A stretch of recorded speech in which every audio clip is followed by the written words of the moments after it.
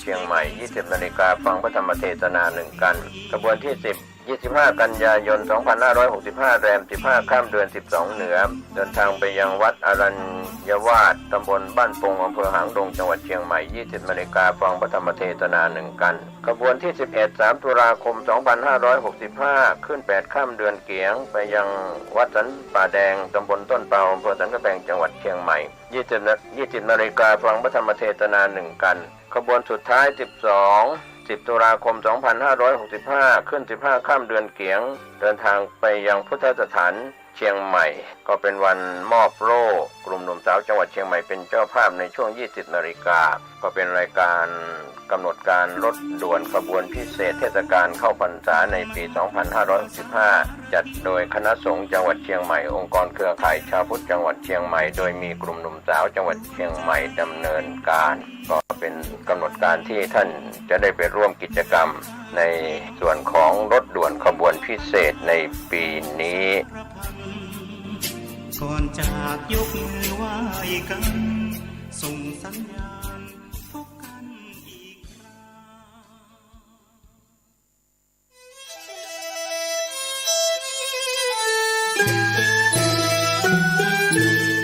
ขอเชิญร่วมทำบุญทอดกฐินสามัคคีณวัดทุ่งหลวงอำเภอแม่แตงจังหวัดเชียงใหม่ในวันอาทิตย์ที่ 6 พฤศจิกายน 2565 พิธีการดังนี้ 9 นาฬิกาเริ่มพิธีกล่าวองค์การบวงสรวง 10 นาฬิกา 9 นาที พระสงฆ์เจริญชัยมงคลคาถาห่มผ้าพระธาตุ 10 นาฬิกา 30 นาทีทอดกฐินสามัคคีแด่พระสงฆ์จำพรรษาจำนวน 5 รูปขอเชิญร่วมทำบุญกฐินได้ที่บัญชีธนาคารกรุงเทพสาขาตลาดแม่มาลัยชื่อบัญชีพระอธิการอินคำทิตะปุญโญเลขที่ 458-016-9367 หรือสอบถามเพิ่มเติมได้ที่พระสมศักดิ์ปัญญาวโร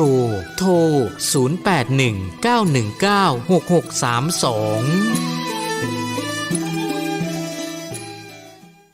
ข่าวสารเพื่อการประชาสัมพันธ์ก็มีความสนใจที่จะจัดทำหนังสือชุดความรู้เรื่องพระพรหมมงคลฝ่ายวิปัสสนาทองสิริมังคโรศาสนบุคคลคุณภาพกับการเผยแผ่พระพุทธศาสนาก็จะมีการจัดพิมพ์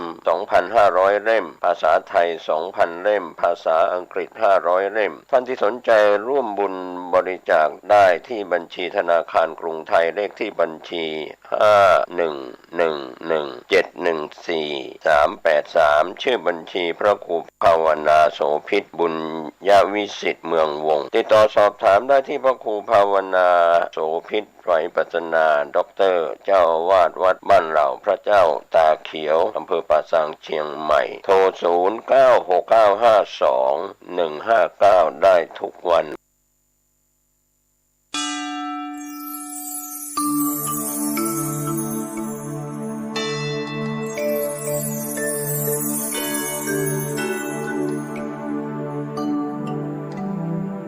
บทที่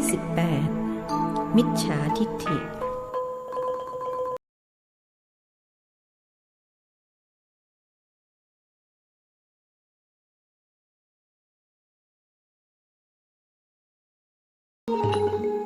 คืนวันผันผ่านไปรวดเร็วราวกับติดปีกบินคณะนักปฏิบัติธรรมจากกองทัพบกซึ่งมาปฏิบัติธรรมณวัดป่ามะม่วงได้6 คืน 6 วันแล้วแต่ว่าทุกคนกลับรู้สึกเหมือนว่าเพิ่งมาเมื่อวันวานทั้งนี้ทั้งนั้นก็เพราะความดื่มด่ำในรสพระธรรมทำให้เพลิดเพลินเจริญใจจนแทบไม่รู้สึกว่าเวลาผ่านไปค่ำคืนนี้จักเป็นคืนสุดท้ายที่พวกเขาจะได้กอบโกยบุญกุศลใส่กมลกลับไปบ้านกลับไปแล้วหากไม่มีโอกาสได้ปฏิบัติต่อก็ยังถือได้ว่ามีทุนติดตัวไปในภพหน้าบัดนี้พวกเขาเข้าใจซึ้งแล้วว่าบุญกุศลเท่านั้นที่จะติดตามตัวไปในสัมปรายภพได้ส่วนทรัพย์สินเงินทองแม้จะมีสัก100 ล้านพันล้านหากก็นำติดตัวไปไม่ได้แม้แต่เฟืองเดียวเวลา20 ทุ่มเป็นเวลาที่ท่านพระครูจะต้องแสดงธรรมเหมือนเช่นทุกคืนแต่เนื่องจากเป็นคืนสุดท้ายท่านจึงใช้เวลาแสดงธรรมเพียง30 นาทีด้วยรู้ว่าพวกเขามีปัญหามากมายที่จะถามท่านและการก็เป็นไปตามที่ท่านรู้ เพราะทันทีที่ท่านแสดงธรรมจบลงนายทหารผู้หนึ่งก็ถามขึ้นว่าหลวงพ่อครับพวกด็อกเตอร์นี่ตกนรกได้หรือเปล่าครับโยมว่าได้หรือเปล่าล่ะท่านย้อนถามผมว่าได้ครับถ้าเขาเหล่านั้นเป็นมิจฉาทิฏฐิตอนแรกผมก็นึกสงสัยแต่พอปฏิบัติไปได้3 วันก็หายสงสัยและมั่นใจว่าด็อกเตอร์พวกนี้จะต้องตกนรกแน่นอนด็อกเตอร์พวกไหนแล้วทำไมโยมถึงคิดว่าพวกเขาต้องตกนรกท่านพระครูถามอีกนายทหารวัย40 เศษจึงเล่าว่าคืออย่างนี้ครับหลวงพ่อวันหนึ่งผมได้รับเชิญให้ไปฟังการอภิปรายทางวิชาการซึ่งมหาวิทยาลัยจัดขึ้นที่โรงแรมเขาเอ่ยชื่อมหาวิทยาลัยและโรงแรมท่านพระครูรู้จักมหาวิทยาลัยเพราะเคยรับนิมนต์ไปบรรยายธรรมที่นั่นหลายครั้งแต่โรงแรมท่านไม่รู้จักแล้วเกี่ยวกับด็อกเตอร์อย่างไรคือพวกเขาเป็นวิทยากรครับมีทั้งผู้ชายและผู้หญิงผมว่าตกนรกทั้งนั้นที่ว่าตกนรกเพราะพวกเขาตำหนิพระพุทธเจ้าครับคนผู้ชายพูดว่าพระพุทธเจ้าตอนที่เป็นพระเวสสันดรทำไม่ถูกมาครั้งหนึ่งแล้วพอมาเป็นเจ้าชายสิทธัตถะก็ยังมาทำผิดอีกเขาว่าพระองค์ทำผิดตรงที่ทิ้งลูกทิ้งเมียหนีไปบวชตัวเขาเป็นคนรักลูกรักเมียมากจึงรับไม่ได้กับการกระทำของพระองค์ที่เห็นแก่ตัวพอเขาพูดอย่างนี้คนก็พากันปรบมือชื่นชมว่าเขาพูดถูกแล้วก็พากันวิจารณ์การกระทำของพระพุทธเจ้าตอนนั้นผมรู้สึกโกรธแต่ก็ไม่รู้จะหาเหตุผลอะไรมาแย้งแต่พอมาปฏิบัติธรรมที่นี่ผมก็หาเหตุผลได้แล้วก็มั่นใจว่าคนพวกนั้นต้องตกนรกอย่างแน่นอนเพราะนอกจากเขาจะตำหนิพระพุทธเจ้าแล้วว่าทิ้งลูกทิ้งเมียเขายังว่าพระองค์สอนผิดอีกด้วยผิดอย่างไรท่านพระครูอยากจะเห็นด้วยกับนายทหารผู้นี้ว่าด็อกเตอร์ผู้นั้นต้องตกนรกเพราะความเห็นผิดเขาบอกว่าการที่พระองค์สอนเรื่องสันโดษเป็นเหตุให้สังคมไทยไม่พัฒนาเพราะคนมัวแต่งอมืองอเท้าจึงไม่เจริญเหมือนอเมริกาเขาจบมาจากอเมริกาอะไรๆก็ต้องตามอย่างอเมริกาจนผมนึกหมั่นไส้ในอนาคตประเทศที่จะต้องรับกรรมมากที่สุดก็คืออเมริกาเพราะเที่ยวก่อกรรมทำเวรไว้กับประเทศอื่นๆทั่วโลกตอนนี้กรรมยังไม่ให้ผลคนก็พากันชื่นชมนิยมยกย่องอีก20 ปีข้างหน้าอเมริกาจะได้รับกรรมท่านพูดเพราะเห็นแล้วหลวงพ่อเชื่อตามที่นายด็อกเตอร์พูดไหมครับว่าคำสอนเรื่องสันโดษของพระพุทธเจ้าทำให้สังคมไทยไม่พัฒนานั่นเป็นเพราะเขาเข้าใจคำว่าสันโดษไม่ถูกต้องกล่าวโดยสรุปก็คือพระพุทธเจ้าทรงสอนให้คนสันโดษในทางวัตถุแต่ไม่ให้สันโดษในทางกุศลธรรมสันโดษแปลให้เข้าใจง่ายว่าพอใจในสิ่งที่มียินดีในสิ่งที่ได้เช่นโยมเงินเดือน15,000โยมก็ต้องพอใจแล้วก็ใช้สอยไปตามที่ได้แต่ถ้าโยมเงินเดือนละ15,000แล้วใช้เดือนละ50,000โยมก็ต้องคอร์รัปชันเพื่อจะหาเงินมาให้พอกับรายจ่ายเมื่อคอร์รัปชันโยมก็บาปเพราะอย่างนี้พระพุทธเจ้าจึงทรงสอนให้คนสันโดษในวัตถุเพื่อป้องกันไม่ให้ทำบาปเช่นการคอร์รัปชันหรือการช่อราชบังหลวงซึ่งมักเกิดกับพวกข้าราชการที่ขาดธรรมะข้อสันโดษถ้าถือสันโดษในวัตถุการคอร์รัปชันหรือการช่อราชบังหลวงก็จะไม่มีในวงราชการแล้วสันโดษในกุศลธรรมเป็นอย่างไรคะคราวนี้คนถามเป็นนายทหารหญิงสมภารวัดป่ามะม่วงจึงอธิบายว่าพระพุทธเจ้าทรงสอนไม่ให้สันโดษในกุศลธรรมคือไม่ให้พอใจกับความดีที่ทำแล้วต้องทำความดีเพิ่มขึ้นไปอีกถ้าพระองค์ทรงถือสันโดษในกุศลธรรมพระพุทธศาสนาก็จะไม่อุบัติขึ้นในโลกตัวอย่างเช่นในวันที่พระองค์ตรัสรู้อนุตตรสัมมาสัมโพธิญาณทรงอธิษฐานว่าแม้เลือดและเนื้อในร่างกายของเราจะเหือดแห้งหายไปเหลือแต่เอ็นหนังกระดูกก็ตามหากยังไม่บรรลุความหลุดพ้นเราจักไม่ลุกจากที่นั่งภายใต้ต้นอสัตถพฤกษ์นี้นี่คือความไม่สันโดษในกุศลธรรมที่ทำให้พระพุทธศาสนาอุบัติขึ้นในโลก ด็อกเตอร์คนนั้นแกไม่เข้าใจความหมายที่แท้จริงของสันโดษถึงได้พูดอย่างนั้นแล้วที่บอกว่าพระพุทธเจ้าทิ้งลูกทิ้งเมียนั้นก็เป็นการมองโดยเอาตัวเองมาเทียบกับพระพุทธองค์ซึ่งเทียบไม่ได้พระพุทธองค์ทรงเป็นพระโพธิสัตว์บำเพ็ญบารมีมานานถึง4 อสงไขยแสนกับกว่าจะสำเร็จเป็นพระพุทธเจ้าการที่พระองค์ตัดอะไรในพระมเหสีและพระโอรสได้นับเป็นความเสียสละอันยิ่งใหญ่ทรงสละความสุขส่วนพระองค์เพื่อความสุขของมนุษยชาติแบบนี้จะว่าเป็นการกระทำที่ผิดหรือเห็นแก่ตัวได้อย่างไรโยมเห็นด้วยไหมเห็นด้วยครับผมก็เพิ่งคิดหาคำตอบได้ตอนที่ปฏิบัติ3 วันผ่านไปก่อนหน้านั้นยังหาคำตอบไม่ได้นึกโกรธในด็อกเตอร์คนนั้นแต่ตอนนี้หายโกรธแล้วครับพอรู้ว่าเขาจะต้องตกนรกก็เลยสงสารแบบนี้เรียกว่ามิจฉาทิฏฐิใช่ไหมครับถูกแล้วและคนที่มีมิจฉาทิฏฐิพระพุทธองค์ตรัสว่าเขาย่อมมีนรกเป็นที่ไปเพราะเมื่อเขาเห็นผิดเขาก็จะทำชั่วเมื่อทำชั่วก็ต้องตกนรกท่านพระครูอธิบายตามที่พระพุทธองค์ทรงสอนท่านเองก็มักพบเห็นอยู่บ่อยๆที่คนมีปัญญาทางโลกแต่กลับมืดบอดในทางธรรม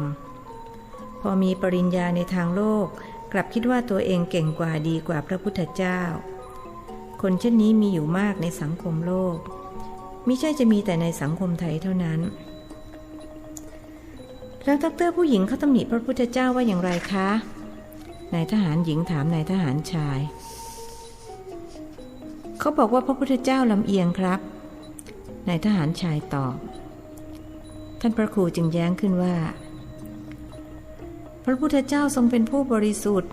หมดจดจากกิเลสเครื่องเศร้าหมองทั้งปวงแล้วจะลำเอียงได้อย่างไรการพูดจ้องจับพระพุทธเจ้าแบบนี้บาปมากเลยนะทำไมถึงหาบาปใส่ตัวเองอย่างนั้นล่ะสมภารวัดป่ามะม่วงพูดเสียงตำหนินั่นสิครับเขาบอกว่าพระพุทธเจ้าลำเอียงเข้าข้างผู้ชายด้วยกันเขามีหลักฐานอะไรถึงได้พูดเช่นนั้นแล้วก็ไปพูดในที่ประชุมอย่างนั้นถ้าคนฟังขาดปัญญาก็ต้องเชื่อตามเขา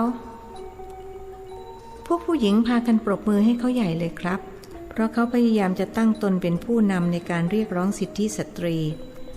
เขาบอกว่าพระพุทธเจ้าลำเอียงตรงที่บัญญัติสิกขาบทให้ภิกษุ227ข้อ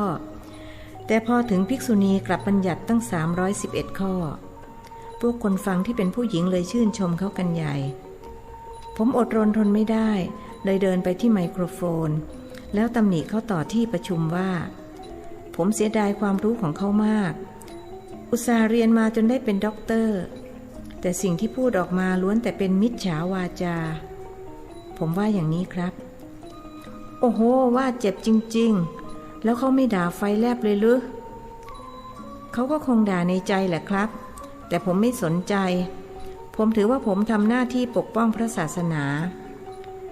ถ้ามัวเห็นแก่หน้าคนคนเดียวแล้วทำให้คนเข้าใจพระศาสนาผิดๆก็จะเป็นบาปเป็นกรรมติดตัวผมด้วยเลยต้องจัดการอาตมาเห็นด้วยกับการกระทำของโยมถ้าเป็นอาตมาก็คงต้องทำอย่างนั้นเหมือนกันเดี๋ยวนี้คนบาปมีมากเหลือเกินยิ่งรู้มากก็ยิ่งทำบาปมากน่าสังเวชใจนะโยมนะคนพวกนี้เขาไม่เคยอบรมกายไม่เคยอบรมจิตไม่เคยสนใจที่จะปฏิบัติธรรมเจริญพระกรรมฐานเพราะคิดว่าเขาเก่งแล้วเลิศแล้วในอนาคตคนประเภทนี้จะเพิ่มจำนวนมากขึ้นหลวงพ่อคะ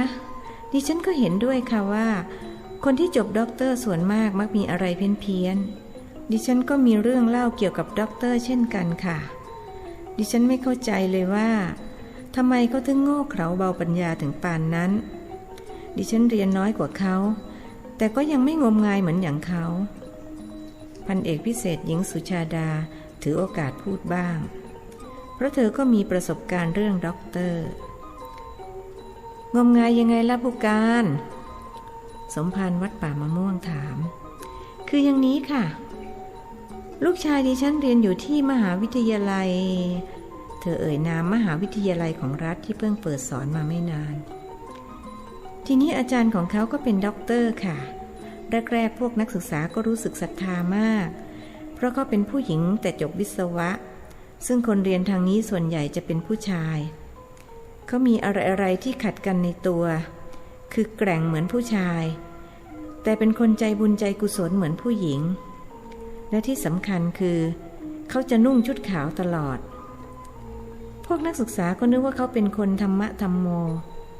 แต่ตอนหลังเขาไปหลงพระศรีอานที่วังน้อยพระศรีอานมาทำอะไรที่วังน้อยท่านยังบำเพ็ญบารมีอยู่ที่สวรรค์ชั้นดุสิตอยู่ยังไม่ถึงเวลาที่จะมาตรัสรู้ในโลกมนุษย์พระพุทธเจ้าองค์ปัจจุบันทรงพยากรณ์ว่าพระศรีอานจะมาตรัสรู้ต่อเมื่อหมดยุคของพระองค์แล้วพระศรีอานหรือที่ในคัมภีร์พระไตรปิฎกกล่าวถึงคือพระเมตเตยะบางทีเราก็เรียกพระองค์ว่าพระศรีอริยเมตไตรทรงเป็นพระโพธิสัตว์ประเภทวิริยาธิกะต้องบำเพ็ญบารมีนานถึง16อสงไขยแสนกับนานกว่าพระพุทธเจ้าองค์ปัจจุบันถึง12อสงไขยแล้วทำไมอยู่ๆจะไปปรากฏที่วังน้อยอาตมาเชื่อไม่ได้เพราะขัดกับพระไตรปิฎกดิฉันก็ไม่เชื่อค่ะแต่ไม่ทราบว่าด็อกเตอร์คนนั้นทำไมแกถึงเชื่อและหลงไหลเอามากๆตัวเองเชื่อคนเดียวไม่พอยังบังคับให้ลูกศิษย์เชื่อพาลูกศิษย์ไปกราบไหว้ไปทำบุญครั้งละมากๆใครไม่ไปก็ถูกหักคะแนนพวกนักศึกษาก็อึดอัดใจมากเพราะไม่เห็นเกี่ยวข้องกับเรื่องที่เรียนที่ว่าทำบุญครั้งละมากๆก็คือต้องทำบุญอย่างต่ำคนละ500เงินไม่น้อยเลยนะคะหลวงพ่อที่สำคัญคือลูกชายบอกว่าพระศรีอานคนนี้เป็นผู้หญิงดิฉันว่าจะเพี้ยนกันไปใหญ่แล้วหลวงพ่อกรุณาให้ความกระจ่างแก่ดิฉันด้วยเถิดค่ะเป็นผู้หญิงหรือสวยไหมนายทหารหนุ่มคนหนึ่งถามขึ้นพี่ก็ถามลูกชายแบบนี้เหมือนกันเธอพูดกับนายทหารผู้อ่อนวัยกว่าแล้วลูกพี่ตอบว่าอย่างไรครับเขาตอบว่าเหมือนผู้หญิงพัทยาครับคุณแม่พี่ก็ถามว่าเป็นยังไงผู้หญิงพัทยาเขาก็ไม่ตอบได้แต่หัวเราะคำตอบของเธอทำให้นายทหารผู้ชายพากันหัวเราะคิกๆนายทหารหญิงจึงถามด้วยความกังขาว่าหัวเราะอะไรกันมีอะไรน่าขันนักหรือนายทหารหญิงรู้สึกกังขาหนักขึ้นพวกผมหัวเราะด้วยเหตุผลเดียวกับลูกชายพี่นั่นแหละครับนายทหารผู้อ่อนวัยกว่าตอบเหตุผลอะไรคราวนี้ถามเสียงห้วนพี่ลองถามหลวงพ่อดูสิครับผมคร้านจะอธิบายผู้การหญิงพาซื่อจึงถามท่านพระครูว่าหลวงพ่อคะพวกผู้ชายเขาหัวเราะด้วยเหตุผลอะไรคะ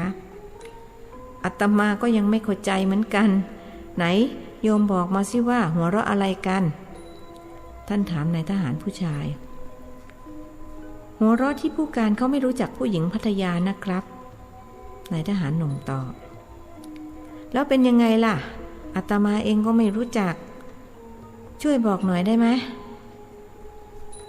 สมภารวัดป่ามะม่วงใครรู้หลวงพ่ออยู่แต่ในวัดเลยไม่รู้จักแต่ก็ดีแล้วล่ะครับหลวงพ่ออย่ารู้จักเลยเขาสรุปดื้อๆท่านพระครูจำเป็นต้องใช้เห็นหนอเข้าช่วยโดยอยากรู้ที่มาที่ไปเห็นหนอรายงานว่าความหมายของผู้หญิงพัทยาที่พวกผู้ชายเขาเรียกกันนั้นก็คือหญิงขายบริการท่านไม่เห็นด้วยกับการใช้คำนี้เพราะผู้หญิงพัทยาที่ดีๆก็มีการเรียกเช่นนั้นจะทำให้ผู้หญิงที่ไม่ได้มีอาชีพขายบริการพลอยกระทบกระเทือนไปด้วยท่านจึงห้ามว่าอาตมาขอร้องนะอย่าไปเรียกรวมๆอย่างนั้นเลยเพราะผู้หญิงพัทยาที่เขาไม่ได้เป็นอย่างนั้นก็มีอย่าไปเหมาเอาว่าเขาจะต้องเหมือนกันหมดถ้าเขามาได้ยินเข้ามันจะไม่ดีหลวงพ่อทราบหรือครับว่าผู้หญิงพัทยาหมายถึงอะไรก็พอจะทราบเป็นอันว่าอาตมาขอร้องนะอย่าใช้คำพูดที่ทำให้เกิดความแตกแยกหรือทำให้คนฟังเกิดความรู้สึกในทางที่ไม่ดีจะเป็นบาปเป็นกรรมกับตัวเราเองท่านขอร้องแกมบังคับนายทหารผู้ชายหน้าสลดลงนิดนึงแล้วพากันรับปากด้วยเสียงอ่อยๆว่ากราบหลวงพ่อท่านพระครูจึงพูดกับนายทหารหญิงว่าผู้การกลับไปบอกลูกชายด้วยนะว่าหลวงพ่อวัดป่ามะม่วงขอร้อง ห้ามไปเรียกใครเขาว่าผู้หญิงพัทยาให้เลิกใช้คำนี้ไปเลยค่ะแล้วดิฉันจะบอกเขาค่ะแต่หลวงพ่อคะดิฉันยังเล่าเรื่องพระศรีอานไม่จบค่ะขออนุญาตเล่าต่อนะคะตกลงเล่าได้เลยท่านอนุญาตพันเอกพิเศษหญิงสุชาดาจึงเล่าต่ออีกว่าด็อกเตอร์ที่เป็นอาจารย์ของลูกชายดิฉันเขายังบอกกับพวกลูกศิษย์อีกว่าผู้หญิงพัทยาขอโทษค่ะผู้หญิงคนนั้นนอกจากจะเป็นพระศรีอานแล้วยังเป็นพุทธมารดาอีกตำแหน่งหนึ่งด้วยท่านพระครูกำลังจะฉันน้ำชาที่ทำจากลูกใต้ใบกับต้นมายราบก็มีอันต้องสำลักเพราะกำหนดไม่ทันอะไรนะใครเป็นพุทธมารดาท่านถามพลางลดถ้วยน้ำชาลงเห็นไหมอาตมาตื่นเต้นตกใจเสียจนสำลักน้ำเลยท่านพูดยิ้มนายทหารผู้ชายคนที่นั่งหน้าสุดจึงหยิบกระดาษเช็ดหน้าส่งให้ท่านเช็ดปากผู้หญิงคนที่ด็อกเตอร์เขาบอกว่าเป็นพระศรีอานนั่นแหละค่ะหลวงพ่อเขาบอกว่าเธอเป็นพุทธมารดาอีกตำแหน่งหนึ่งด้วยค่ะผู้การสุชาดาย้ำจะเพี้ยนกันไปใหญ่แล้วนี่แสดงว่าด็อกเตอร์คนนั้นไม่รู้เรื่องเกี่ยวกับพระพุทธศาสนาเลยสงสัยว่าจะไม่เคยเรียนพุทธประวัติอาตมาฟังแล้วอยากจะเป็นลมนี่ชาวพุทธเขาเลอะเลือนเลื่อนเปื้อนกันถึงขนาดนี้แล้วหรือแล้วใครจะมาปกป้องพระศาสนาได้ล่ะในเมื่อพุทธศาสนิกชนพากันเชื่อถือในสิ่งที่พระพุทธเจ้ามิได้ตรัสสอนอาตมาฟังแล้วรู้สึกเป็นห่วงพระพุทธศาสนาเหลือเกินถ้าเราไม่ศึกษาพระศาสนาให้เข้าใจอย่างถ่องแท้ในอนาคตข้างหน้าพระพุทธศาสนาก็จะหมดไปจากประเทศไทยอาตมาขอทำนายว่าอีกไม่เกิน200 ปีพระพุทธศาสนาจะหมดไปจากประเทศไทยและจะไปเจริญรุ่งเรืองอยู่ในประเทศตะวันตกอย่างที่พระอริยเจ้าทั้งหลายท่านทำนายไว้ว่าในอนาคตการพระอาทิตย์จะไปขึ้นทางทิศตะวันตกคำพูดของท่านทำให้คนฟังรู้สึกจิตใจหดหู่ด้วยนึกเสียดายของดีที่บรรพบุรุษได้ทำรงรักษาไว้ให้อนุชน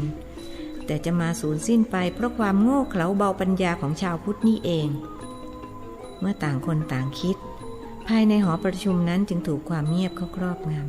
ำท่านพระครูปล่อยให้พวกเขาคิดอยู่จนเป็นที่พอใจแล้วจึงพูดขึ้นว่าน่าเสียดายนะคนไทยเกิดมากับพระพุทธศาสนาเรียกว่าเกิดมาพบของดีแต่กลับไม่รู้ค่า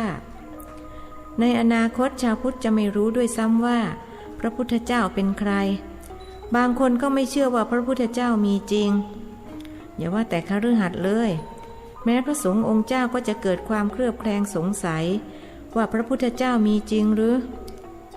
ทั้งนี้ทั้งนั้นก็เพราะท่านไม่ศึกษาไม่ปฏิบัติเรียกว่าปริยัติก็ไม่รู้ปฏิบัติก็ไม่มีจึงไม่เกิดปฏิเวทพอตัวเองไม่รู้หรือรู้แบบงูปลาก็จะไปสอนญาติโยมผิดเช่นสอนว่าบาปบุญไม่มีนรกสวรรค์นิพพานไม่มีการเวียนว่ายตายเกิดหรือสังสารวัฏไม่มีคนก็จะพากันเห็นผิดเมื่อเห็นผิดก็จะพากันตกนรกเพราะพระพุทธองค์ตรัสสอนว่าผู้มีความเห็นผิดจักไม่ทำชั่วนั้นไม่มีหมายความว่าเมื่อเขาเห็นผิดคือเห็นว่าความชั่วไม่มีเขาจึงทำความชั่วเมื่อทำความชั่วก็เลยต้องตกนรกในอนาคตพระสงฆ์องค์เจ้าท่านไม่หวังนิพพานกันแล้วแต่จะหวังลาภสักการะแทนท่านจะแข่งขันกันสะสมเงินทองแล้วก็มาคุยอวดกันว่าฉันมีกี่ล้านมีรถเบนซ์กี่คันแข่งกันสะสมรถเบนซ์สมภารวัดป่ามะม่วงพูดยังไม่ทันจบพลตรีศิครินทร์ก็พูดสวนขึ้นมาว่าแล้วท่านก็ขับรถเบนซ์แข่งกันไปลงนรก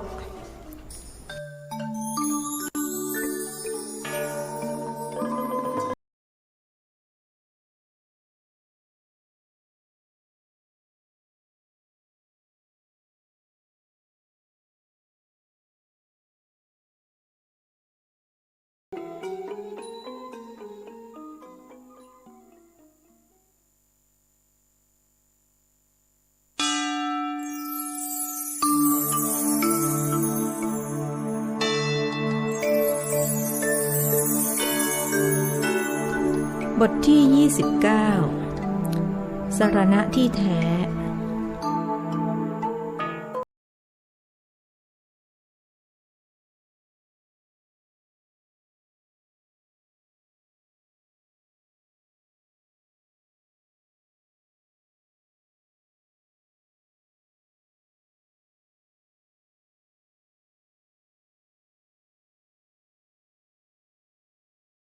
ยิ้มนิดๆแล้วถามนายพลตรีว่าท่านอยากจะแข่งบ้างไหมไม่อยากครับหลวงพ่อเพราะผมไม่มีรถเบนซ์แล้วอยากมีไหมถ้าอยากอาตมาจะเสกให้อยากครับกรุณาเสกให้ผมสักคันเถอะครับหลวงพ่อผมก็อยากครับดิฉันก็อยากค่ะนายทหารชายหญิงตอบพร้อมกันท่านพระครูจึงพูดยิ้มว่าแสดงว่าทหารที่นั่งอยู่ในหอประชุมแห่งนี้อยากตกนรกเป็นอย่างนั้นใช่หรือเปล่าไม่ใช่ครับไม่ใช่ค่ะตอบอย่างพร้อมเพรียงกันอีกแล้วพลตรีศิครินทร์ผู้เป็นหัวหน้าจึงพูดแทนผู้ใต้บังคับบัญชาและเป็นการแก้ต่างให้ตนเองไปในตัวว่าคืออย่างนี้ครับหลวงพ่อ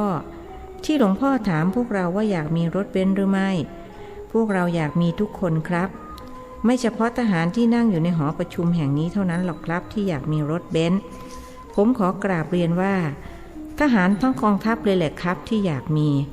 ถึงคนที่ไม่ใช่ทหารเขาก็อยากมีขอประทานโทษผมจะขอเรียนถามหลวงพ่อว่าหลวงพ่ออยากมีรถเบนซ์หรือเปล่าครับท่านพระครูตอบทันทีว่าอาตมาไม่อยากมีแต่ถึงไม่อยากแต่ก็ต้องมีเพราะในอนาคตจะมีคนเขาซื้อถวายท่านพูดตามที่เห็นถวายกี่คันครับถ้าหลายคันหลวงพ่อขายผ่อนให้ผมสักคันนะครับผมขอจองไว้ก่อนอาตมาทำอย่างนั้นไม่ได้หรอกท่านนายพลอาตมาเป็นสมณะไม่ใช่คฤหัสถ์ญาติโยมเขาถวายอะไรมาที่ไม่ผิดต่อสมณวิสัยอาตมาก็ใช้สอยไปตามนั้นโดยไม่ยึดติดถือมั่นเรียกว่าใช้สอยอย่างปล่อยวางเมื่อทำได้อย่างนี้ก็จะไม่ตกเป็นทาสของวัตถุถ้าอาตมานำของที่เขาถวายไปขายให้ท่านไม่ว่าจะขายสดหรือขายผ่อนเท่ากับอาตมาตกเป็นทาสของวัตถุซึ่งไม่ใช่วิสัยของสมณะหลวงพ่อครับผมอยากจะเปิดเผยความในใจถ้าไม่ได้เปิดเผยในวันนี้และเดี๋ยวนี้ผมคงกลับไปด้วยความอึดอัดขัดข้องขออนุญาตหลวงพ่อและเพื่อนสาธมิกด้วยนายทหารยศเท่ากับพลตรีศิครินทร์ในทางโลกพวกเราอาจจะแตกต่างกันด้วยยศและตำแหน่งหน้าที่แต่ในทางธรรมพวกเราเป็นเพื่อนสาธมิกที่เกิดแก่เจ็บตายเหมือนกันนับว่าเป็นโชคอันดีเป็นลาภอันประเสริฐของพวกเราที่ได้มีโอกาสเข้ามาปฏิบัติวิปัสสนากรรมฐานณวัดป่ามะม่วงแห่งนี้ผมดีใจที่ในประเทศไทยยังมีพระภิกษุสุปฏิปันโนเช่นหลวงพ่อหากผมไม่ได้มาในครั้งนี้ผมจะต้องตกนรกหมกไหม้อย่างแน่นอนเพราะความเห็นผิดผมขออนุญาตหลวงพ่อเล่าสู่เพื่อนสหธรรมิกฟังนะครับตกลงอาตมาอนุญาตว่าไปได้เลยเมื่อท่านอนุญาตเขาจึงเล่าว่าผมขอสารภาพว่าผมเองก็ศรัทธาเลื่อมใสผู้หญิงที่อ้างตัวว่าเป็นพระศรีอานและเป็นพุทธมารดาเพราะภรรยาผมเขานับถือภรรยาคุณเป็นด็อกเตอร์หรือเปล่าพลตรีศิครินทร์ถามเป็นคำถามที่อยู่ในใจของผู้ที่อยู่ณที่นั้นทุกคนรวมทั้งท่านพระครูครับเป็นด็อกเตอร์สอนอยู่ที่เขาเอ่ยนามสถาบันการศึกษาแห่งหนึ่งในกรุงเทพมหานครแล้วเล่าอีกว่าภรรยาผมเขาศรัทธาผู้หญิงคนนี้มากส่วนตัวผมแรกๆก็ไม่ศรัทธาพอภรรยาบอกว่าเขาสามารถช่วยให้ผมเป็นนายพลได้ผมก็เลยพูดท้าทายว่าถ้าช่วยได้จริงผมจะนับถือแล้วเขาก็ทำพิธีให้ผมมากมายเสียเงินเสียทองไปร่วมแสนจะว่าไปแล้วก็ขาดทุนครับเพราะตั้งแต่เป็นนายพลมาป่านนี้ยังไม่ได้ทุนคืนเลยแต่พอผมเป็นนายพลผมก็นับถือเขามากจะมากกว่าที่ภรรยานับถือเสียด้วยซ้ำ เขาน่าเชื่อถือมากเลยนะครับหลวงพ่อคืนหนึ่งผมกับภรรยาไปเฝ้าเขาที่พระตำหนักมีคนเป็นอัมพาตหลังแข็งมาเลยเขาก็ทำพิธีรดน้ำมนต์ให้แล้วก็บริกรรมอยู่ประมาณ20 นาทีปรากฏว่าคนไข้ลุกขึ้นเดินได้เลยคนก็พากันเลื่อมใสศรัทธาพากันไปหาจนพระตำหนักแน่นไปหมดแล้วยังไงท่านเชื่อว่าเขามีฤทธิ์มีเดชจริงหรือสามารถโดนบันดาลอะไรๆให้ใครได้ใช่ไหมท่านพระครูถามเพื่อทดสอบสภาวะจิตของนายพลครับตอนนั้นผมเชื่อมากแต่พอมาเข้ากรรมฐานที่นี่ความเชื่อเหล่านั้นก็อันตรธานไปและพอมาฟังเรื่องของเขาศรัทธาก็หมดเกลี้ยงเลยครับที่ว่าความเชื่ออันตรธานไปเพราะมาเข้ากรรมฐานที่นี่มาเข้าได้กี่วันถึงได้เกิดปรากฏการณ์ที่ว่า3 วันครับคือคืนวันที่3ตอนที่อาจารย์บัวเหียวท่านให้เดิน45 นาที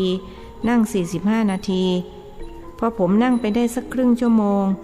นิมิตก็เกิดทั้งเป็นภาพและเป็นเสียงภาพก็คือ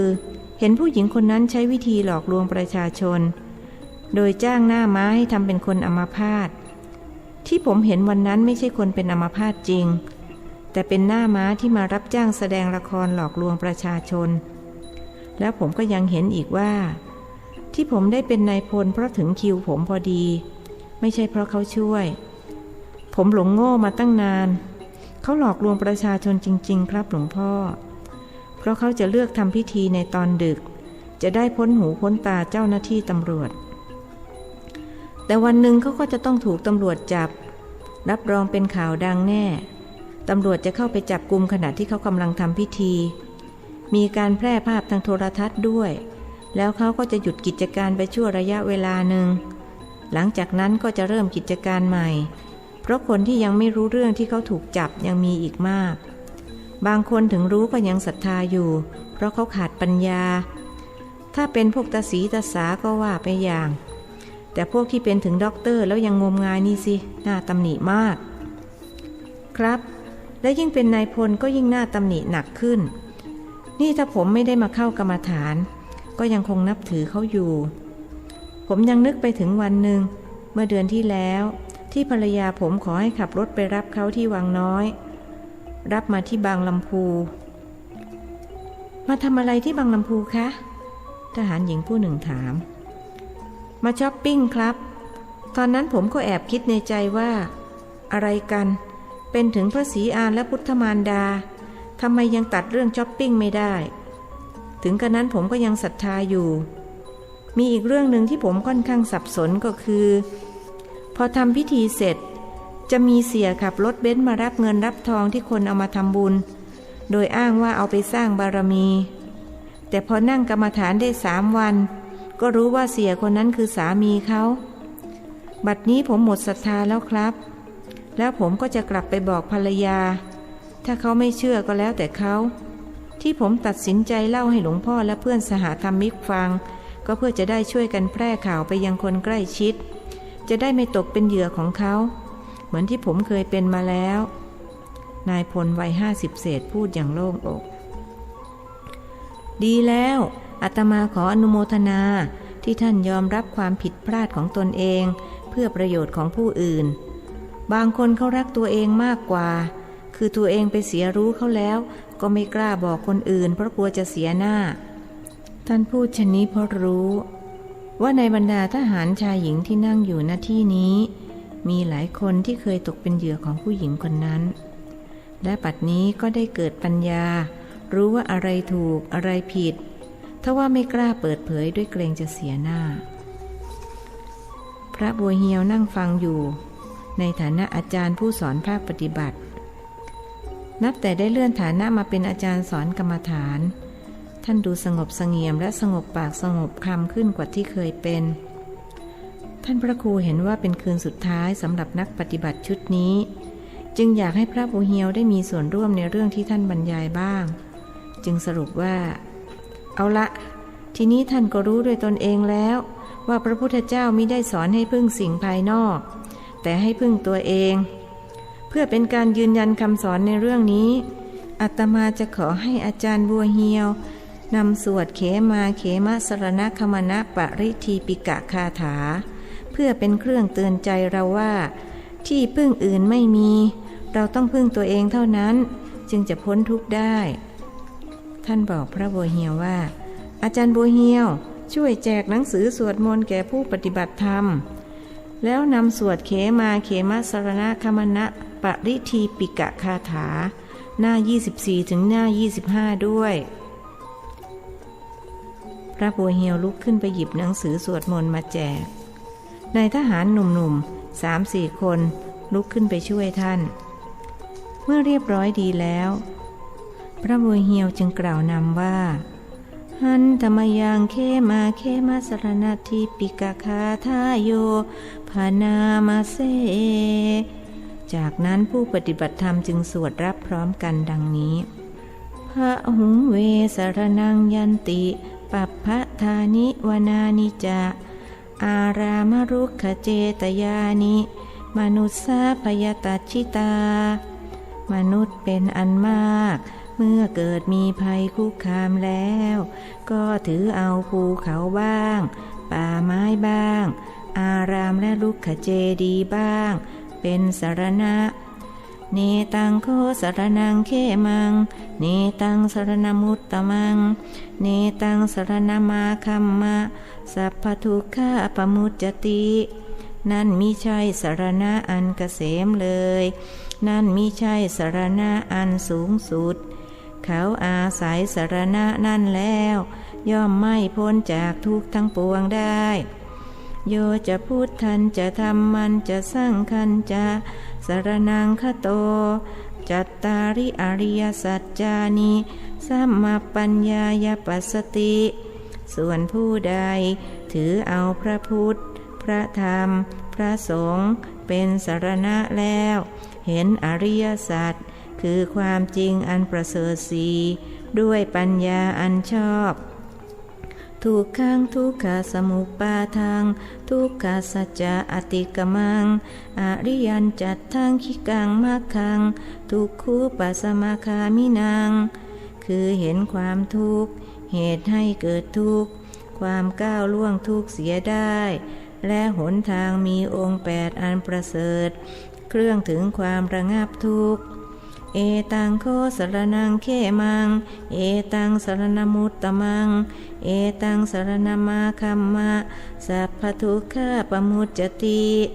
นั่นแหละเป็นสรณะอันเกษมนั่นเป็นสรณะอันสูงสุดเขาอาศัยสรณะนั่นแล้วย่อมพ้นจากทุกข์ทั้งปวงได้เมื่อพระบัวเหียวและผู้ปฏิบัติธรรมสวดเขมาเขมสรณคมนะปริทีปิกะคาถาจบลงท่านพระครูพูดขึ้นว่าขอให้ท่านทั้งหลายจำไว้เลยว่าพระพุทธเจ้าไม่ได้สอนให้หวังพึ่งสิ่งภายนอกแต่ให้พึ่งตนเองอัตตาหิอัตโนนาโถโกหินาโถปโรสิยาเราต้องพึ่งตัวเองเท่านั้นคนอื่นเป็นที่พึ่งให้เราไม่ได้เพราะฉะนั้นเรื่องที่คนอวดอ้างว่าเป็นพระศรีอานแล้วคนก็พากันไปกราบไหว้เพื่อหวังพึ่งนั้นเป็นเรื่องที่ไม่ถูกต้องเราเป็นชาวพุทธคำว่าพุทธะแปลว่าผู้รู้ผู้ตื่นผู้เบิกบานแล้วทำไมจึงไปหลงงมงายกับเรื่องไร้สาระคนเดี๋ยวนี้หลอกลวงกันมากเหลือเกินอาตมาเรียกว่าพวกหลอกลวงโลกหวังเอาลาภคือหลอกคนอื่นเพื่อสร้างความร่ำรวยให้กับตัวเองแบบนี้บาปมากต้องได้รับกรรมทั้งชาตินี้และชาติหน้ากล่าวคือเมื่อมีชีวิตอยู่ก็ต้องถูกตำรวจจับติดคุกติดตารางพอตายไปก็ต้องตกนรกไม่คุ้มกันเลยกับการลงทุนหลอกลวงเขาเพราะเงินทองถึงจะมีมากมายมหาศาลปานใดก็ช่วยไม่ให้ตกนรกไม่ได้อาตมาจึงถือว่าคนที่ทำอย่างนี้ขาดทุนคือทุนที่เป็นคุณธรรมความดี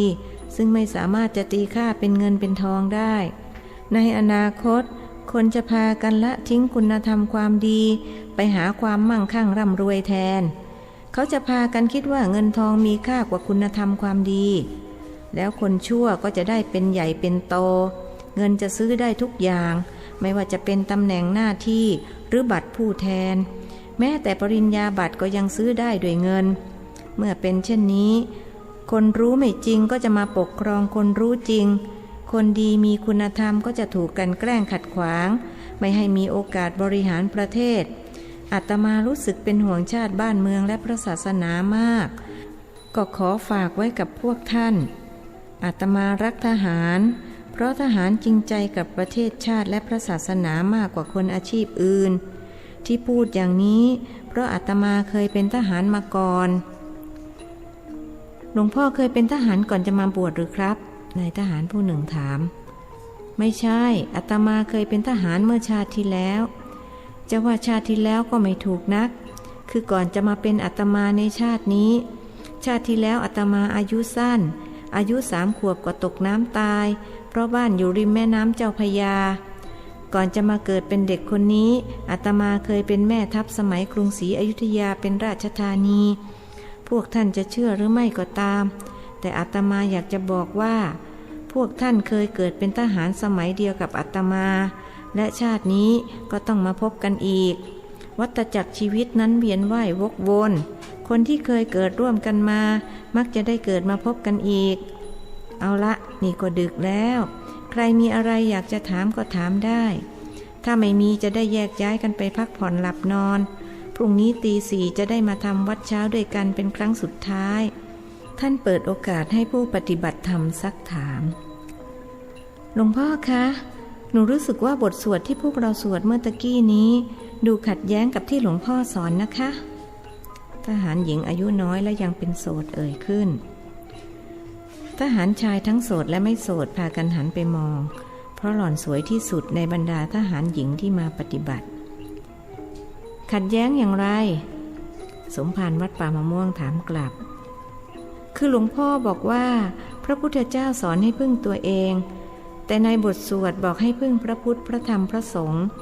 ก็หลวงพ่อบอกว่าพระพุทธเจ้าสอนไม่ให้หวังพึ่งสิ่งภายนอกไม่ใช่หรือคะแสดงว่าโยมยังไม่เข้าใจตรงนี้ต้องตีความคือที่พระพุทธเจ้าทรงสอนว่าผู้ใดถือเอาพระรัตนตรัยคือพระพุทธพระธรรมพระสงฆ์เป็นที่พึ่งแล้วเห็นอริยสัจสี่ด้วยปัญญาอันชอบก็หมายความว่าเมื่อเขามีศรัทธาในพระพุทธพระธรรมพระสงฆ์ก็ปฏิบัติตามที่พระพุทธศาสนาสอนด้วยการเจริญอริยมรรคมีองค์8อย่างที่ท่านทั้งหลายกำลังปฏิบัติอยู่นี้เมื่อได้ดวงตาเห็นธรรมแล้วก็จะพ้นจากทุกข์ได้ในที่สุดการมาปฏิบัติธรรมเราต้องปฏิบัติด้วยตนเองจะให้คนอื่นปฏิบัติแทนได้ไหมไม่ได้ค่ะนายทหารหญิงสาวโสดและสวยตอบนั่นแหละคือการพึ่งตัวเองหรือใครไม่เห็นด้วยผมเห็นด้วย100%ครับหลวงพ่อแล้วเมื่อไรพวกเราจะได้ดวงตาเห็นธรรมครับนายทหารชายโสดถามบ้างเมื่อไรก็เมื่อนั้นต้องกลับไปปฏิบัติที่บ้านทุกวันแม้ถ้ามาปฏิบัติ7 วันแล้วได้ดวงตาเห็นธรรมพระอรหันต์ก็เต็มเมืองเลยน่ะสิใจเย็นๆต้องค่อยเป็นค่อยไปเอาละใครอยากถามเรื่องอะไรก็ถามได้ท่านให้โอกาสอีกหลวงพ่อคะดิฉันอยากฟังเรื่องของพระศรีอานที่มีมาในคัมภีร์พระไตรปิฎกจะได้ไปเล่าให้ลูกชายฟังเขาจะได้ไปเล่าต่อให้อาจารย์ของเขาเข้าใจว่าความจริงเป็นอย่างไรขอกราบอาราธนาหลวงพ่อเทศเรื่องพระศรีอานด้วยเถิดค่ะเธอประนมมืออาราธนาแล้วไม่ง่วงกันหรือว่าใครง่วงจะกลับไปนอนก่อนก็ได้คนที่ไม่ง่วงก็อยู่ฟังอย่างนี้ดีไหมทุกคนตอบพร้อมกันว่าไม่ง่วงท่านพระครูจึงเล่าเรื่องพระศรีอานให้พวกเขาฟังพระศรีอานเป็นพระพุทธเจ้าพระองค์ที่5แห่งภัททรกัปซึ่งในกัปนี้มีพระพุทธเจ้ามาอุบัติ5พระองค์ได้แก่พระกกุสันทะอายุศาสนาของพระพุทธเจ้าพระองค์นี้เท่ากับ 40,000 ปีพระโกนาคมณะหรือพระโกนาคมอายุศาสนาเท่ากับ 30,000 ปีพระกัสสปะอายุศาสนา 20,000 ปีพระสมณโคดมอายุศาสนา 5,000 ปีและพระเมตเตยะหรือพระศรีอานอายุศาสนา 180,000 ปี3พระองค์แรกเป็นพระพุทธเจ้าในอดีตเพราะผ่านพ้นไปแล้วพระองค์ที่4เป็นพระพุทธเจ้าในปัจจุบัน ส่วนพระองค์สุดท้ายเป็นพระพุทธเจ้าที่จะมาตรัสรู้ในอนาคตการหลังจากหมดอายุศาสนาของพระพุทธเจ้าองค์ปัจจุบันคือพระสมณโคดมแล้วท่านนายพลทราบไหมว่ายังเหลืออีกกี่ปีท่านถามนายพลศิครินทร์ปัจจุบันพศ 2525 5,000 ลบด้วย 2,525 ก็เหลือ 2,475 ครับนายพลตอบถูกแล้วเหลืออีก 2,475 ปีก็จะสิ้นยุคของพระพุทธเจ้าองค์ปัจจุบันหลังจากนั้นโลกจะว่างจากศาสนาอีกนานมากจึงจะถึงยุคพระศรีอานซึ่งอายุศาสนาเท่ากับ 180,000 ปีทำไมอายุศาสนายุคพระศรีอานถึงนานกว่ายุคอื่นๆคะพันเอกพิเศษหญิงสุชาดาถามเมื่อดูจำนวนปีดูเหมือนนานแต่ถ้าเทียบกับอายุของคนแล้วไม่นานคือศาสนาของพระสมณโคดมอายุเฉลี่ยของคนเท่ากับ100 ปีหรือเท่ากับ50ชั่วคนแต่ยุคพระศรีอานมนุษย์จะมีอายุยืนนานถึง 80,000 ปีก็เท่ากับ 2.25 ชั่วคนเท่านั้นแล้วท่านจึงเล่าต่ออีกว่าเรื่องพระศรีอานหรือในคัมภีร์คือพระเมตเตยะนี้มีกล่าวไว้ในจักรวรรดิสูตรทีฆนิกายปาติกวรรคพระไตรปิฎกเล่มที่11ว่าเมื่อมนุษย์มีอายุยืน 80,000 ปีนั้นพระผู้มีพระภาคพระนามว่าเมตไตรจะมาอุบัติณเมืองเกตุมตีซึ่งปัจจุบันคือเมืองพาราณสีประเทศอินเดียเมืองเกตุมตีมีพระเจ้าจักรพรรดิทรงพระนามว่าสังขะปกครองพระเมตไตรจะมาอุบัติในตระกูลพราหมณ์มีนามว่าอชิตตะส่วนคำว่าเมตไตรเป็นชื่อโคดคือตระกูลของท่านอชิตตะครองคฤหัสถ์อยู่ 8,000 ปีมีปราสาท4 หลังชื่อสิริวัฒนะวัฒมานะสิทธัตถะและจันทกะภริยาชื่อจันทมุขีบุตรชายชื่อพรหมวัฒนะบิดาชื่อสุพรหมามารดาชื่อพรหมวดีเห็นนิมิต4 ประการขณะไปชมสวนทำให้เกิดความเบื่อหน่ายในคฤหัสถ์วิสัยจึงออกบวชและตรัสรู้พระสัมมาสัมโพธิญาณภายใต้ต้นนาคหลังจากนั้นจะประกาศพระศาสนาที่เมืองนาควันพระเจ้าสังขะจะสละราชสมบัติออกบรรพชาตามพระองค์พระอโศกะและพระพรหมเทวะจะเป็นพระอัครสาวกพระปทุมมาและพระสุมาณาจะเป็นอัครสาวิกาพุทธอุปถากมีชื่อว่าสีหอุบาสกผู้เป็นอัครอุปถากได้แก่สุมาณะสังฆะยศวตีและสังคาหลังจากพระเมตไตรยพุทธเจ้าปรินิพพานแล้วศาสนาของพระองค์จะยืนยาวต่อไปอีก 180,000 ปีในสูตรเดียวกันนี้ได้กล่าวถึงพระเจ้าจักรพรรดิทรงพระนามว่าสังขะว่าเมื่อมนุษย์มีอายุถึง 80,000 ปีนั้นหญิงสาวอายุ 5,000 ปีจึงมีสามีได้มนุษย์จะมีโรคเพียง3 อย่างได้แก่ความปรารถนาคืออยากอาหารหนึ่งความไม่อยากกินอาหารคือเกียจคร้านอยากจะนอนหนึ่งและความแก่หนึ่งชมพูทวีปจะมั่งคั่งรุ่งเรืองมีคามนิคมราชธานีแบบไก่บินถึงยัดเยียดไปด้วยมนุษย์กรุงพาราณสีจะเป็นราชธานีนามว่าเกตุมตีอันมั่งคั่งมีคนมากอาหารหาง่ายจักมีพระเจ้าจักรพรรดิพระนามว่าสังขะเป็นพระราชาผู้ปกครองโดยธรรมมีชัยชนะจบ4 ทิศปกครองชนบทถาวรสมบูรณ์ด้วยรัตนะทั้ง7รัตนะทั้ง7คืออะไรคะหลวงพ่อนายทหารหญิงอายุน้อยที่สุดถามรัตนะแปลว่าแก้วซึ่งแก้วในที่นี้ไม่ได้หมายถึงแก้วน้ำแต่หมายถึงสิ่งประเสริฐหรือสิ่งมีค่าสูงยิ่ง7 อย่างซึ่งคู่ควรกับพระเจ้าจักรพรรดิได้แก่จักรแก้วช้างแก้วม้าแก้วแก้วมณีนางแก้วขุนคลังแก้วและขุนพลแก้วสำหรับท่านทั้งหลายก็มี3 แก้วคือพระรัตนตรัยหรือพระไตรลักษณ์ไว้เป็นเครื่องสักการะบูชาขอให้รักษาไว้ให้ดีกลับไปบ้านแล้วก็ให้มันสวดมนต์เจริญพระกรรมฐานสอนลูกหลานให้ไหว้พระสวดมนต์ เขาจะได้มีปัญญาและจะเรียนหนังสือเก่ง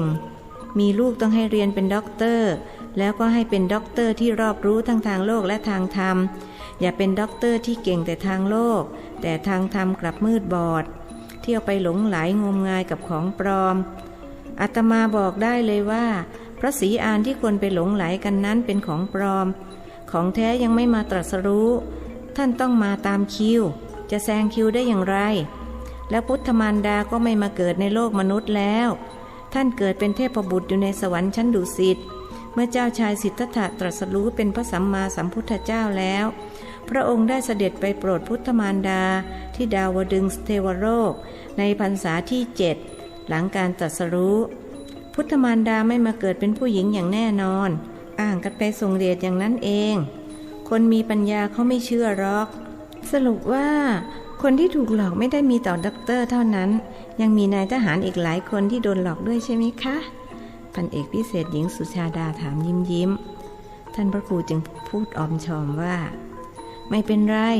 ต่อไปนายทหารจะฉลาดกันทุกคนเพราะได้มาเข้ากรรมฐานและต่อไปก็จะมีด็อกเตอร์ที่รู้เรื่องพระพุทธศาสนาและเขาจะมาช่วยงานอาตมาด้วยท่านนึกถึงบุตรีครูสลิดคนที่ชื่อวันวิไล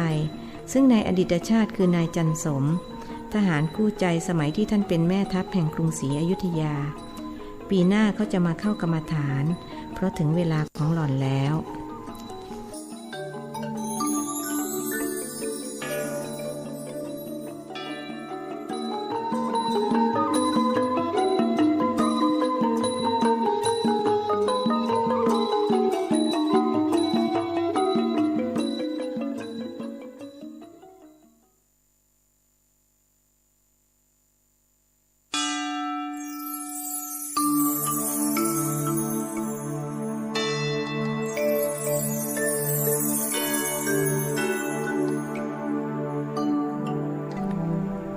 บทที่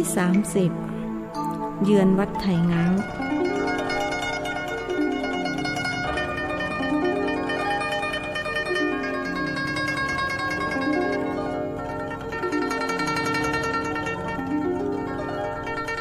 ออกพรรษาปี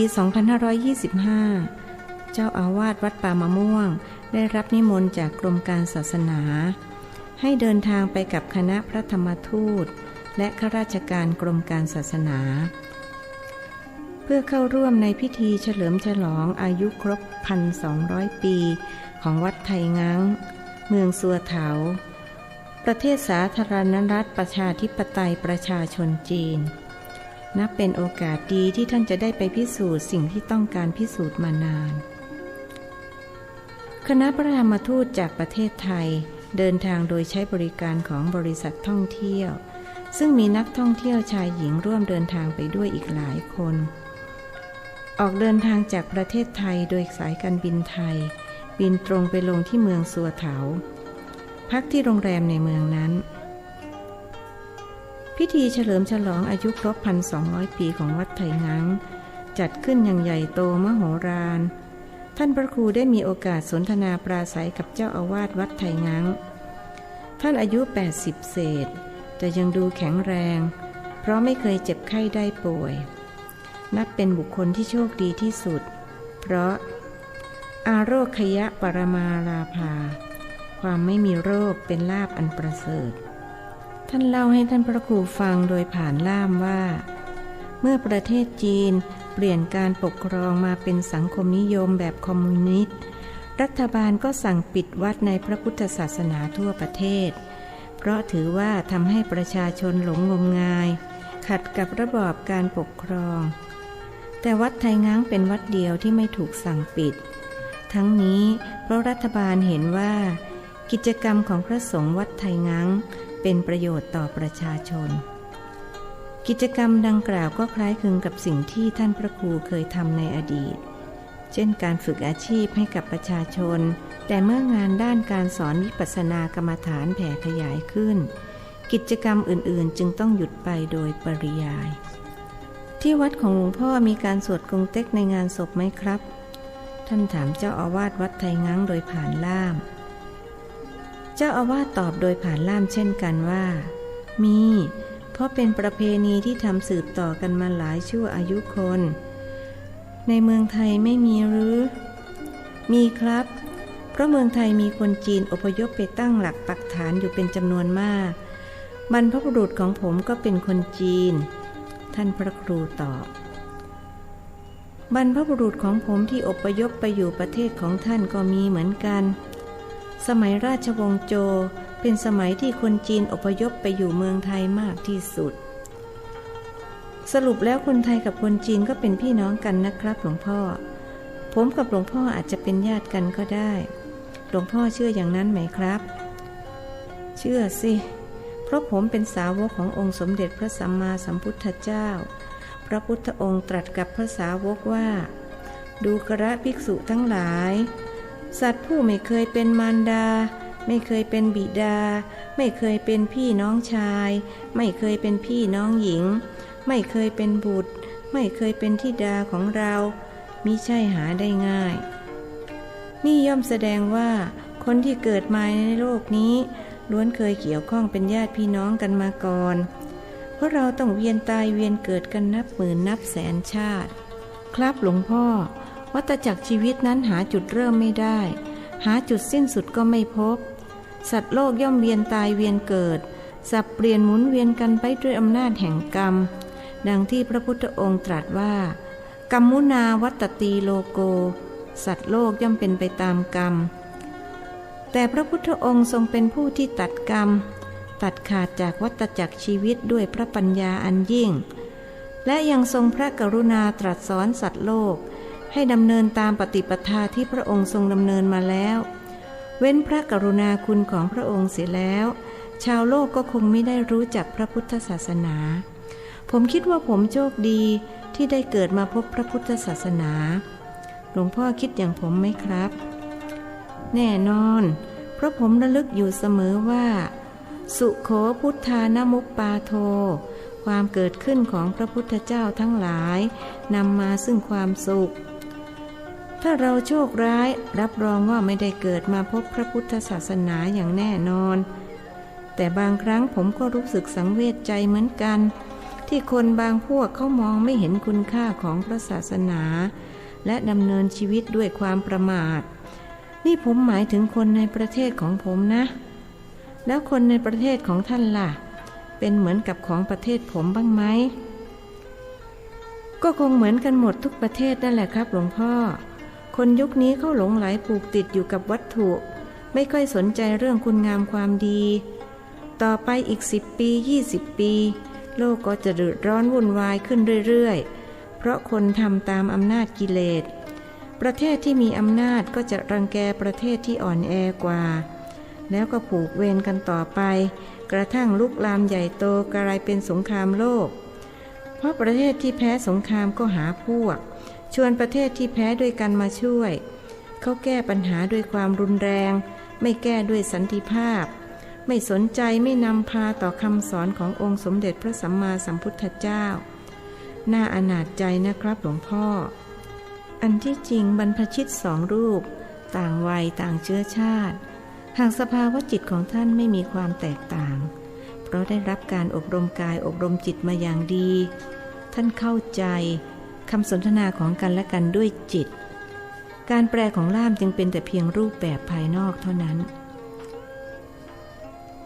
มันก็เป็นไปตามกฎพระไตรลักษณ์นั่นแหละท่านผมเองก็รู้สึกอนาถใจไม่แพ้ท่านคนทุกวันนี้ถูกเผาด้วยไฟกิเลสโดยที่พวกเขาไม่รู้ตัวและไม่ขวนขวายเพื่อจะรู้จึงต้องจมอยู่ในราคะคิโทสะคิโมหคิผมคิดว่าผมจะทำหน้าที่ให้ดีที่สุดในฐานะสากยบุตรของพระพุทธองค์ผมก็สอนวิปัสสนาให้ประชาชนเขานะแต่รูปแบบอาจจะแตกต่างไปจากที่ท่านสอนทว่าจุดหมายปลายทางเป็นอันเดียวกันคือให้ผู้ปฏิบัติหลุดพ้นจากทุกข์เข้าถึงสันติสุขคนที่เขาเป็นประเภทเวไนยสัตว์เขาก็เข้าใจและเห็นประโยชน์จากการปฏิบัติส่วนพวกอเวไนยสัตว์ผมก็ไม่ไปยุ่งกับเขา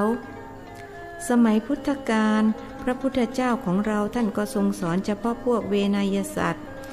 ส่วนพวกอเวนยสัตว์ก็ต้องเวียนว่ายกันต่อไปจนกว่าจะถึงเวลาของพวกเขาคนสมัยนี้เขาเป็นมิจฉาทิฐิกันมากนะท่านครับผมเห็นด้วยกับหลวงพ่อแล้วก็ตั้งข้อสังเกตว่าอะไรจริงเขาไม่เอาไปเอาที่ไม่จริงก็เลยไม่สามารถแก้ปัญหาชีวิตได้นอกจากนี้ยังเบียดเบียนประทุษร้ายกันทั้งที่ตัวเองก็อยู่ในวังวนเช่นเดียวกับคนอื่นๆหลวงพ่อเคยเห็นไก่ที่เขาเอาใส่เข่งเพื่อนำไปขายยังตลาดไหมครับเคยเห็นพวกมันจะจิกตีกันอยู่ในเข่งทั้งที่ในไม่ช้าก็ต้องตายเหมือนกันนั่นแหละครับเพื่อนบรรพชิตของผมเขาได้แต่งกลอนสอนใจไว้ท่านหมายถึงพระครูเอื้อน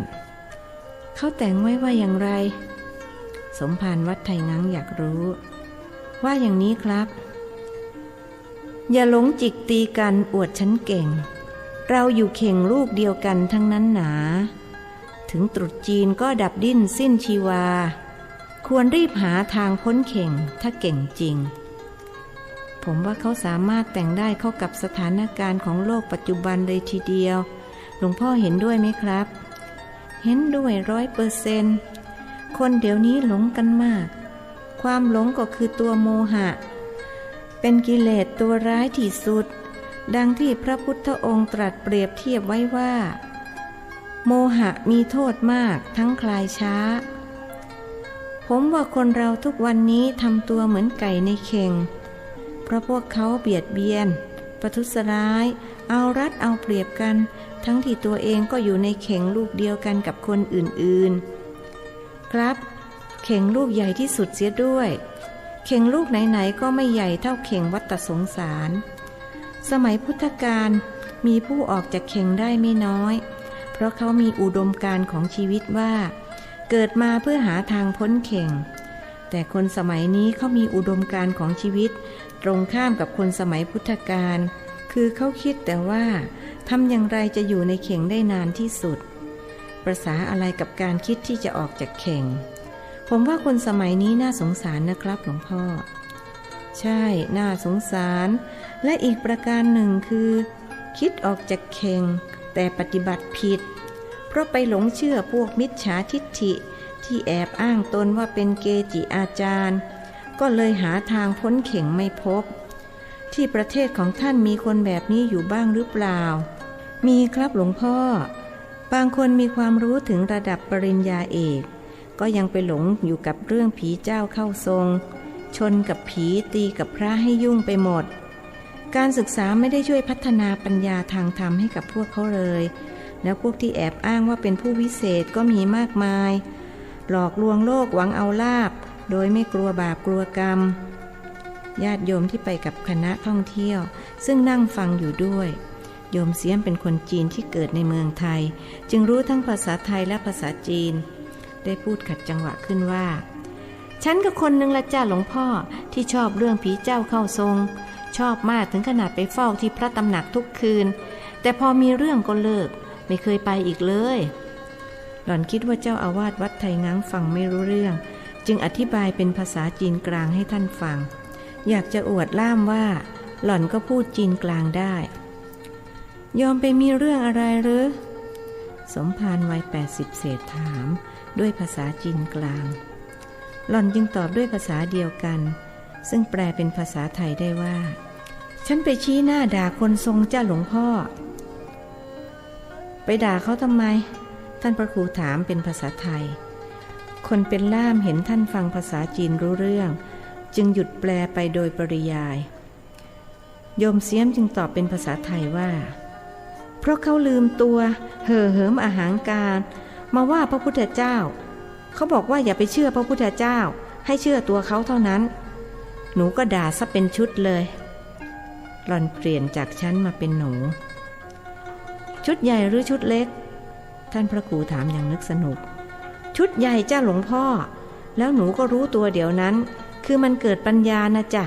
เกิดปัญญารู้ว่าตัวเองถูกหลอกมานานคือคนทรงเป็นผู้หญิงอายุประมาณ50อ้างว่าเป็นร่างทรงของสมเด็จพระปิยมหาราชหนูก็ศรัทธาเลื่อมใสเพราะหนูเคารพเทิดทูนสมเด็จพระปิยมหาราชมานานจึงไปเฝ้าที่พระตำหนักแทบทุกคืน ระตำหนักที่ว่าอยู่พุทธมณฑลใช่ไหมโยมผู้ชายที่เป็นนักท่องเที่ยวถามเขาเองก็เคยไปตำหนักแห่งนั้นแต่ภายหลังรู้ว่าเป็นการหลอกลวงจึงไม่ได้ไปอีกใช่จ้ะคุณรู้จักหรือพอดีบ้านผมอยู่แถวนั้นเขาเลี่ยงต่อไปอีกทางหนึ่งนั่นแหละจ้ะฉันไปหลงเขาอยู่ร่วม10 ปีถ้าเขาไม่ละลาบล้วงจ้วงจากพระพุทธเจ้าฉันก็ยังคงนับถือเขาอยู่แม่พูดออกมาได้ว่าอย่าไปเชื่อพระพุทธเจ้าพอฉันฟังปุ๊บก็เกิดปัญญาปั๊บว่ายายนี่หลอกลวงเพราะถ้าเสด็จพ่อปิยมหาราชมาเข้าทรงจริงพระองค์ต้องไม่ตรัสอย่างนี้เพราะพระองค์ทรงเคารพพระพุทธเจ้าและศรัทธาเลื่อมใสในพระพุทธศาสนาทรงอุปถัมภ์ให้มีการแปลพระไตรปิฎกเป็นภาษาไทยและเมื่อชาวต่างประเทศแปลพระไตรปิฎกเป็นภาษาอังกฤษก็พระราชทานพระราชทรัพย์ไปช่วยค่าพิมพ์แล้วอย่างนี้พระองค์จะไม่ทรงนับถือพระพุทธเจ้าได้อย่างไรนั่นสินอกจากพระราชทานพระราชทรัพย์ส่วนพระองค์แล้วยังทรงเปิดโอกาสให้ประชาชนคนไทยได้บริจาคปัจจัยร่วมบำเพ็ญกุศลในครั้งนั้นด้วยคนเฒ่าคนแก่เขาเล่าให้อาตมาฟังท่านพระครูช่วยเสริมเพราะท่านมีประสบการณ์ตรงเกี่ยวกับพระมหากษัตริย์พระองค์นี้และรู้ว่าพระองค์ทรงมีคุณูปการต่อประเทศชาติและปวงชนชาวไทยมากแม้จะเสด็จสวรรคตไปนานถึง72 ปีแล้วปวงชนชาวไทยก็ยังระลึกนึกถึงพระองค์ด้วยความจงรักภักดีตลอดมาเจ้าอาวาสวัดไทยงังฟังรู้เรื่องจึงพูดขึ้นว่าคนทรงบาปมากนะตัวเองเป็นมิจฉาทิฐิแล้วยังทำให้คนอื่นเป็นตามเรียกว่าตกนรกคนเดียวไม่พอยังทำให้คนอื่นตกตามไปด้วยมีความเห็นผิดนี่ตกนรกเลยนะท่านพระครูท่านพูดภาษาจีนกลางแต่สมภารวัดป่ามะม่วงก็ฟังรู้เรื่องเพราะกำหนดฟังหนอครับพระพุทธองค์ทรงเตือนเกี่ยวกับเรื่องนี้ไว้แต่บางคนเขาก็ไม่นำพาเวลาผมสอนญาติโยมผมเน้นเรื่องนี้มากนะครับหลวงพ่อผมก็เหมือนกันคนเราถ้ามีความเห็นผิดนำหน้าเสียแล้วก็เดินทางผิดตลอดสายเหมือนคนทรงที่โยมเล่ามาการสร้างสัมมาทิฏฐิเป็นสิ่งที่สำคัญมากเงียบกันไปครู่หนึ่งแล้วสมภารวัดไทยง้างก็ถามสมภารวัดป่ามะม่วงว่าท่านพระครูสอนกรรมฐานมานานแล้วหรือครับสอนมาตั้งแต่ปี 2495 สมัยนั้นผมอยู่ที่วัดพรหมบุรีซึ่งเป็นวัดที่ผมบวชอยู่พอปี 2499 ก็มารับตำแหน่งรักษาการเจ้าอาวาสแต่ก็ไปมาระหว่างวัดพรหมบุรีกับวัดป่ามะม่วงพอปี 2500 ก็ได้รับแต่งตั้งให้เป็นเจ้าอาวาสจึงย้ายมาอยู่วัดป่ามะม่วงแล้วก็ใช้เวลา1 ปีในการพัฒนาวัดเพราะเป็นวัดเก่าแก่มาตั้งแต่สมัยกรุงศรีอยุธยาพอปี 2501 ก็เปิดสอนกรรมฐานที่วัดป่ามะม่วงแล้วก็ดำเนินกิจการนี้มาจนถึงปัจจุบันรวมเวลาที่สอนกรรมฐานมาถ้านับตั้งแต่สมัยที่อยู่วัดพรหมบุรีก็30 ปีแล้วครับขออนุโมทนานี่แหละคือหน้าที่ของพระสงฆ์การทำให้คนเป็นมิจฉาทิฏฐิบาปมากเพียงไรการสร้างคนให้เป็นสัมมาทิฏฐิก็บุญมากเพียงนั้นเจ้าอาวาสวัดไทยง้างกล่าวอนุโมทนาครับ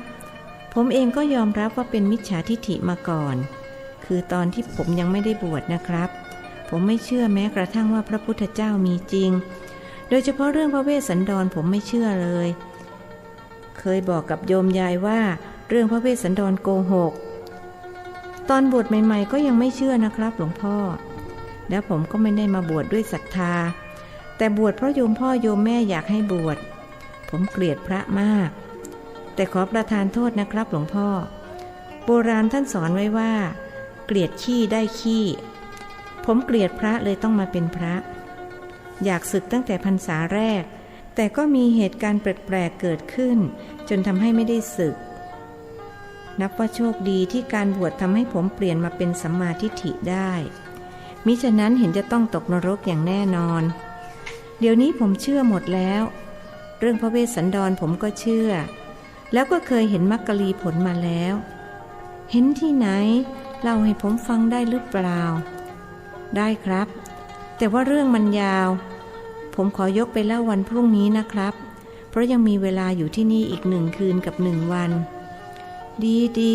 ผมจะรอฟังอยากรู้เรื่องมานานแล้วเจ้าอาวาสวัดไผ่ง้างพูดอย่างยินดี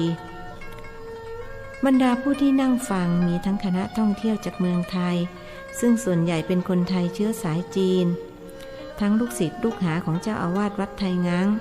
ซึ่งมีทั้งชายและหญิง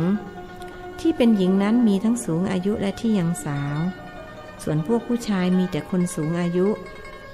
พวกผู้หญิงเห็นท่านพระครูก็เกิดความเลื่อมใสจึงพากันเข้ามากราบท่านพระครูรู้ว่าจะมาพบลูกหลานในอดีตชาติจึงเตรียมของฝากมามากมายท่านให้นายสมชายกับนายขุนทองไปซื้อเครื่องประดับที่ผู้หญิงนิยมกันและท่านก็รู้ว่าสตรีจีนนิยมแบบไหนขาดเหลืออะไรที่หายากในเมืองจีนท่านก็จัดการสั่งนายสมชายกับนายขุนทองซื้อมาจากสำเพ็งของฝากของท่านจึงมีถึง2 ลังใหญ่ท่านให้โยมเสียมเป็นผู้ช่วยแจกจ่ายผลปรากฏออกมาว่าของฝากที่ถูกใจสาวจีนมากที่สุดก็คือโรนม้วนผมหลวงพ่อน่าจะซื้อยกทรงมาฝากพวกเราบ้างสาวนางหนึ่งพูดขึ้นแม้จะเป็นภาษาจีนหากท่านพระครูก็ฟังรู้เรื่องเพราะท่านมีสติและสมาธิตลอดเวลาของการสนทนาจะเอามาทำไมล่ะท่านถามผ่านล่ามเพราะพวกสาวๆฟังภาษาไทยไม่รู้เรื่องเอามาใส่สิคะพวกเราไม่มีเสื้อยกทรงใส่ต้องใช้ผ้าแถบรัดหน้าอกไว้หน้าอกเลยแบนไม่แหลมเหมือนหน้าอกสาวไทยที่เขาใส่ยกทรงหล่อนอธิบายอ๋อเสื้อที่เป็นกระบอกน่ะหรือหลวงพ่อว่าไม่ดีหรอกจะทำให้เป็นมะเร็งใช้ผ้ารัดอย่างที่พวกหนูทำน่ะดีแล้วจะได้ไม่เป็นมะเร็งท่านตอบตามหลักวิทยาศาสตร์แล้วพูดกับสมภารวัดไทยง้างว่าหลวงพ่อเชื่อไหมครับว่าในอนาคตผู้หญิงไทยจะเป็นมะเร็งเต้านมกันมากเพราะเอากระบอกมาใส่มันไว้ทำให้อากาศระบายไม่สะดวกแล้วกระบอกนั้นก็ทำจากใยสังเคราะห์ใส่ไปนานๆทำให้เกิดเป็นก้อนเนื้อขึ้นในเต้านมแล้วก็จะกลายเป็นมะเร็งผมจะสอนลูกศิษย์ที่เป็นผู้หญิงว่าไม่ให้ใช้กระบอกถ้าจะตัดเสื้อยกทรงก็ไม่ต้องใส่ฟองน้ำซึ่งผมเรียกว่ากระบอกให้ใช้ผ้าเฉยๆจะป้องกันมะเร็งเต้านมได้ใครไม่เชื่อถ้าเป็นมะเร็งเต้านมมาให้ช่วยรักษาผมบอกจะไม่รักษาให้เขาชอบเอาอย่างพวกฝรั่งเมืองฝรั่งเขาใช้กระบอกได้เพราะเมืองเขาอากาศหนาวแต่เมืองไทยอากาศร้อนผู้หญิงไทยสมัยก่อนเขาไม่ค่อยเป็นมะเร็งเต้านมเพราะเขาใช้ผ้ารัดเอาไว้เหมือนผู้หญิงจีนเรื่องเล็กๆน้อยๆอย่างนี้บางครั้งก็ต้องเอาใจใส่นะครับเพราะมันอาจทำให้ถึงแก่ชีวิตได้ท่านพระครูพูดถูกและผมก็นึกถึงคำสอนของพระพุทธเจ้าที่ว่าผู้หญิงมีทุกข์มากกว่าผู้ชายอย่างเรื่องมะเร็งเต้านมนี่พวกผู้ชายไม่เป็นแน่แล้วผู้ชายก็ไม่ต้องออกลูกด้วยเห็นเขาว่าการออกลูกนี่เป็นความทุกข์อันยิ่งใหญ่ของผู้หญิงเลยนะครับบุรุษอายุประมาณ60พูดขึ้นเขาเป็นคนจีนที่มีความรู้ระดับปริญญาเอกจบมาจากมหาวิทยาลัยออกซฟอร์ดประเทศอังกฤษพูดได้7 ภาษาเขาพูดกับท่านพระครูโดยใช้ภาษาไทยสมภารวัดป่ามะม่วงรู้สึกถูกชะตากับเขาเป็นพิเศษและเพียงกำหนดเห็นหนอท่านก็รู้ภูมิหลังของเขาทุกอย่างทุกประการด็อกเตอร์พูดถูกอาตมาเคยทำคลอดให้พี่สาวตอนอาตมาอายุ60ได้เห็นความทุกข์ของผู้หญิงในครั้งนั้นทำให้อาตมาไม่คิดจะแต่งงานเลยต้องมาบวชเป็นพระท่านพูดยิ้มดร.ผิงเองก็รู้สึกเลื่อมใสในพระทัยตรงหน้าเขาพูดกับท่านว่าหลวงพ่อทราบไหมครับว่าชีพจรของคนนี่สามารถบอกอดีตบอกอนาคตของเขาได้อย่างผมจับชีพจรหลวงพ่อผมสามารถบอกอดีตบอกอนาคตของหลวงพ่อได้หลวงพ่อจะอนุญาตให้ผมทดลองไหมครับเขาถามท่านพระครูไม่จำเป็นต้องทดสอบก็รู้ว่าเขาทำได้จริงท่านจึงพูดกับเขาว่าถ้าอาตมาจะขอเรียนวิชาจากด็อกเตอร์จะได้หรือเปล่าหรือจะแลกวิชากันก็ได้อาตมามีวิชาทำลมหายใจให้เป็นตัวหนังสือได้จะขอแลกกับวิชาจับชีพจรของด็อกเตอร์พอจะแลกได้หรือเปล่าผมยินดีครับ แต่ว่าวันนี้ดึกแล้วและหลวงพ่อก็เดินทางมาไกลนิมนต์พักผ่อนก่อนดีกว่าพรุ่งนี้ค่อยเริ่มเรียนกันเขาหาทางออกด้วยไม่ต้องการให้คนอื่นเรียนผมเห็นด้วยว่าท่านพระครูควรพักผ่อนพรุ่งนี้จะได้มีแรงเล่าเรื่องมักกะลีผลให้ผมฟังสมภารวัดไทยงังเห็นด้วยท่านพระครูและคณะจึงลาเจ้าภาพแล้วกลับไปยังโรงแรมที่พัก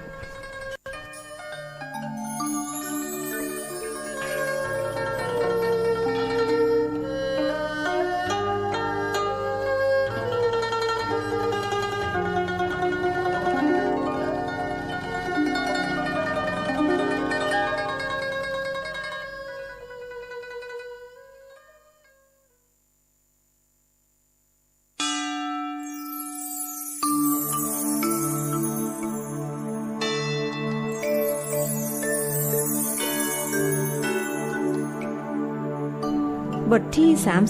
31เผากงเต็ก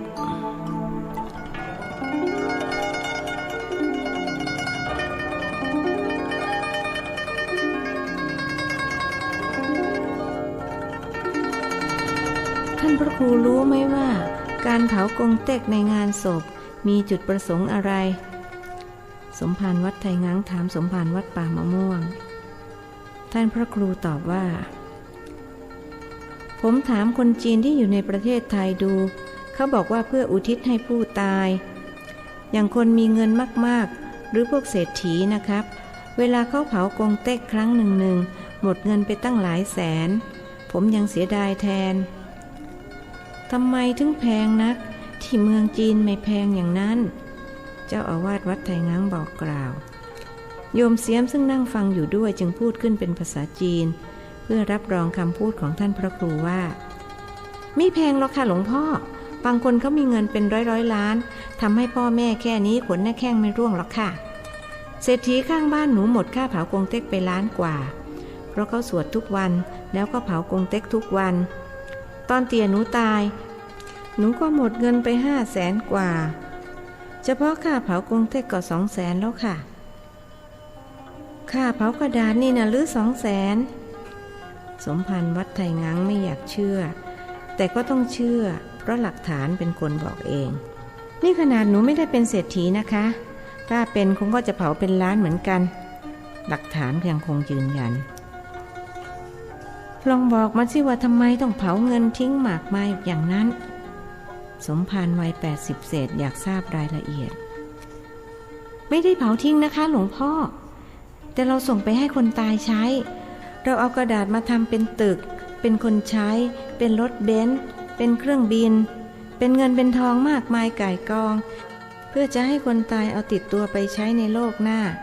เขาจะได้ไปเกิดเป็นเศรษฐีอีกหรือคนที่ไม่ได้เป็นเศรษฐีก็จะได้ไปเกิดเป็นเศรษฐีเพราะมีพร้อมทั้งตึกรามบ้านช่องรถเบนซ์เครื่องบินแล้วก็ข้าทาสบริวารโยมเสียมอธิบายฉอดตามประสาคนช่างพูด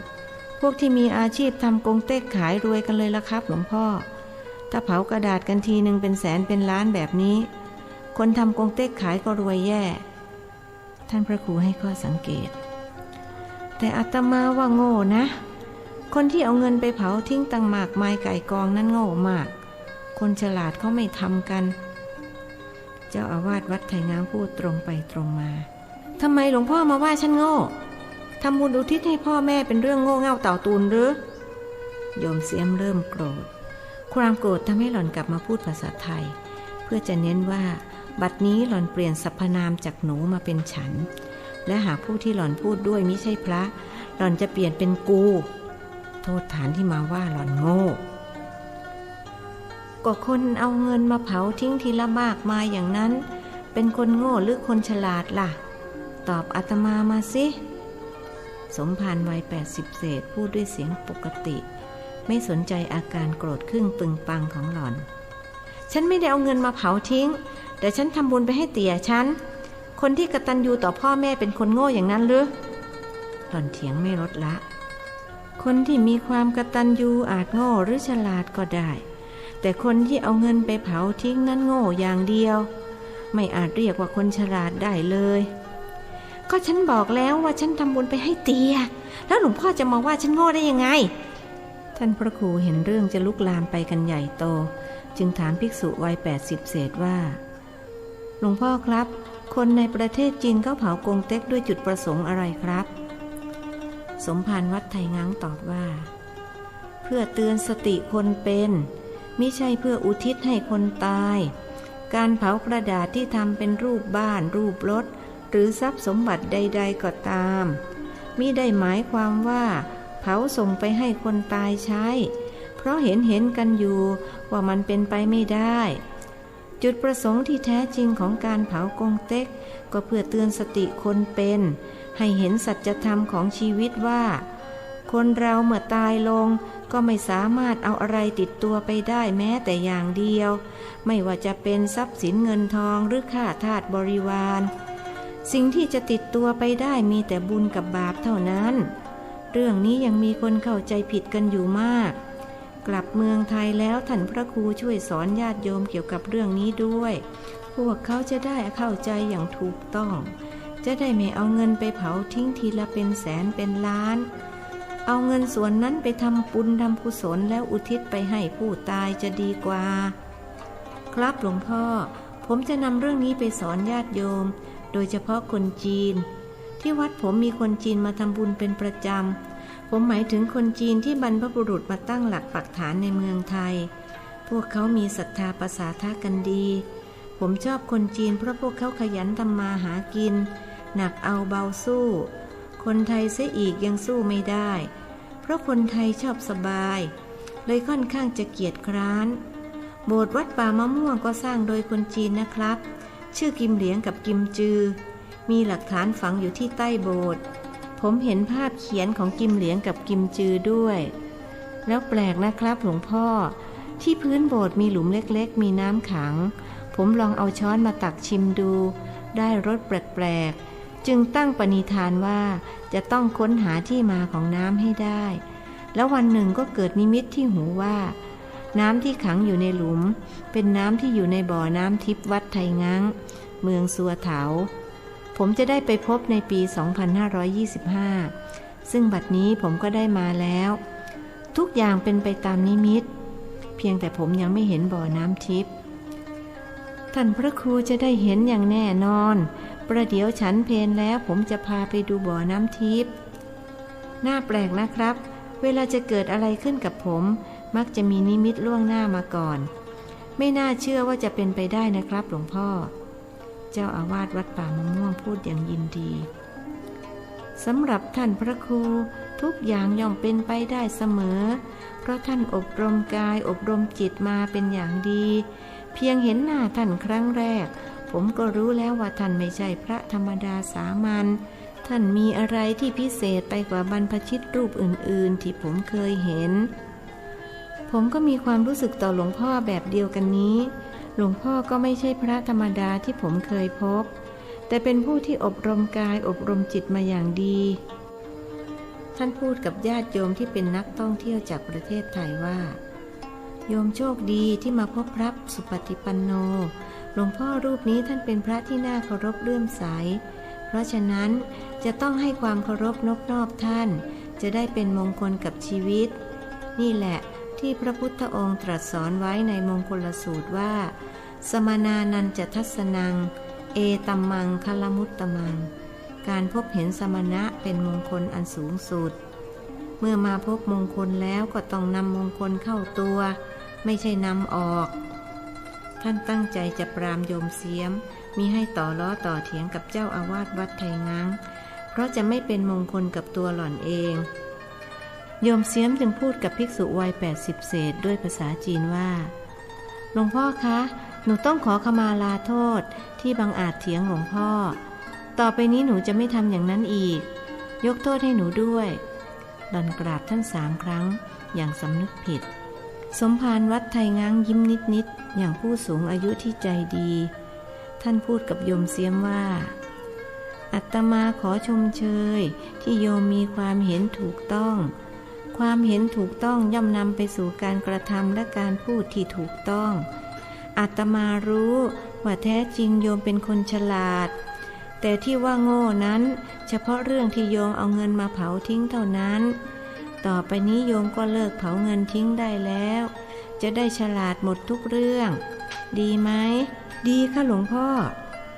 โยมเสียมยอมรับอย่างน่าชื่นตาบานแล้วถือโอกาสถามท่านว่าหลวงพ่อคะผัวไม่ดีนี่หย่ากับมันเลยดีไหมคะไม่ดีผัวเมียต้องรักใคร่ปรองดองเป็นทองแผ่นเดียวกันลูกเต้าจะได้รู้สึกอบอุ่นถ้าเลิกร้างกันลูกจะมีปัญหาแต่มันเลวนี่คะหลวงพ่อ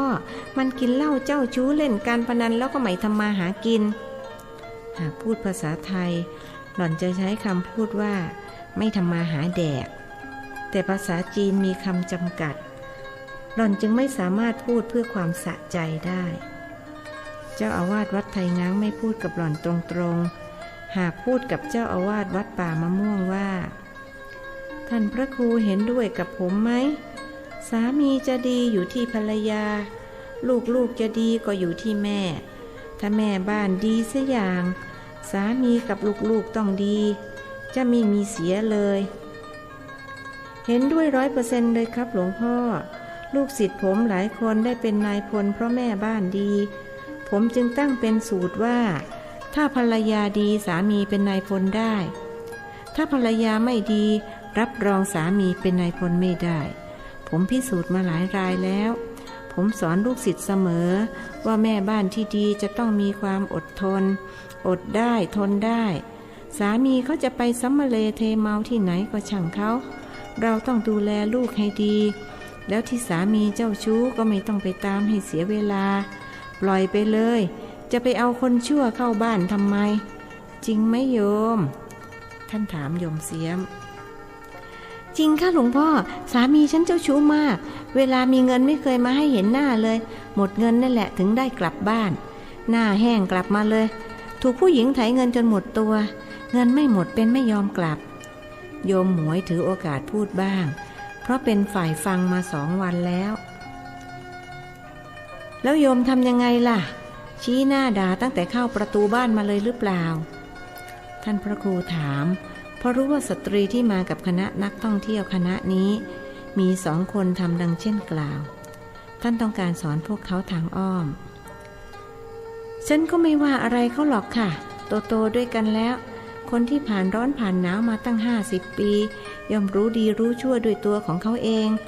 ฉันจึงไม่ว่าให้เสียเวลาเขาจะไปจะมาก็เรื่องของเขาเราก็ทำหน้าที่ของเราไปฉันดูแลลูกอบรมสั่งสอนให้เขาเป็นคนดีไม่เคยทะเลาะกับสามีให้ลูกเห็นกับสามีฉันก็ยิ้มแย้มแจ่มใส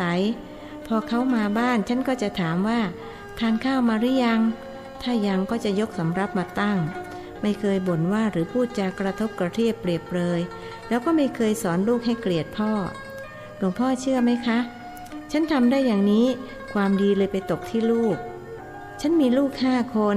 ได้ดีหมดเลยคนโตเป็นนายแพทย์คนที่2เป็นวิศวกรคนที่3กับคนที่4เป็นคู่แฝดกันจบอักษรศาสตร์ส่วนคนเล็กเป็นเภสัชกรเพิ่งจบเมื่อปีกลายฉันถึงได้มาเที่ยวได้เพราะหมดภาระแล้วลูกๆเขาลงขันกันเป็นค่าใช้จ่ายคนไหนเงินเดือนมากก็ให้มากหน่อยคู่แฝดที่จบอักษรศาสตร์เป็นผู้หญิงนอกนั้นเป็นผู้ชายต่อไปฉันก็จะมีเขย2สะใภ้3แต่อาจจะมีเฉพาะสะใภ้ก็ได้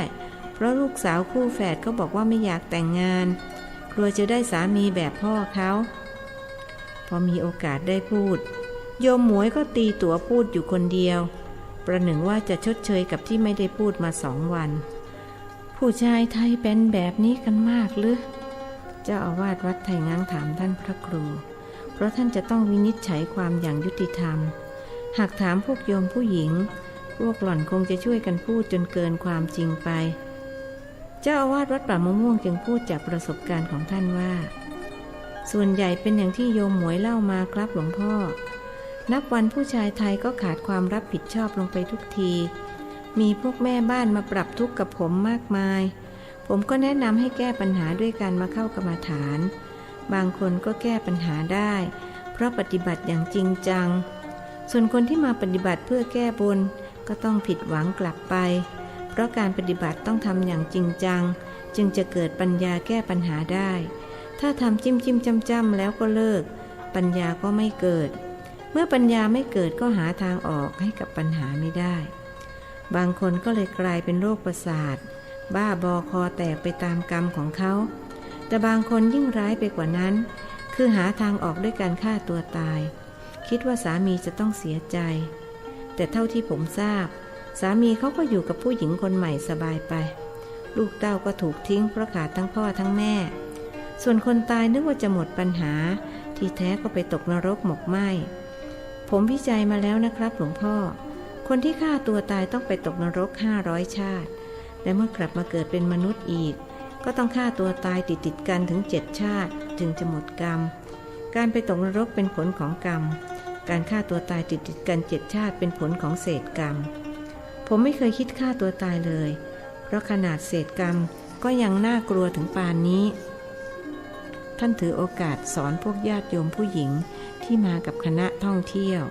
ซึ่งมีทั้งหมด35รูปคนเป็นพระภิกษุ5รูปคฤหัสถ์ชาย5คนนอกนั้นเป็นสีกาซึ่งมีจำนวนมากที่สุด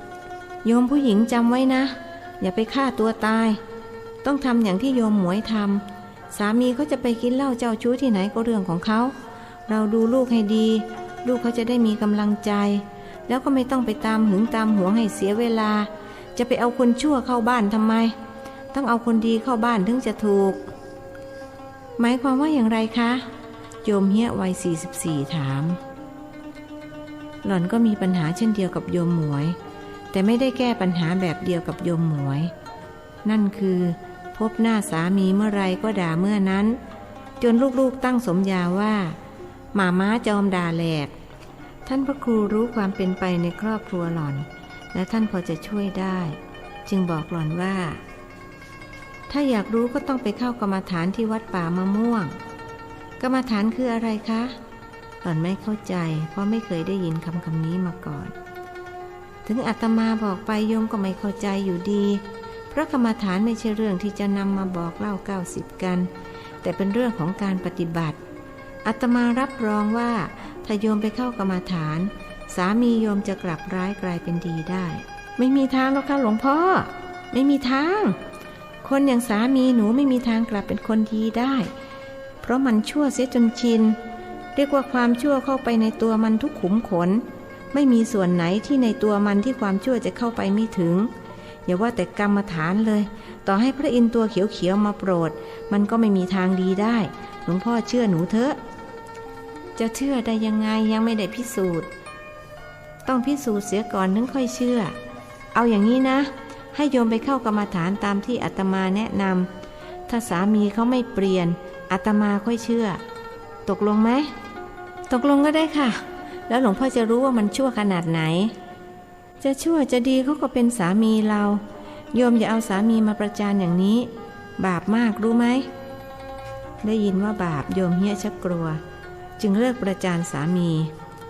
ท่านพระครูจึงถามเจ้าอาวาสวัดไทยงางว่า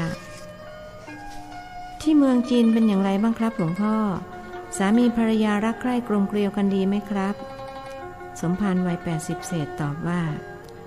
เท่าที่ผมเห็นส่วนมากดีผู้ชายที่นี่ก็รับผิดชอบครอบครัวแล้วผู้หญิงก็ให้เกียรติสามีไม่เอาสามีไปด่าให้คนอื่นฟังท่านไม่เห็นด้วยกับการกระทำของโยมเฮียคนที่ถูกลูกตั้งสมญาว่าหม่าม้าจอมด่าแหลกถึงกับหน้าจ่อยลงไปทันทีท่านพระครูรู้สึกสงสารจึงเปลี่ยนเรื่องสนทนาเสียทันใดตกลงว่าฉันเพลแล้วหลวงพ่อจะพาผมไปชมบ่อน้ำทิพย์ใช่ไหมครับแล้วโยมที่มากับผมจะได้ชมด้วยหรือเปล่าครับท่านเอื้อเฟื้อมาถึงญาติโยมเพราะรู้ว่าสมภารวัดไทยงั้งจะให้เฉพาะบรรพชิตเข้าชมเท่านั้น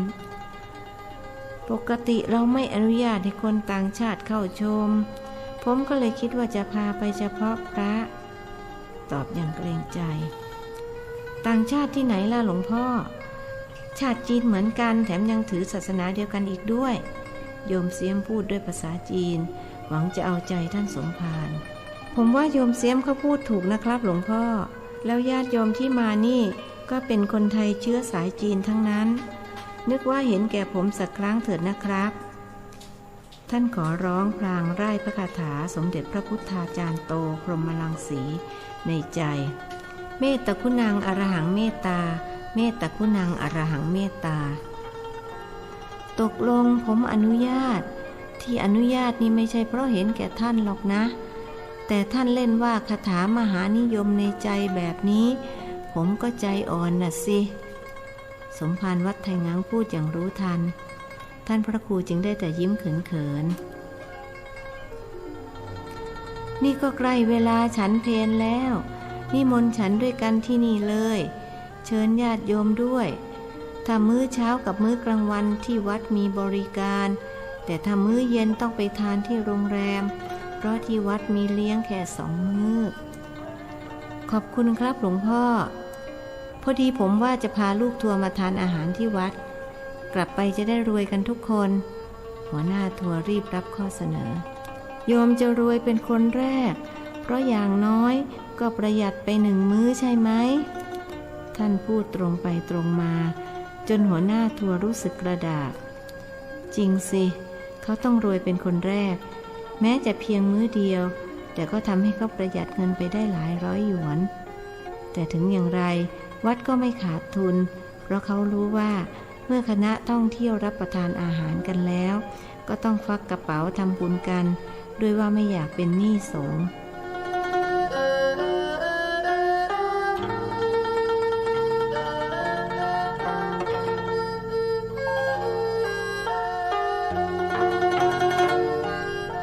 หลังเพลเจ้าอาวาสวัดไทยง้างก็พาคณะนักท่องเที่ยวจากประเทศไทย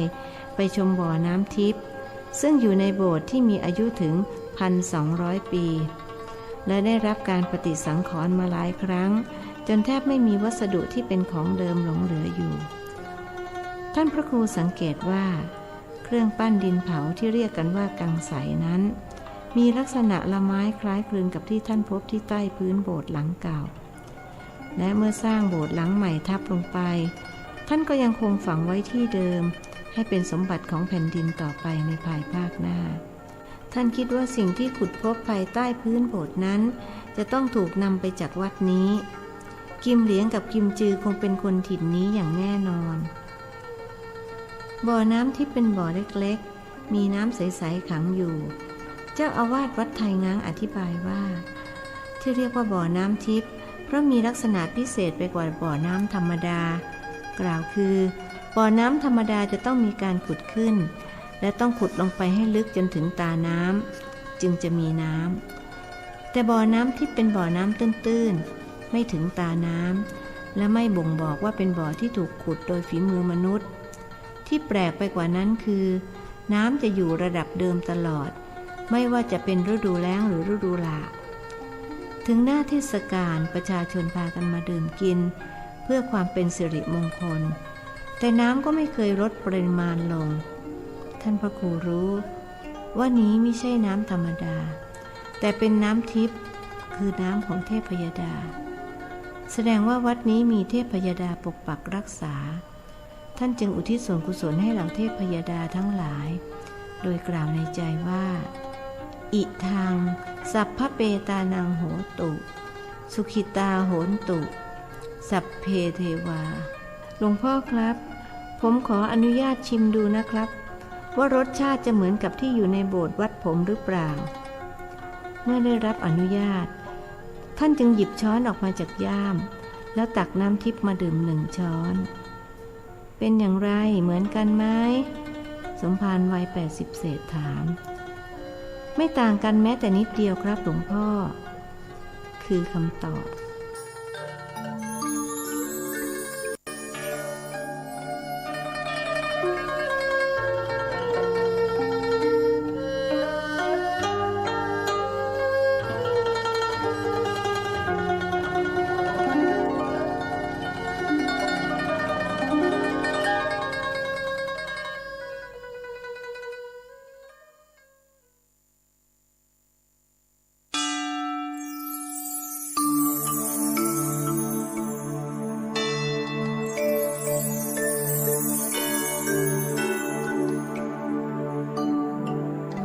บทที่32นายกุนเชียงเยาวราช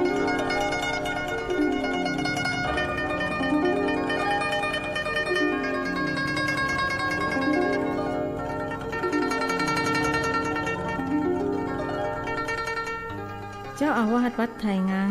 พาคณะนักท่องเที่ยวจากประเทศไทยชมวัดไทยงัง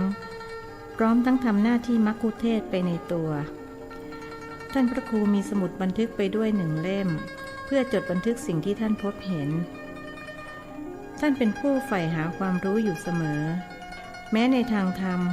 ท่านจะเรียนจบหลักสูตรสูงสุดคือการเข้าถึงวิมุตติหลุดพ้นแล้วก็ตามคณะท่องเที่ยวซึ่งเป็นคนไทยเชื้อสายจีนรู้สึกว่าพวกตนโชคดีที่ได้มาพบพระภิกษุผู้มีปฏิปทาหน้าเลื่อมใสถึง2 รูปในคราวเดียวกันต่างพากันหมายมั่นว่ากลับจากเมืองจีนแล้วจะไปเข้ากรรมฐานที่วัดป่ามะม่วงเพราะเกิดศรัทธาเลื่อมใสในท่านพระครูยิ่งนักพระภิกษุ4 รูปที่มาด้วยรู้สึกน้อยใจที่ไม่มีญาติโยมมาเจรจาพาทีด้วยแรกๆท่านนึกอิจฉาท่านพระครูแต่เมื่อคิดได้ว่าความอิจฉาตาร้อนเป็นเรื่องของโทสะและตัวโทสะนี้นำบุคคลไปเกิดในนรกภูมิได้ก็เกิดความกลัวและเปลี่ยนใจไม่อิจฉาท่านแต่จะดำเนินตามปฏิปทาของท่านด้วยการขอเรียนกรรมฐานจากนั้นก็จะไปสอนญาติโยมเพื่อเรียกความเลื่อมใสศรัทธาไปไหนมาไหนจะได้มีคนรู้จักเหมือนท่านสมภารรูปนี้คนที่มีความสุขกว่าใครเพื่อนเห็นจะได้แก่นายกุนเชียงผู้ซึ่งเป็นหัวหน้าทัวร์เขาประหยัดเงินค่าอาหารกลางวันไปได้หลายร้อยหยวนแล้วก็ยังไม่ต้องจ้างคนบรรยายอีกด้วยเพราะสมภารวัดไทยง้างท่านทำหน้าที่บรรยายเองเขามีอาชีพจัดทัวร์มานานและทำหน้าที่บรรยายเองผิดบ้างถูกบ้างก็ไม่มีใครรู้แต่เมื่อมากับคณะนี้ซึ่งมีท่านพระครูเป็นผู้ฉลาดปราดเปรื่องเขามิกล้าบรรยายเองเพราะรู้ว่าท่านต้องรู้หากเขาบรรยายผิดจึงคิดว่าจะมาหาจ้างมัคคุเทศก์เอาดาบหน้าถึงที่ไหนก็ให้คนที่นั่นมาช่วยบรรยายจ่ายเงินค่าตอบแทนให้บ้างคนจีนที่ยึดอาชีพนี้หาได้ไม่ยากคงเทียบได้กับไกด์ผีของเมืองไทยนั่นกระมังสิ้นสุดการพาชมวัดคณะท่องเที่ยวจากประเทศไทยก็กราบลาสมภารวัดไทยงังเพื่อกลับโรงแรมที่พักท่านพระครูถวายปัจจัยทำบุญกับท่าน 2,000 หยวนสมภารวัย80 เศษออกแปลกใจเพราะไม่เคยปรากฏมีคณะใดที่มีคนใจบุญเท่าท่านพระครูจึงอดถามมิได้ว่าทำไมถึงมากมายนักผมว่าท่านเก็บไว้บ้างดีกว่าเผื่อขาดเผื่อเหลืออย่างอีกตั้งหลายวันกว่าจะกลับไม่ใช่หรือผมตั้งใจมาถวายครับหลวงพ่อผมอธิษฐานจิตก่อนมาว่าขอให้ผมได้มีโอกาสทำบุญกับวัดพระพุทธศาสนาที่มีอายุยืนยาวมาตั้ง1,000 กว่าปีหลวงพ่อจะได้เก็บไว้สำหรับบูรณะปฏิสังขรณ์ต่อไปทำไมท่านถึงมีปัจจัยมากมายอย่างนี้ขอโทษนะที่ผมถามอย่าหาว่าละลาบละล้วงเมื่อก่อนมีมากกว่านี้อีกนะครับคือผมได้สมบัติตกทอดมาจากโยมยายและโยมป้า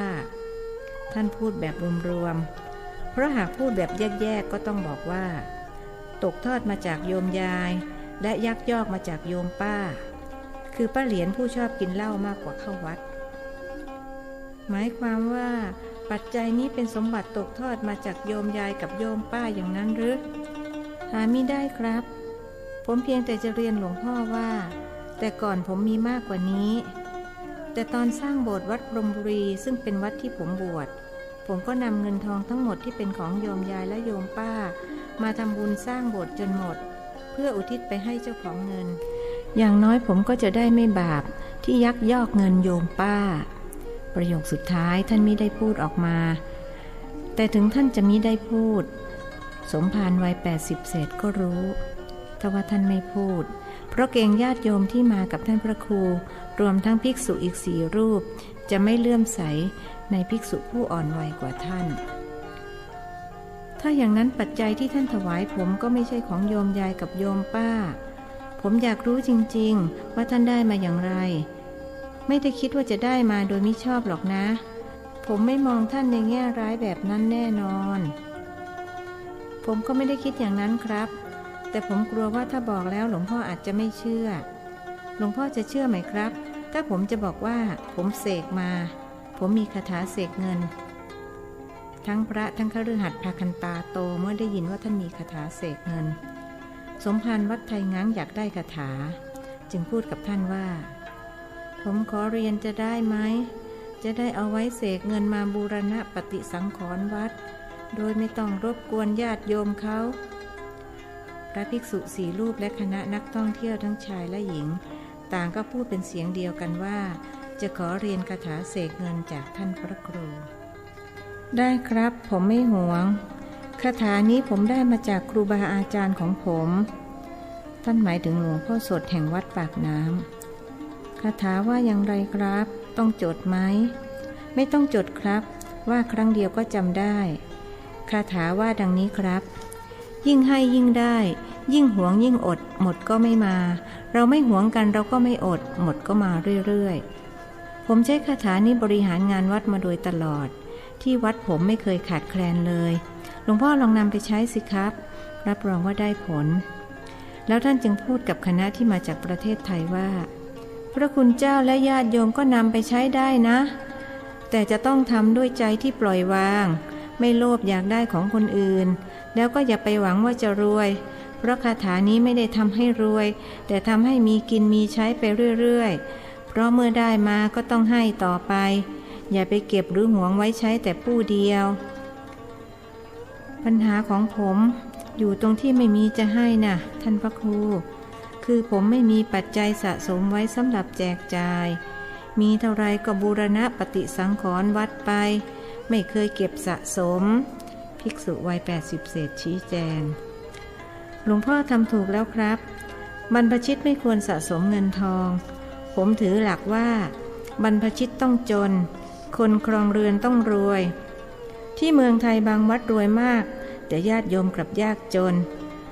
สมภารบางรูปมีเงินฝากธนาคารเป็นร้อยล้านผมเคยคุยกับเจ้าหน้าที่ธนาคารเขาบอกว่าผู้ที่ฝากเงินกินดอกเบี้ยส่วนใหญ่เป็นพระส่วนประชาชนเป็นฝ่ายกู้ต้องเสียดอกเบี้ยน่าขันนะครับเพราะเงินที่พระนำไปฝากก็คือเงินของญาติโยมนั่นแหละผมเป็นสมภารที่ไม่เหมือนกับรูปอื่นเพราะผมไม่มีเงินฝากธนาคารบางทีก็มีหนี้ด้วยอย่างเช่นเวลามีพระมาเข้ากรรมฐานกันมากๆผมก็ต้องไปเชื่อของเขามาเลี้ยงพระทำไมไม่ใช้คาถาล่ะสมภารวัดป่ามะม่วงยิ้มเหมือนไม่ค่อยสะดวกที่จะยิ้มก่อนตอบว่าบางทีใจมันก็ไม่เย็นพอที่จะรอใช้คาถาครับคือการใช้คาถาต้องใจเย็นๆแล้วก็ต้องเสกล่วงหน้า7 วันถึงจะขลังอย่างที่ผมจะมานี่ผมก็อธิษฐานจิตก่อนวันเดินทาง7 วันอธิษฐานว่าข้าพเจ้าอยากทำบุญกับวัดไทยง้างหากคนมีบุญจะร่วมทำบุญกับข้าพเจ้าก็ขอให้มาก่อนวันที่ข้าพเจ้าจะเดินทางพอผมอธิษฐานครบ7 วันญาติโยมที่มีบุญก็พากันมาถวายปัจจัยเพื่อฝากผมมาทำบุญที่เมืองจีนผมก็เลยมีปัจจัยมาด้วยประการฉะนี้แต่อย่างนั้นผมจะนำไปใช้บ้างคิดว่าต่อไปคงมีปัจจัยเพียงพอที่จะบูรณะปฏิสังขรณ์วัดญาติโยมจะได้มีที่พึ่งทางใจชีวิตผมก็สั้นลงไปทุกวันอีกไม่นานก็คงได้ไปเกิดใหม่ผมก็อธิษฐานจิตว่าถ้ายังไม่ถึงขั้นวิมุตติหลุดพ้นก็ขอเกิดเป็นบรรพชิตต่อไปอีกผมไม่ยินดีในความสุขทางโลกหวังแต่จะบำเพ็ญสมณธรรมเพื่อความหลุดพ้นท่านพระครูไปไกลกว่าผมในเรื่องนี้ผมก็ขออนุโมทนาขอให้ท่านและญาติโยมจนเดินทางด้วยความปลอดภัยตามโปรแกรมจะไปที่ไหนต่อหรือว่าจะกลับเลยท่านถามนายกุนเชียงพรุ่งนี้เราจะบินไปเมืองกุ้ยหลิมครับหลวงพ่อจะไปชมถ้ำคืนไข่มุกที่เมืองกุ้ยหลิมหัวหน้าทัวร์ตอบแล้วพักที่นั่นกี่คืนเดียวครับจากนั้นก็จะบินไปปักกิ่งเพื่อไปชมกำแพงเมืองจีนอยู่ปักกิ่ง2 คืนกับ3 วันจากนั้นก็บินกลับไทยโยมเสียมควักเงินออกจากกระเป๋า300 หยวน ถวายเจ้าอาวาสวัดไถงังคนอื่นๆจึงทำตามพระภิกษุ4 รูปก็ถวายไปรูปละ100 หยวนนายกุนเชียงเกิดตะขิดตะขวงใจที่เห็นลูกทัวร์ทำบุญกันทุกคนตัวเขาเป็นผู้ได้ประโยชน์มากที่สุดจากการมาครั้งนี้หากไม่ทำคงต้องพกความไม่สบายใจกลับเมืองไทยด้วยจึงตัดอกตัดใจถวายท่านไป500 หยวนเห็นคฤหัสถ์ทำบุญกันทุกคนแล้วท่านพระครูจึงถือโอกาสนั้นให้ความรู้กับพวกเขาอาตมาขออนุโมทนากับโยมทุกคนที่ได้ทำบุญบริจาคปัจจัยให้กับวัดซึ่งการทำบุญครั้งนี้จะได้ประโยชน์เกื้อกูลกันทั้ง2 ฝ่ายทางฝ่ายวัดก็ได้ประโยชน์ในการที่จะต่ออายุพระศาสนาให้ยืนยาวต่อไปเป็นมรดกตกทอดไปถึงรุ่นลูกรุ่นหลานเท่ากับญาติโยมได้ช่วยกันทำนุบำรุงพระศาสนาให้ถาวรมั่นคงจะได้ดำรงอยู่ได้ชั่วกาลนานนี่คือประโยชน์ทางฝ่ายวัดซึ่งเป็นประโยชน์ส่วนรวมอีกฝ่ายคือประโยชน์ที่ญาติโยมจะได้อันเป็นประโยชน์ต่อโยมเองหรือเป็นประโยชน์ส่วนตัวการที่โยมมารับประทานอาหารที่วัดเท่ากับโยมเป็นหนี้สงฆ์จริงอยู่หลวงพ่อท่านเมตตาเลี้ยงอาหารแก่ญาติโยมแต่นั่นเท่ากับญาติโยมได้เป็นหนี้สงฆ์เพราะของวัดก็คือของสงฆ์ไม่ใช่ของภิกษุรูปหนึ่งรูปใดโดยเฉพาะ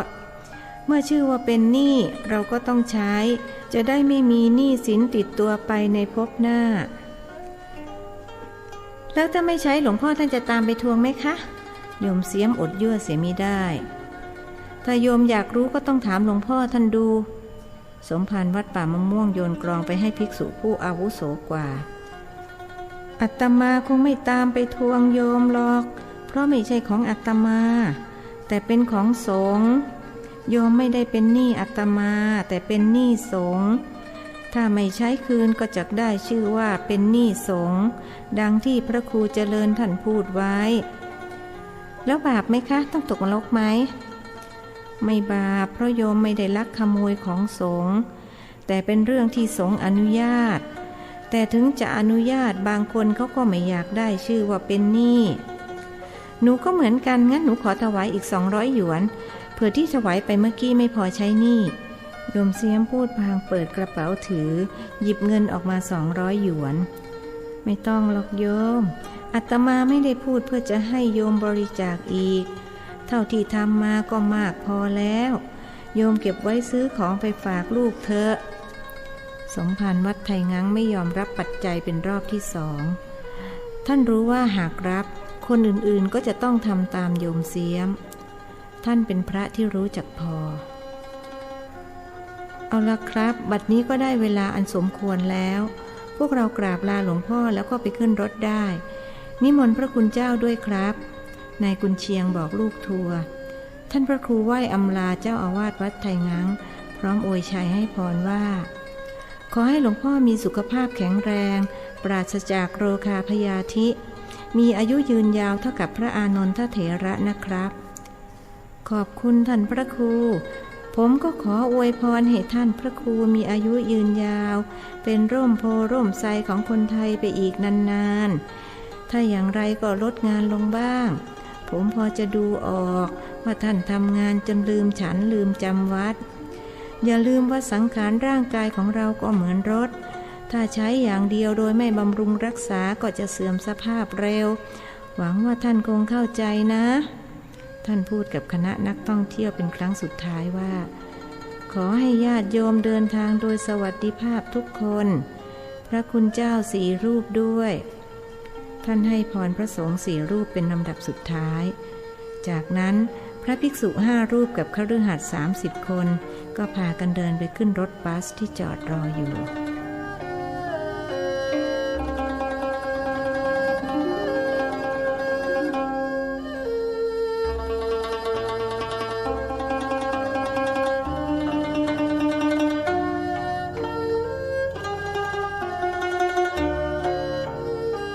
เวลา3 ทุ่มคืนนั้นดร.ผิงก็ส่งรถมารับท่านพระครูที่โรงแรมเขานิมนต์ท่านไว้ตั้งแต่วันวานเพื่อจะได้แลกเปลี่ยนวิชากับท่าน สถานที่พบปะที่สะดวกที่สุดคือที่บ้านของเขาท่านพระครูจึงชวนหัวหน้าทัวร์มาด้วยโดยมิให้ผู้ใดล่วงรู้นักท่องเที่ยวที่เป็นคฤหัสถ์เมื่อรับประทานอาหารมื้อค่ำเสร็จก็พากันเข้าห้องพักผ่อนเพื่อเอาแรงไว้ไปเที่ยวเมืองกุ้ยหลิมในวันรุ่งขึ้น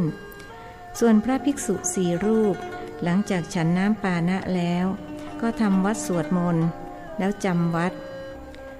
นอกจากนายกุนเชียงแล้วจึงไม่มีผู้ใดรู้ว่าท่านพระครูมีนัดกับดร.ผิง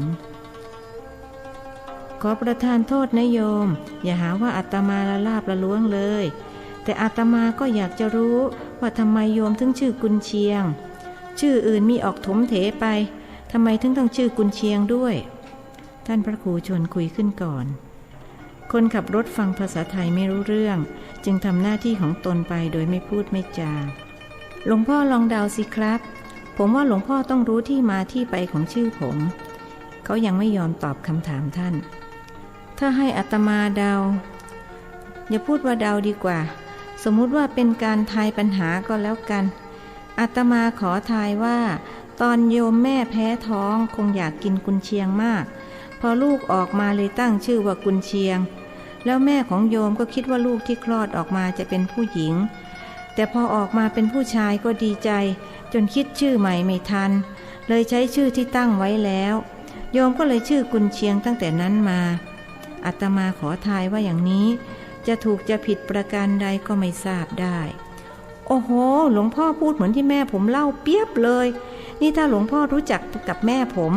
ต้องคิดว่าแม่เล่าให้หลวงพ่อฟังแต่นี่หลวงพ่อต้องไม่ได้ฟังมาจากแม่ผมแน่นอนแล้วทำไมถึงพูดเหมือนแม่ผมเลยอัศจรรย์แท้ในกุนเชียงรู้สึกศรัทธาท่านพระครูมากขึ้นเป็น2 เท่าโยมไม่คิดบ้างหรือว่าอาตมาอาจจะรู้จักกับแม่โยมก็ได้เป็นไปไม่ได้ครับเพราะผมเองก็เพิ่งรู้จักหลวงพ่อตอนมาเมืองจีนนี่เองแล้วแม่จะไปรู้จักหลวงพ่อได้ยังไงก็ไม่แน่นะอาตมากับแม่โยมอาจจะรู้จักกันมาก่อนหน้านี้ก็ได้ท่านยังต้องการที่จะเอาชนะนายกุนเชียงเยาวราชก่อนหน้าที่หลวงพ่อว่าน่ะก่อนนานแค่ไหนครับ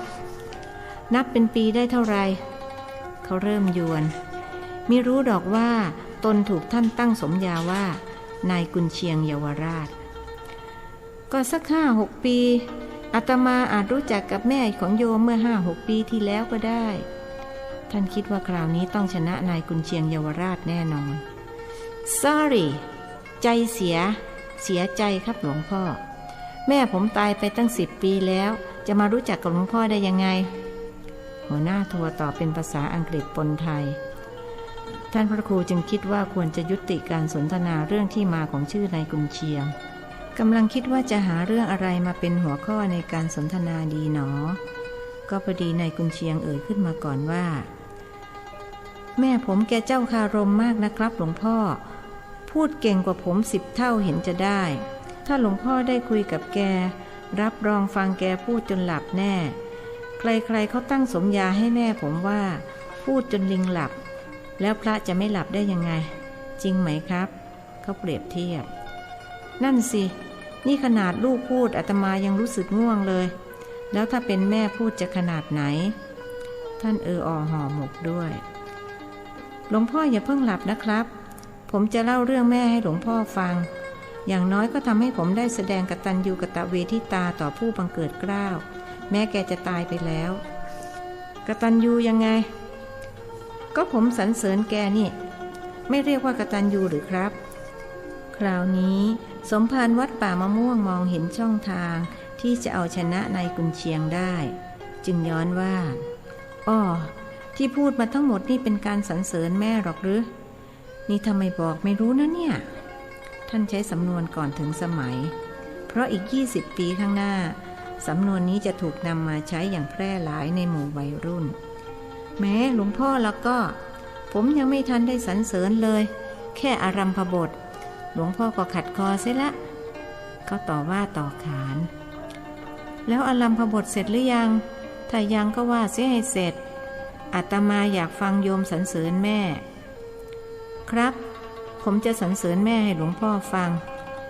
แม่ผมเป็นผู้หญิงเก่งที่สุดในโลกดีที่สุดในโลก อดทนที่สุดในโลกแล้วก็ฉลาดที่สุดในโลกโอ้โหแล้วจะไม่เหลือให้แม่คนอื่นบ้างเลยหรือโยมแม่ของอาตมาก็เก่งที่สุดในโลกเหมือนกันนี่นาเจ้าอาวาสวัดป่ามะม่วงขัดขึ้นผมหมายความว่าในความคิดของผมนะครับส่วนในความคิดของหลวงพ่อโยมแม่ก็เก่งที่สุดในโลกแม่ของใครก็ของคนนั้นจะได้ไม่ต้องเถียงกันดีไหมครับก็คงจะดีเอาละแล้วยังไงอีกคือถ้าแม่ไม่มีคุณสมบัติที่กล่าวมาคงเลี้ยงผมให้เป็นผู้เป็นคนไม่ได้อย่างนี้แม่เป็นคนจีนแท้ได้กับพ่อซึ่งเป็นคนไทยแท้อาม่าอากงรังเกียจคนไทยบอกว่าขี้เกียจแล้วก็เจ้าสำอางทำอะไรไม่เป็นเลยไล่แม่ออกจากบ้านแม่ก็ไปอยู่กับพ่อแล้วพ่อก็เป็นอย่างที่อาม่าอากงปรามาสคือไม่ทำอะไรเลยให้แม่หาเลี้ยงพอแม่มีผมแม่เลยต้องทำงานหนักเป็น2 เท่าคือต้องหาเลี้ยงทั้งลูกทั้งผัวพ่อนอกจากไม่ทำงานแล้วยังดื่มเหล้าเล่นการพนันแม่เลยตัดสินใจเลิกกับพ่อแต่พ่อเขาไม่ยอมเลิกเรียกว่าขับไม่หนีตีไม่ไปแม่ก็ไม่รู้จะทำยังไงพอดีมีหลวงตามาบิณฑบาตหน้าบ้านทุกวันแม่ก็ใส่บาตรทุกวันท่านเห็นแม่หน้าตาหมองคล้ำคงรู้ว่ามีความทุกข์ท่านจึงสอนให้แม่สวดคาถาชนะมารแม่ก็สวดทุกวันแล้ววันหนึ่งแม่ก็ชนะมารเพราะพ่อเมาตกคลองมหานาคตายพวกชาวบ้านเขาดีใจกับแม่ใหญ่เลย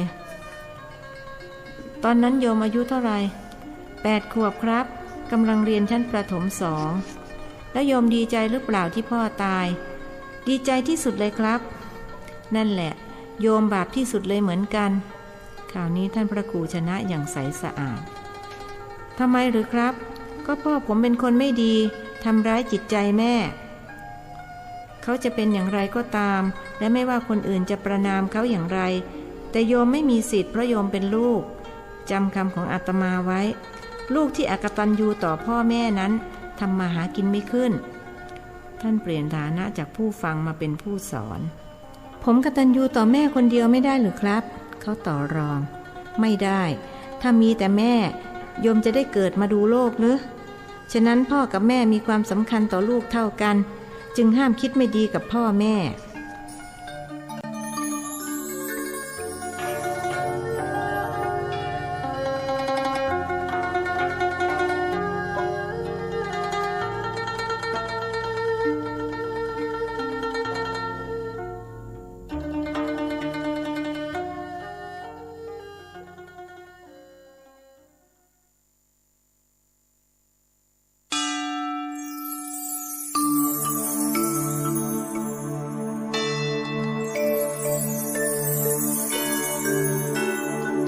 บทที่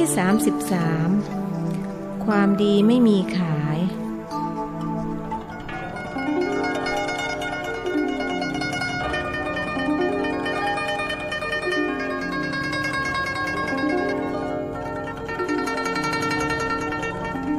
้อยคำของท่านพระครูกระทบใจนายกุนเชียงอย่างแรง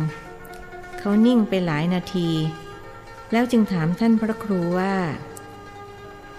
ผมจะขอขมาพ่อได้ไหมครับฟังท่านพูดแล้วผมไม่สบายใจเลย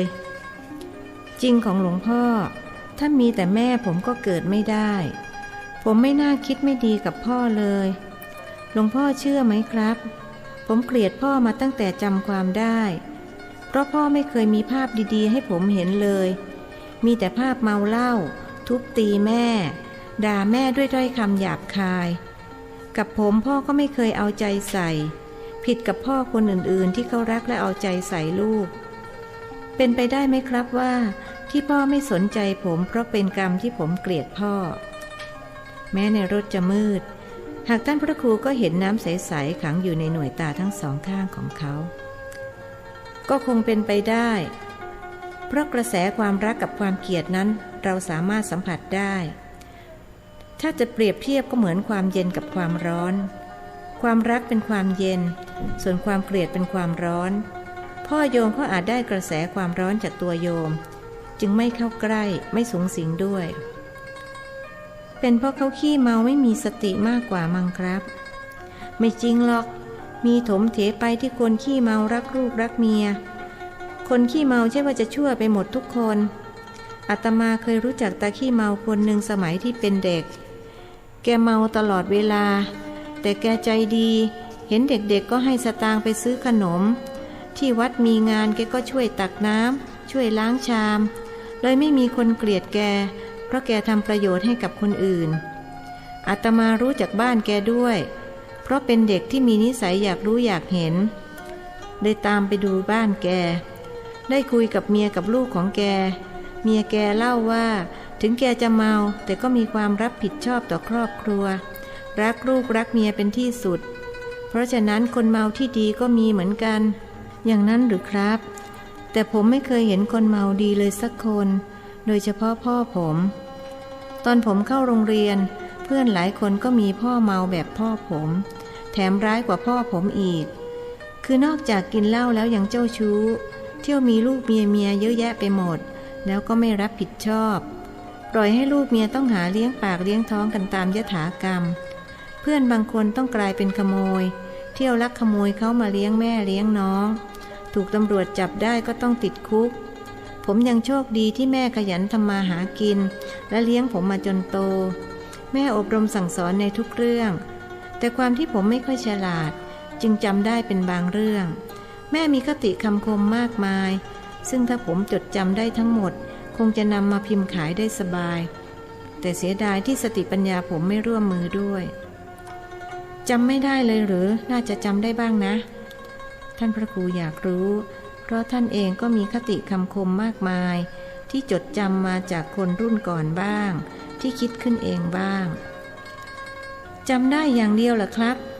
แม่พร่ำสอนผมให้เป็นคนดีแม่บอกว่าจะรวยจะจนไม่สำคัญ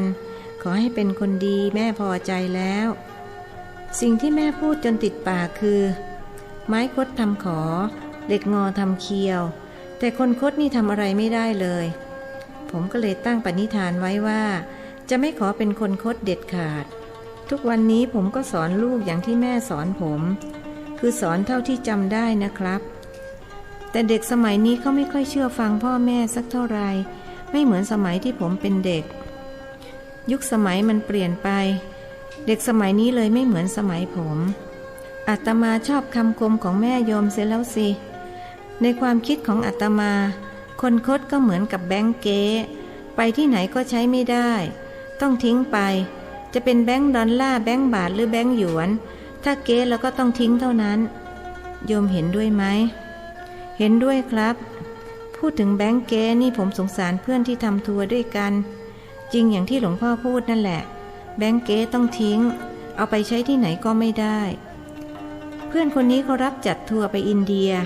ซึ่งจะมีพระไปมากผมต้องขอโทษนะครับผมไม่ได้ว่าพระแต่เหตุการณ์ที่เกิดขึ้นทำให้ผมมีทัศนคติที่ไม่ดีต่อพระอยู่นานเหมือนกันคือมีพระรูปหนึ่งแกไปทัวร์กับเพื่อนผมขอเรียกว่าแกนะครับไม่ขอเรียกว่าท่านทัวร์นี้ก็มีผู้หญิงไปเป็นส่วนใหญ่แกก็เป็นหัวหน้ามาจ้างเพื่อนผมให้นำไปโดยจ่ายเงินเป็นดอลลาร์พอถึงพุทธคยาเพื่อนผมก็นำดอลลาร์ไปแลกเป็นรูปีปรากฏว่าเป็นดอลลาร์ปลอมเลยบอกให้แกรู้แกก็ไม่ยอมรับผิดเพื่อนผมเลยไปขอให้พระวัดไทยมาช่วยพูดพระท่านก็บอกว่าถ้าไม่รับก็ต้องติดคุกอยู่ในประเทศอินเดียเพราะมีพยานหลายคนรู้เห็นว่าเป็นเงินของแกก็บอกว่าวันรุ่งขึ้นจะนำเงินจริงมาแลกคืนพอวันรุ่งขึ้นแกหนีไปแล้วไปกับผู้หญิงที่มากับทัวร์เห็นเขาว่าคือเมียแกนั่นแหละไม่ไปเปล่าแต่เอาพาสปอร์ตของคนอื่นๆไปด้วยเพื่อนผมจึงพาลูกทัวร์ไปขอความช่วยเหลือจากสถานทูตไทยให้ช่วยส่งลูกทัวร์กลับตั้งแต่นั้นมาเขาเลยไม่รับจัดทัวร์ให้พระอีกเลยอาตมาไม่เรียกคนคนนี้ว่าพระเขาเป็นมารศาสนาปลอมเป็นพระมาเพื่อทำลายพระศาสนาน่าสงสารมากเขาจะต้องได้รับกรรมอย่างหนักทุกวันนี้มารศาสนามีมากเหลือเกินหลวงพ่อครับผมพอจะมีทางขอขมาลาโทษพ่อได้หรือเปล่าครับค คนที่ตายไปแล้วเราจะขอโทษเขาได้หรือเปล่านายกุนเชียงวกกลับมาถามเรื่องที่ยังค้างคาใจถ้าโยมตั้งใจจะทำจริงก็สามารถทำได้แต่ก็ต้องใช้ความพยายามและความอดทนมากแล้วต้องเสียเงินเท่าไหร่ครับไม่ต้องเสียเงินเสียเวลาแค่7 วันเท่านั้นตั้ง7 วันเชียวหรือครับแค่7 วันเท่านั้นไม่ใช่ตั้ง7 วันท่านพระครูย้ำเปลี่ยนเป็นเสียเงินแทนไม่ได้หรือครับเวลาของผมเป็นเงินเป็นทองขอแลกเป็นเงินนะครับเขาต่อรองตามนิสัยนักธุรกิจโยมกุนเชียงสมภารวัดป่ามะม่วงเรียกชื่อเขาด้วยเสียงหนักๆแล้วพูดต่อด้วยเสียงปกติว่าจริงอยู่เงินทองซื้อของที่ต้องใจได้มากมายหลายชนิดแต่ซื้อความดีไม่ได้โยมจะมาขอขมาพ่อได้ก็ต้องสร้างความดีหนีความชั่วไม่ใช่ด้วยการซื้อขายจำไว้ว่าความดีไม่มีขายอยากได้ต้องสร้างเองถ้าความดีมีขายคนก็ดีกันหมดแล้วจริงไหมจริงครับตกลงว่าผมต้องใช้เวลาสร้างความดีถึง7 วันใช่ไหมครับไม่ใช่แค่7 วันต้องสร้างความดีทุกวันแต่7 วันนั้นเพื่อเรียนรู้วิธีการเมื่อรู้วิธีแล้วต้องปฏิบัติทุกวันจะทำได้ไหมผมจะทำให้ได้ครับจะได้หมดเวรหมดกรรมที่ทำไว้กับพ่อการที่ผมเกลียดพ่อเป็นกรรมหนักใช่ไหมครับก็เกือบหนักนั่นแหละกรรมหนักจริงๆก็คือฆ่าพ่อกรรมหนักที่พระพุทธองค์ตรัสไว้มี5 อย่างคือฆ่าแม่ฆ่าพ่อฆ่าพระอรหันต์ทำร้ายพระพุทธเจ้าจนพระโลหิตห่อขึ้นและทำสังฆเพศโยมเกลียดพ่อก็เหมือนกับฆ่าพ่อทางอ้อมเพราะกับทำร้ายจิตใจพ่ออาตมาถึงบอกว่าเกือบหนักแต่ไม่เป็นไรโยมใช้เวลา7 วันเพื่อเรียนรู้วิธีการขอขมาท่านมีวิธีเดียวที่จะทำได้ครับผมจะไปเรียนรู้จากหลวงพ่อเมื่อกลับถึงเมืองไทยแล้วหลวงพ่อโปรดเมตตารับผมไว้เป็นศิษย์ด้วยนะครับตกลง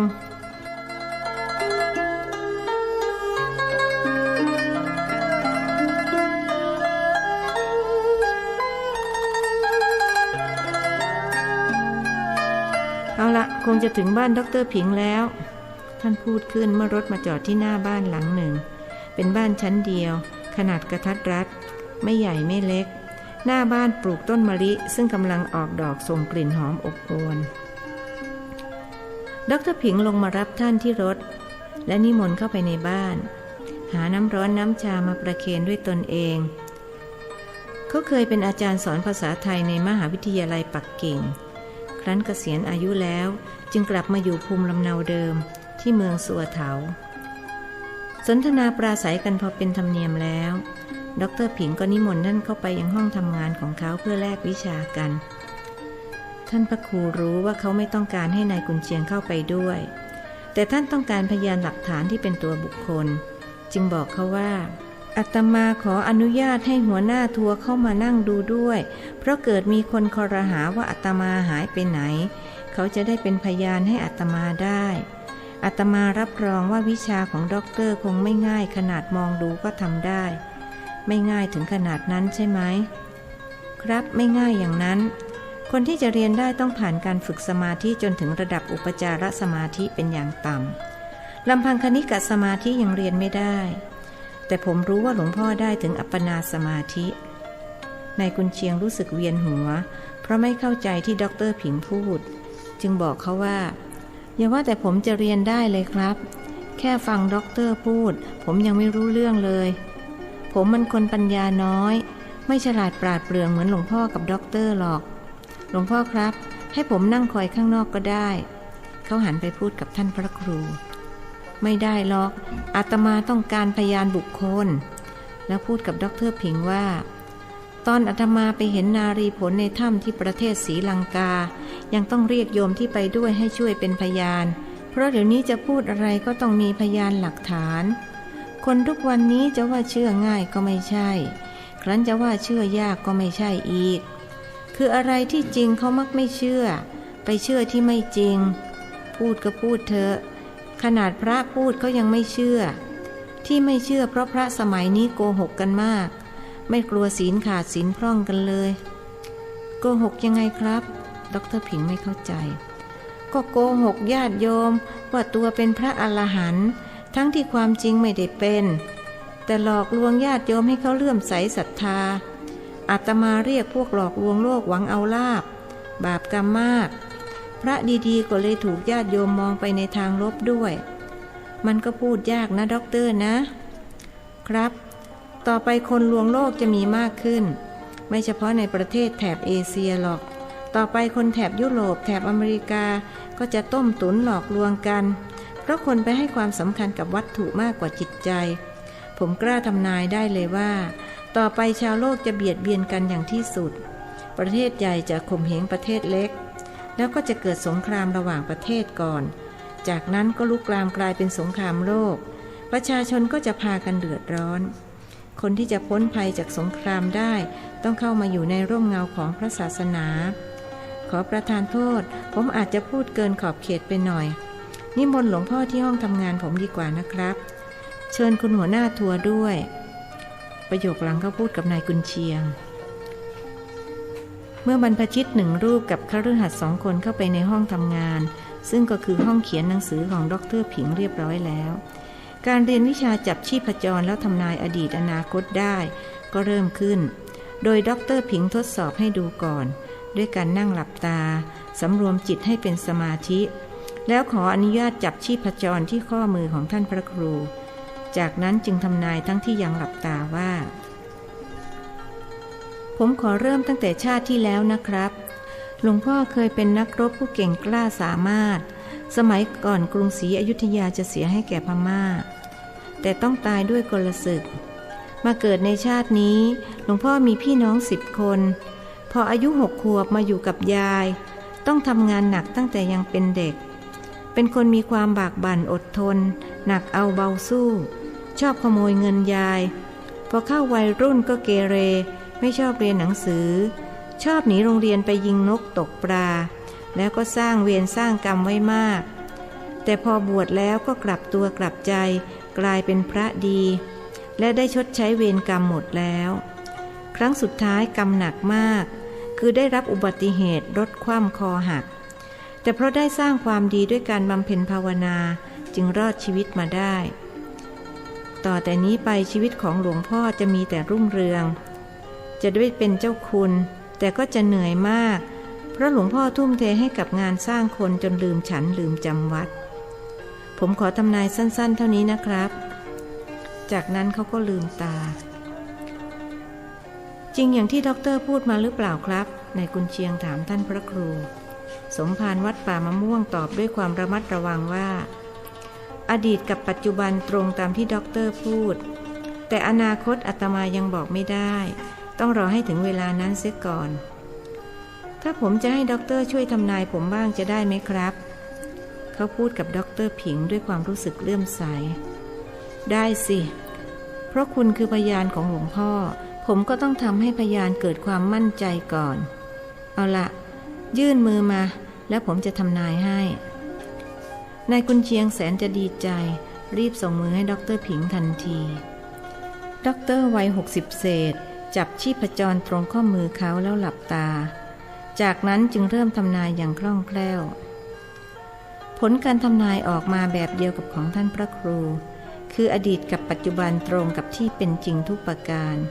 แต่อนาคตเขายังไม่รู้กระนั้นก็มั่นใจว่าจะต้องจริงดร.ผิงทำนายว่าลูกๆของเขาเป็นเด็กสมัยใหม่ไม่ค่อยเชื่อฟังพ่อแม่แต่พวกเขาก็จะเป็นผู้ใหญ่ที่ดีมีอนาคตและเป็นอติชาตบุตรคือลูกที่ดีกว่าเลิศกว่าพ่อแม่นายกุนเชียงรู้สึกปิติที่ได้ฟังการทำนายทายทักเกี่ยวกับลูกเขามั่นใจเต็มร้อยว่าลูกๆของเขาจะต้องเป็นอย่างที่ดร.ผิงทำนายทายทักท่านพระครูยอมรับว่าดร.ผิงมีความสามารถในการทำนายทายทักโดยการจับชีพจรนับว่าเป็นเรื่องที่คนธรรมดาสามัญทำไม่ได้แต่ท่านคงไม่มีความจำเป็นที่จะต้องเรียนวิชานี้เพราะท่านสามารถรู้อดีตอนาคตของคนได้โดยไม่ต้องจับชีพจรเพียงเห็นหน้าท่านก็รู้เพราะได้ผ่านการอบรมกายอบรมจิตอย่างยิ่งยวดมาแล้วดังนั้นเมื่อดร.ผิงจะถ่ายทอดวิชาให้ท่านจึงบอกเขาว่าอาตมารู้แล้วและคิดว่าคงทำได้ ขอบใจด็อกเตอร์ที่จะสอนให้ว่าแต่ว่าด็อกเตอร์อยากรู้ไหมว่าลมหายใจกลายเป็นตัวหนังสือได้อย่างไรอยากทราบครับแล้วถ่ายทอดให้คนอื่นได้หรือเปล่าครับได้ก็ใช้วิธีเดียวกับที่ด็อกเตอร์ใช้นี่แหละหรือครับถ้าอย่างนั้นผมไม่จำเป็นต้องเรียนก็ได้อาตมาก็คิดว่าไม่จำเป็นต้องเรียนในอนาคตตัวหนังสือจะข้ามประเทศได้ท่านเชื่อหรือเปล่าเป็นยังไงครับผมไม่เข้าใจสมภารวัดป่ามะม่วงจึงอธิบายว่าคืออย่างนี้สมมุติว่าอาตมาเขียนหนังสืออยู่ในเมืองไทยแต่ตัวหนังสือมาปรากฏที่เมืองจีนหรือเมืองอื่นได้ด็อกเตอร์คอยดูไปก็แล้วกันว่าจะเป็นเช่นนั้นจริงหรือไม่เอาละนี่ก็ดึกมากแล้วอาตมาเห็นจะต้องขอลาท่านเตรียมจะลุกขึ้นแต่ว่าด็อกเตอร์ผิงนิมนต์ให้อยู่ก่อนผมขอเรียนถามหลวงพ่อคำถามเดียวเท่านั้นเป็นคำถามที่ผมไม่สามารถหาคำตอบได้ผมมั่นใจว่าหลวงพ่อต้องทราบกรุณาตอบผมด้วยนะครับผมอยากรู้จริงๆด็อกเตอร์อยากรู้อะไรหรือคือผมอยากรู้ว่าเมื่อไรประเทศของผมจะพ้นไปจากการปกครองแบบคอมมิวนิสต์ผมอึดอัดเต็มทีแล้วครับผมอยากเห็นประเทศมีการปกครองในระบอบประชาธิปไตยเหมือนอย่างประเทศของท่านอย่างน้อยผมก็จะได้นอนตายตาหลับหน้าตาที่เบิกบานเมื่อครู่เปลี่ยนเป็นเศร้าส้อยอีกไม่เกิน20 ปีลัทธิคอมมิวนิสต์ก็จะถึงจุดจบไม่มีอะไรที่จะอยู่คู่โลกไปชั่วนิรันดร์เพราะโลกเองก็ยังต้องมีวันสิ้นสลายมันเป็นไปตามหลักของไตรลักษณ์ด็อกเตอร์ไม่ต้องคิดมากทำใจให้สบายและยอมรับความเปลี่ยนแปลงที่จะเกิดขึ้นในอนาคตอย่าได้ยึดติดถือมั่นเพราะการกระทำเช่นนั้นรังแต่จะให้เกิดทุกข์ท่านให้สติคนเป็นด็อกเตอร์จริงอย่างที่ท่านพูดผมยังเป็นปุถุชนเต็มตัวนะครับหลวงพ่อเลยออกจะยึดติดถือมั่นเกินไปหน่อยฟังหลวงพ่อพูดแล้วผมก็สบายใจขึ้นเห็นจะต้องปล่อยวางให้มากกว่านี้จะได้ไม่ทุกข์มากความทุกข์เกิดจากการยึดติดถือมั่นนะครับหลวงพ่อถ้าเราไม่ยึดก็ไม่ทุกข์ถูกแล้วพระพุทธองค์ตรัสสอนว่าความเข้าไปยึดมั่นในขันธ์ห้าเป็นทุกข์ถ้ายึดมากก็ทุกข์มากผมเข้าใจแล้วครับสิ่งที่พระพุทธองค์ทรงสอนล้วนเป็นสัจธรรมสามารถพิสูจน์ได้ด้วยการปฏิบัติผมเห็นจะต้องเร่งปฏิบัติให้มากกว่านี้ต้องขอบคุณหลวงพ่อเป็นอย่างสูงที่ชี้ทางสว่างให้กับผม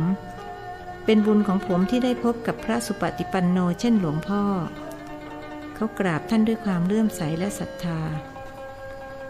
ถ้าเช่นนั้นอาตมาเห็นจะต้องลาขอให้ด็อกเตอร์จงเจริญรุ่งเรืองในธรรมยิ่งขึ้นไป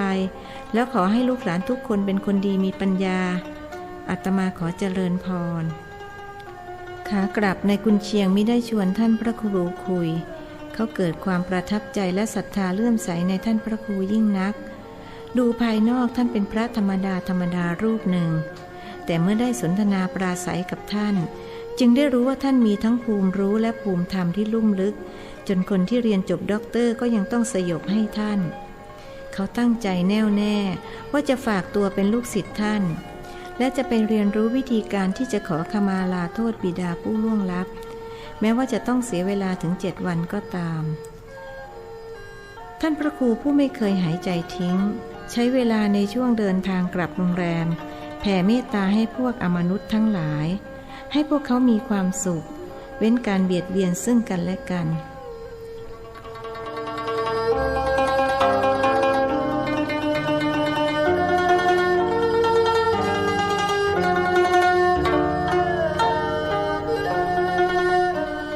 ถึงโรงแรมท่านพระครูให้เงินคนขับไป50 หยวนเป็นการขอบคุณเขาคนขับดีใจเป็นที่สุดเพราะเงินที่ท่านพระครูให้นั้นมากกว่าค่าจ้างที่ดร.ผิงจ้างมาเงินจำนวนนี้มีความหมายต่อครอบครัวของเขายิ่งนักเกือบ20 ปีที่ขับรถรับจ้างมาเพิ่งจะโชคดีวันนี้เป็นวันแรกและคงจะโชคดีในวันต่อๆไปพระรูปนั้นท่านใจดีเหลือเกินขอให้ท่านอายุยืนอยู่ต่อไปนานๆเถิดนายกุนเชียงไปส่งท่านพระครูถึงห้องพัก จากนั้นจึงเดินไปยังห้องพักของตนอาบน้ำอาบท่าเตรียมตัวนอนไม่ลืมที่จะสวดมนต์ไหว้พระและแผ่เมตตาไปให้มารดาผู้ล่วงลับ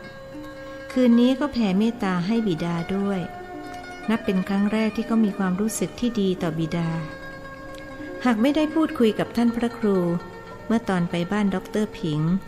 เขาก็คงยังเกลียดบิดาอยู่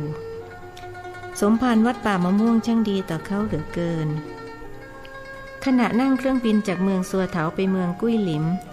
ท่านพระครูรู้สึกแปลกใจที่บรรดาสจ๊วตและแอร์โฮสเตสซึ่งให้บริการผู้โดยสารอยู่นั้นอยู่ๆก็ศีรษะหายไปทีละคน2 คนกระทั่งหายไปหมดทุกคนเป็นเรื่องที่แปลกมากสำหรับท่านจะว่าตาฝาดก็คงไม่ใช่ท่านจึงบริกรรมว่าสัมปติจฉามิเพื่อต่อหัวให้พวกเขาบริกรรมอยู่ประมาณ5 นาทีภาพที่เห็นก็ยังเหมือนเดิมจึงกำหนดเห็นหนอเพื่อจะตรวจสอบว่าเกิดอะไรขึ้นเห็นหนอรายงานว่าพรุ่งนี้เครื่องบินลำนี้จะตกสจ๊วตและแอร์โฮสเตสรวมทั้งกัปตันและนักบินจะพากันตายพร้อมกับผู้โดยสารอีก100 กว่าคนเป็นกรรมของพวกเขาที่ทำร่วมกันมาท่านช่วยอะไรไม่ได้คิดดังนี้แล้วท่านรู้สึกสังเวชใจจึงพูดกับนายกุนเชียงซึ่งนั่งติดกับท่านว่าโยมดูพวกสจ๊วตและแอร์โฮสเตสเหล่านี้สิพวกเขาอายุยังน้อยหน้าตาก็หล่อก็สวยกันทุกคนแต่น่าเสียดายที่พรุ่งนี้พวกเขาจะต้องตายเพราะเครื่องบินตกนายกุนเชียงมองหน้าแอร์โฮสเตสสาวที่หน้าขาวใสเหมือนไข่มุกเกิดความสงสารเสียเต็มประดาจึงบอกให้ท่านพระครูช่วยพวกเขาด้วยช่วยไม่ได้มันเป็นกฎแห่งกรรมที่พวกเขาทำร่วมกันมาสมภารวัดป่ามะม่วงพูดเสียงหนักแน่น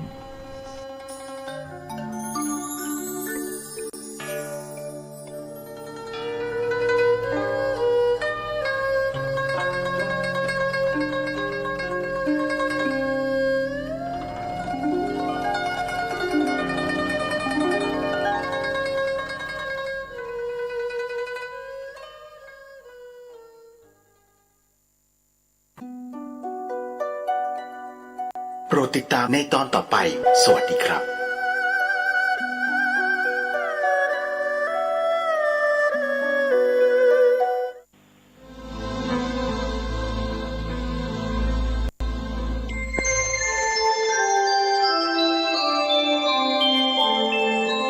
ขณะนี้ท่านกำลังฟังสถานีวิทยุกระจายเสียงพระพุทธศาสนา FM 104.5 เมกะเฮิรตซ์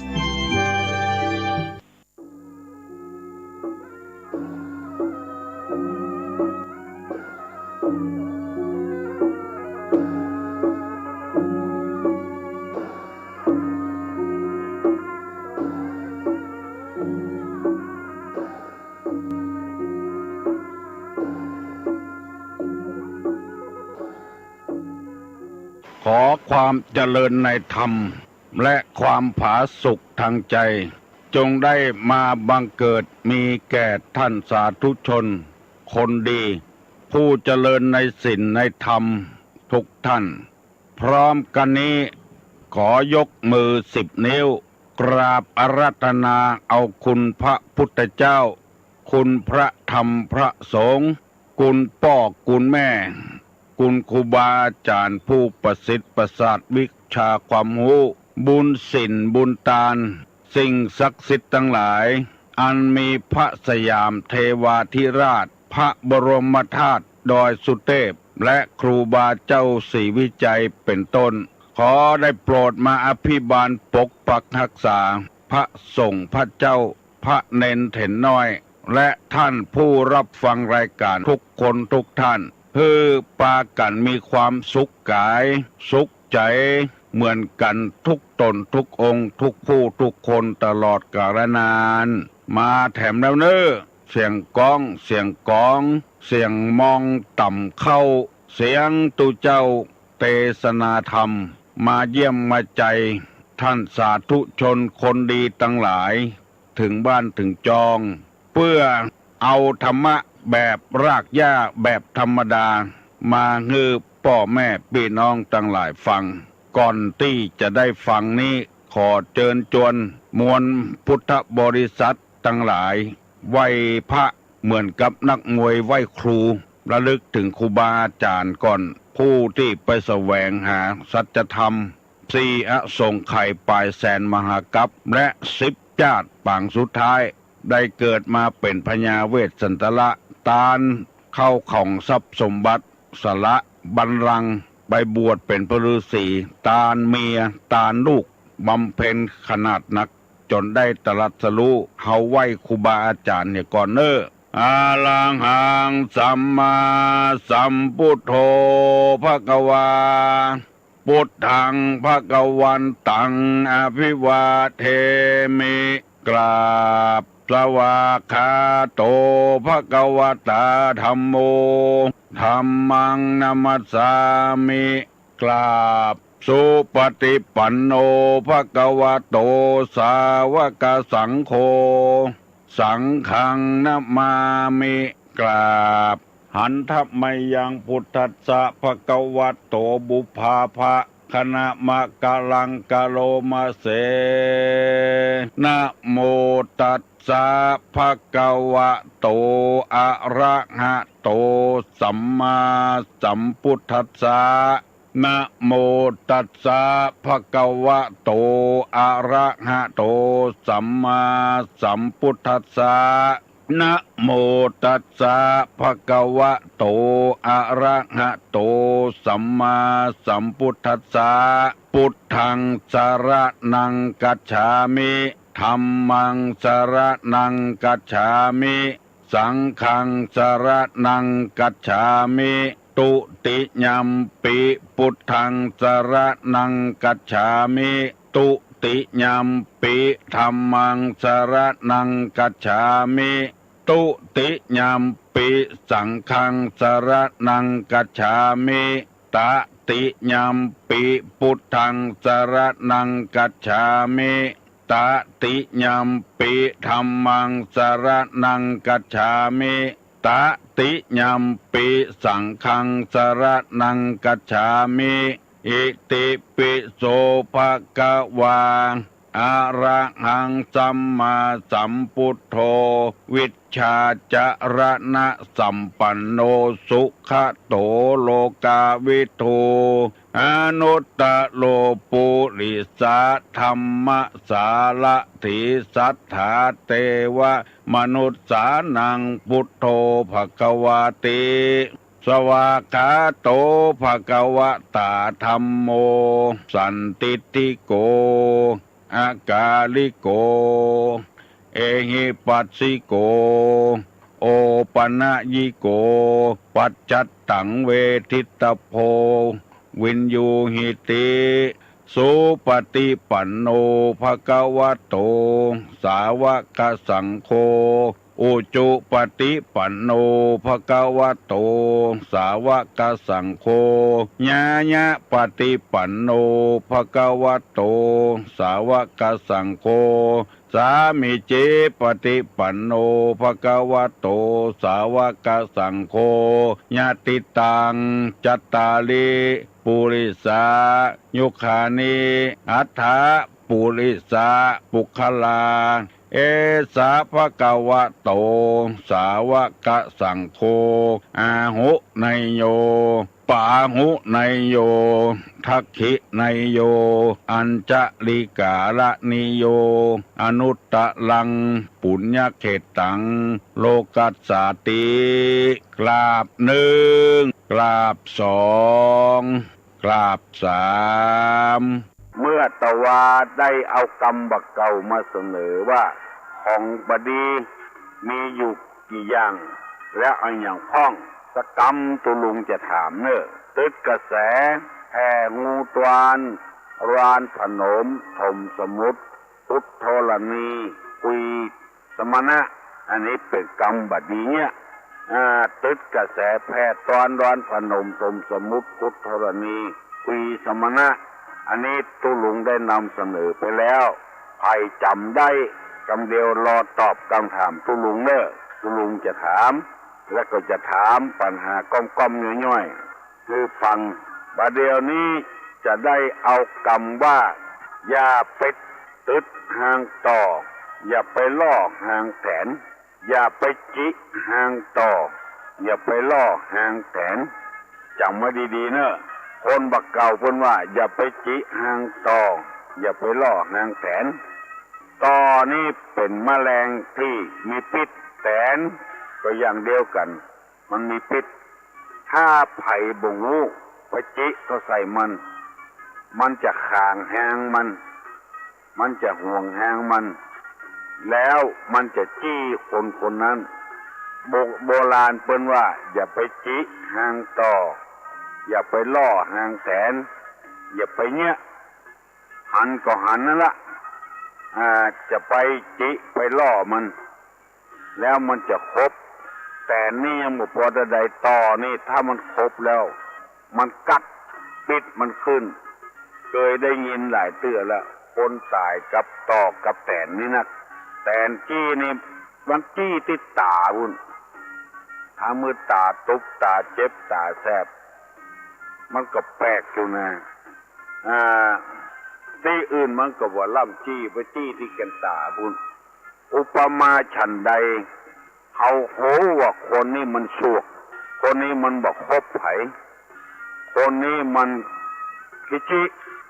บ่หุมกินบ่หุมตาลจิบาดจิแหงเฮาจะไปล่อมันจะไปจิมันปล่อยมันอยู่ตามหน้าที่ของมันนั่นเถอะเพราะมันห่วงมันขังลูกสาวเปิ้นงามเปิ้นขางลูกสาวเปิ้นอย่าไปจิอย่าไปจี้อย่าว่าแค่ได้ลำไปถ้าจิถ้าจี้เอาเรื่องแล้วเป็นพิษเป็นภัยกับตัวเองก็ใจนี้เป็นฝ่ายที่ต้องคุ้มครองดูแลไม่ยิงปกปักรักษาไม่ยิงจะว่าเป็นฝ่ายได้เปรียบก็ได้เปรียบเมื่อเอาความเป็นเปรียบของเฮานะไปล่อไปเล่นลูกสาวเปิ้นกำเดียวโดนข้อหาพรากผู้เยาว์ข้อหาข่มขืนไปติดคอกบ่ได้อย่าไปใกล้ไปก่ายมันเมื่อเจ้าของมันคือพ่อคือแม่เปิ้นขางลูกเปิ้นขางก็จ้างบ่ขางก็จ้างอย่าไปตามใจของตัณหากิเลสเนี่ยมันจะเดือดร้อนของใจไม่สอยราคาแพงถ้ามันสูญมันหายไปเขาก็เสียดาย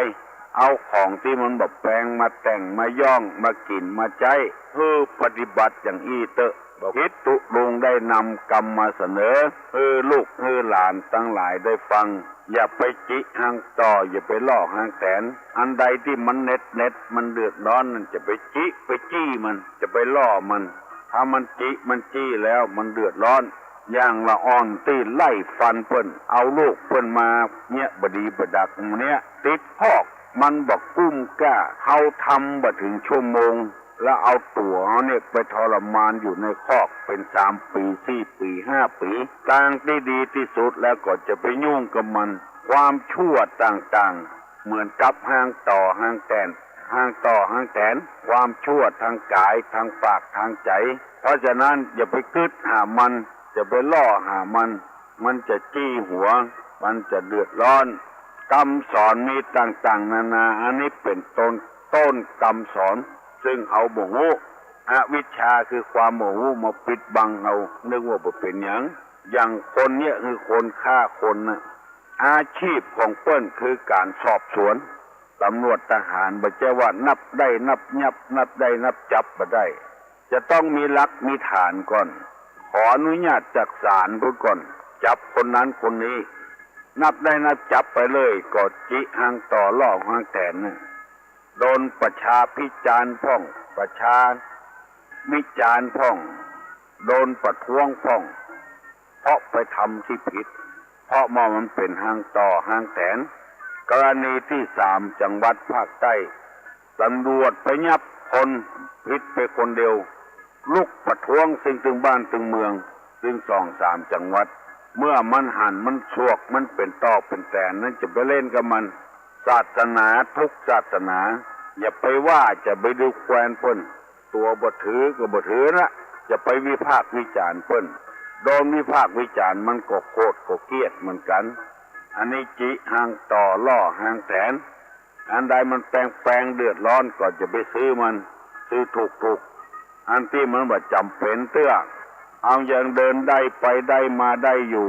ก็อยู่อย่างนั้นก่อนฟังซื้อเตื้อรถเปิ้นมีเรื่องเฮาเปิ้นยังบ่ซื้อมีฮิริความละอาแก่ใจโอตตะปะความเก่งขัวบางรายซื้อมาแล้วบ่ได้ใจขายก็ขายได้กำไรก็บ่ได้ขายผู้ตื่นเอาตื่นนั้นเก็บไว้ฝากเงินทุนของบ้านก็ได้เดือนไหนเพิ่นถึงฮื้อดอกเบี้ยทำก่อนเอาดอกเบี้ยมาใจเอาต้นทุนมันไว้หั่นก็ยังดีกว่าเอาไปซื้อรถน้ำมันก็ได้เสี่ยงภาษีก็ได้เสี่ยงอันนี้พอเอาไปจิหางต่อไปล่อหางแตนมันปิดมันมีมันอย่างมีหั่นหลายอย่างมันจี้ตาจี้เนื้อจี้ตัวดีบ่ดีก็จะตายกับมันเป็นหนี้เป็นสินก็เหมือนกันถ้าบ่จำเป็นก็บ่ถ้าเป็นหนี้เป็นสินไผเอาไปหอมไปเปาะยังจะดีกว่านี่เป็นหนี้อย่างหวยติดเคล็ดตั้งใต้ก็เป็นตั้งเหนือก็เป็นบ่มีเครดิตบ่มีอำนาจวาสนาแล้วอันนี้เพิ่นเฮาว่าจิหางต่อล่อหางแตนตุลุงนำมาเสนอไว้นี่เพื่อเตือนสติปัญญาของพี่น้องวงศาคณาญาติได้อยู่อย่างมีความสุขบานหวานใจบ่มีเจตนาจะไปว่าอย่างเจตนาอย่างเนี้ยมีความสุขเป็นคนดีว่านอนสอนง่ายใครได้ผัวที่ดีเพื่ออารีอบอ้อมใครได้เมียที่ดีประพฤติปฏิบัติบ่นอกยืดนอกพลอยบ่เอาใจไปลวนเดตังอื่นใครได้ตุเจ้าดีใครได้ศรัทธาดีอันอย่างใครได้ดีทั้งนั้นแต่แล้วความดีนี่มันเกิดจากที่ไหนบัดใจว่าคนดีนี่เกิดจากความร่ำรวยอย่างเดียวคนดีนี่เกิดจากมียศถาบรรดาศักดิ์เป็นนายนั้นนายนี้อย่างเดียวคนที่ต้องการของดีๆนั้นคือคนที่ยังมีกิเลสอยู่เนี่ยจะได้ผู้ใดของดีมีอย่างเดียวแต่อันคือมีศีลมีธรรมกรรมฐานมาว่าภัยสักคนมีกิริยามารยาทเรียบร้อยมีความงามก็เรียบร้อยต้องการทั้งนั้นแต่แล้วเอาทุกคนมาได้แสวงหาความดีและความดีจะย่อมจะบังเกิดขึ้นกับตัวเองอันอย่างทำมือเป็นคนดีในหลักพุทธศาสนาของเขาก็คือทำน้ำทำคำสอนบอกว่าจะเป็นศาสนาใดถ้าปฏิบัติอยู่ตามหลักของน้ำทำคำสอนแล้วผู้นั้นย่อมจะเป็นคนดีเพราะฉะนั้นผู้ลงจวนท่านผู้ฟังทั้งหลายฟังธรรมนำมาปฏิบัติเมื่อตัวเราดีแล้วคนอื่นไม่ต้องพูดถึงเเมื่อตัวเราดีแล้วคนอื่นก็ดีไปหมดเมื่อตัวเรายังบ่ดีคนอื่นก็พลอยเดือดร้อนไปหมดเพราะฉะนั้นตู้ลุงเห็นว่าเมื่อเราต้องการผู้ยังเป็นของดีหมดเราก็ต้องฟังธรรมปฏิบัติธรรมคือได้รู้แจ้งหันจริงแล้วเมื่อปฏิบัติธรรมถูกต้องแล้วความเดือดร้อนก็บ่เกิดขึ้นกับไผที่มันเดือดร้อนก็เพราะว่าคนบ่ปฏิบัติธรรมนั่นเองบ่เอาธรรมะมาใส่จิตใส่ใจนั่นเองเนี่ยตู้ลุงจึงเสนอผู้เจ้าเมื่อพี่น้องทั้งหลายได้ฟังเพื่อนำไปประพฤติปฏิบัติต้องการคนที่มีบุญ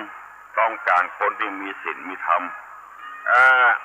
ได้นำเสนอเมื่อตะวานี้ว่าก็อปันนกปฏิภาณปทาคือการปฏิบัติประพฤติมีอยู่3อย่าง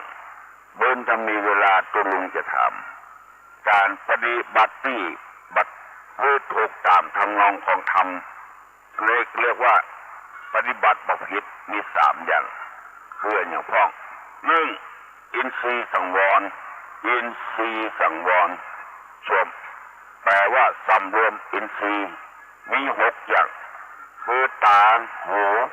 จมูกลิ้นกายใจอันนี้ว่าอินทรีย์6สำรวมการสำรวมนี่คือการมาไปตัวใจมันตาหันหูบ่ไปตัวใจมันว่าใครได้ ถ้าเอาไปโดยใจมันเดือดร้อนหันสะปะสะปุ้นไม่ยิงหันประจายหันไม่ยิงหรือว่าประจายไม่ยิงไปหันของเปิ้นให้ได้มาเป็นของตัวไปซื้อกับบุมีสตางค์ก็หาวิธีลักยกของเปิ้นหาวิธีกาของเถื่อนเพื่อจะได้ของที่เราต้องการนั้นมาเป็นของเราให้เอวให้แหวงเมื่อค่ำเมื่อคืนกินเอวมาได้เนี่ยการหนึ่งพวกนี้คือตาไปหันใส่ของที่เราต้องการเลยไปลักไปจกเป็นมาบางทีก็บุกเปิ้นตีเปิ้นอันเนี้ยเป็นทางที่ผิดทางนั้นคนที่ดีนี่เมื่อไปหันแล้วจะสำรวมเอาคือเมื่อเขาบ่มีก็บ่เป็นหยังมันไม่ได้ตายหรอกต้องสำรวมนี่ก็คือพยายามมันคือใครได้ไปพออันอื่นพูดถึงอันอื่นอันนี้เรียกว่าอินทรีย์ตานี่เป็นอินทรีย์มีความเป็นไงในการพอการหันสำรวมมันไว้มาให้ใครได้เพื่อนสองหูได้ฟังให้ฟังจนบดึกบดื่นบอกว่าเมื่อใดฟังเสียงเพลงข้ามมาก็ไปไปปิดเพลงมาสำรวมไว้หูดังดมกินน้ำหอมขวดใดก็ซื้อมาตาตัวเก่าเพราะหูดังไปประสบกินมาสำรวมบางทีพ่อแม่เป็นเอาไปหุงยาเสี่ยง30 บาทก็เดือดเราเอาไปซื้อของนั้นแปลงแสนแปลงก็บ่เดือดอันนี้ที่ทำมันทำมาถูกต้องถ้าทำถูกต้องก็สำรวมตาหูจมูกลิ้นกายใจมันนี่สำรวมมันไว้บัดถ้าไปตามใจมันอันนี้เรียกว่าอินทรีย์สังวรสำรวมอินทรีย์6จังเปิ้นก็จังนะจนเขาต้องกระใส่หันที่ไหนก็จะบุกจะฆ่าเปิ้นอันนี้ก็มาสำรวมเพราะฉะนั้นคนใดสำรวมได้คนนั้นปฏิบัติถูกต้องละคนใดบัดสำรวมนี่ก็คือปฏิบัติบ่ถูกต้องอัปปนกับปฏิปทาคือการปฏิบัติไม่ผิด3อย่าง1อินทรีย์สังวร2โภชเนมัตตัญญุตาโภชเนมัตตัญญุตารู้จักประมาณในการกินอาหารบ่นักบ่น้อยงอกบ่หายพอดีซื้อของมาใจก็บ่ต้องซื้อของถูกลงไปใจได้บ่เหมือนไปซื้อของแพงลงไปคำเดียวไปเอาหันเอานี่บังคับตัวเก่าจนพอไปลักไปจกของเพิ่นเอามากินมาใจไปกู้ไปยืมของเพิ่นดอกต่อดอกมาทุกข์ใจตัวเก่าเพราะนั้นจะต้องสำรวมไว้จะไปกินนักจะไปใจนักที่บ่กินก็อาตี้มันบาดจำเป็นก็บ่ต้องกินต้องใจรู้จักประมาณตัวเก่าคือล่องเสาะกู้เสาะยืมอย่างเพิ่นเพราะบ่รู้จักประมาณเป็นจึงว่าโภชเนมัตตัญญุตารู้จักประมาณในการกินอาหารมันนักน้อยประใดรู้จักประมาณเฮาตุกก็กินของฟุกใจของฟุกบ่ถูกล้ำไปบ่แปลงล้ำไปเมื่อบ่รู้จักประมาณแล้วก็เดือดร้อนถ้าเดือดร้อนตัวเองยังบ่พอไปเดือดร้อนคนอื่นทำแต่งหน้าน้อยตาน้อยไปกู้ไปยืมอย่างมื้อนี้เป็นต้นไปหลังมาเปิ้นทักเปิ้นทวงก็เดือดร้อนหรือเปิ้นว่าหรือเปิ้นแถมเพราะเฮาบ่รู้จักประมาณในการกินการใช้อันที่3เรียกว่าชาคะริยานุโยคคือประกอบความเพียรเพื่อชำระใจให้หมดจดไม่เห็นแก่การแก้วการนอนมากนักชาคะริยานุโยคประกอบความเพียรเพื่อจะชำระจิตใจให้หมดจดผ่องใสไม่เห็นจะนอนมากนักคือพยายามทำความเพียรบางคนนี่มาได้ฟังไผ่สอนเอาใจตัวเองว่านักก็บ่เอาเบาก็บ่สู้อันนี้คือลมจบที่ลุงนำเสนอคือพี่น้องทั้งหลายปากันปฏิบัติธรรมฟังและปฏิบัติธรรมเพราะถ้าใจบ่สู้แล้วก็กายก็บ่สู้ละพวกนี้เป็นต้นได้นำมาเสนอให้พี่น้องทั้งหลายพิจารณา1อินทรีย์สังวร2โภชเนมัตตัญญุตา3ชาคะริยานุโยค ไว้เก้าอี้ก่อน แล้วจะได้นำเอากรรมบะเก่าเป็นปริศนาธรรมมาเล่าให้พี่น้องผู้ฟังทั้งหลายได้ฟังแถมได้นำเอากรรมว่าอย่าไปจิหางต่ออย่าไปล่อหางแตนคือมีความหมายนั่นแหละของอันใดที่มันเป็นพิษเป็นภัยจะไปจี้มันจะไปล่อมันอย่างหางต่อกับหางแตนได้อธิบายให้ฟังแถมกรรมหนึ่งว่าจะไปจิหางต่อจะไปล่อหางแตนแถมกรรมว่าจะไปแงนพ่อตะวันเมื่อยามเตี้ยงเพราะตะวันเมื่อยามเตี้ยงนี่มันฮ้อนมันแก่มันจ้าถ้าไปแงนพ่อมันจะปวดตาเฮาทำมือตาแดงจะไปแงนพ่อปวดลำคอไปอันนี้เป็นข้ออุปมาอย่าไปจุจะไปจิหางต่อจะไปล่อหางแสนอย่าไปแงนพ่อตะวันเมื่อยามเตี้ยงแล้วก็ทำกรรมเนี่ยจะไปเงี่ยงหูฟังกำเล่าเพิ่นเล่าขวัญกันเพิ่นเล่าเพิ่นลือกันจะไปเงี่ยงหูฟังมันจะเอาใจใส่อันนี้เป็นมารยาทของคนไทยตะวันเมื่อกลางวันนี่มันฮ้อนมันแก่กล้าอันใดที่มันไร้สาระไร้ประโยชน์มันเป็นอันตรายแก่เฮาอย่าไปแงนพ่อตะวันเมื่อยามเตี้ยงจะไปเงี่ยงหูฟังเพิ่นเล่ากันมันเป็นเรื่องของเพิ่นไม่ใช่เรื่องของเฮาอันนี้ถ้าเฮาปฏิบัติได้ก็ชื่อว่าปฏิบัติที่ถูกต้องบ่ผิดอันใดที่มันล้ำความสามารถของเฮามันล้ำกำลังของเฮามีเงินทุนน้อยแล้วไปก้าของที่มีราคาแพงบางทีมันสุนไปเสียมันจะเสียอกเสียใจตัวบ่มีความรู้นักล้นเข้าไปเป็นหัวหน้าคนอันเนี้ยแงนพอตะวันไม่งามเตี้ยงเงี่ยงหูฟังกำเป็นเล่าขวัญกันให้หูตัวเก่าคนถ้าบ่หูตัวเก่าแล้วก็ช่วยยังไม่ได้ละเฮามีฐานะเท่าใดมีความรู้เท่าใดมีความสามารถเท่าใดต้องพิจารณาตัวเก่าให้ทำนอกมีบามีแหงจะไปเกินมันไปเกินเจ้าหมู่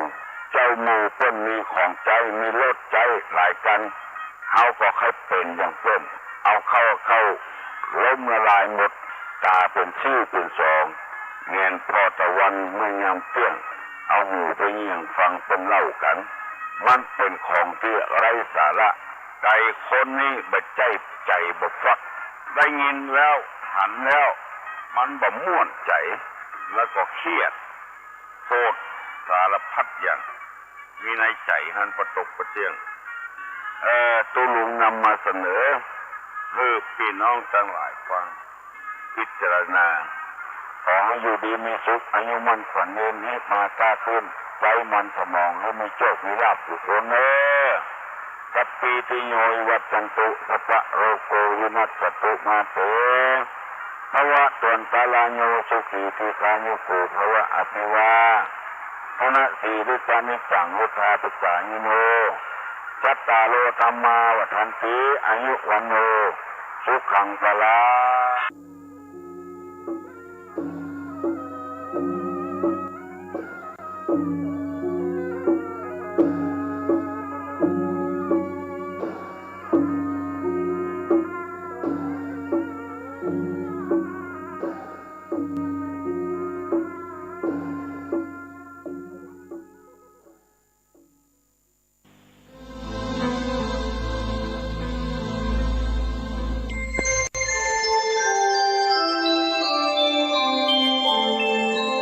ขณะนี้ท่านกำลังฟังสถานีวิทยุกระจายเสียงพระพุทธศาสนา FM 104.5 เมกะเฮิรตซ์ เหมือนคนเอาหลวงพ่อคูณโขกหัวได้ไม่ต้องไปนั่งสมาธิแหละหลวงพ่อคูณเป่าหัวเขกหัวอะไรอย่างเงี้ยก็คิดว่านั่นเป็นวัตถุมงคลเราจะนับถือยังไงก็ได้เพราะไม่มีใครบังคับเราแต่เราต้องเรียนรู้ เรามาบวชเราต้องเรียนรู้ว่าเราจะถืออย่างไรจึงจะถูกต้องที่จะไม่งมงายที่จะไม่ไหลลงเพราะว่าเรื่องมันเลยมาต้อง 2,500 ปีแล้วก็ไม่รู้ว่าใครจะถือกันอย่างไรกันมาบ้างแต่ในเมื่อเรามีประวัติอย่างนี้เราก็มาเล่ากันว่าการถือนั้นจะถูกต้องแค่ไหนเราเป็นผู้มีปัญญาก็เอาไว้พิจารณาว่าอะไรที่เราจะเอาไปใช้กับชีวิตประจำวันเราได้เมื่อเป็นอย่างนี้แล้วพุทธเจ้าก็ทรงดำริจะไปเทศโปรด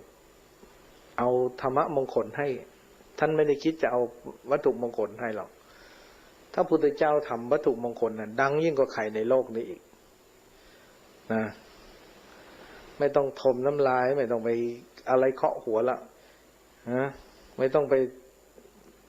เหยียบโน่นเหยียบนี่เพียงแต่พุทธเจ้าเพียง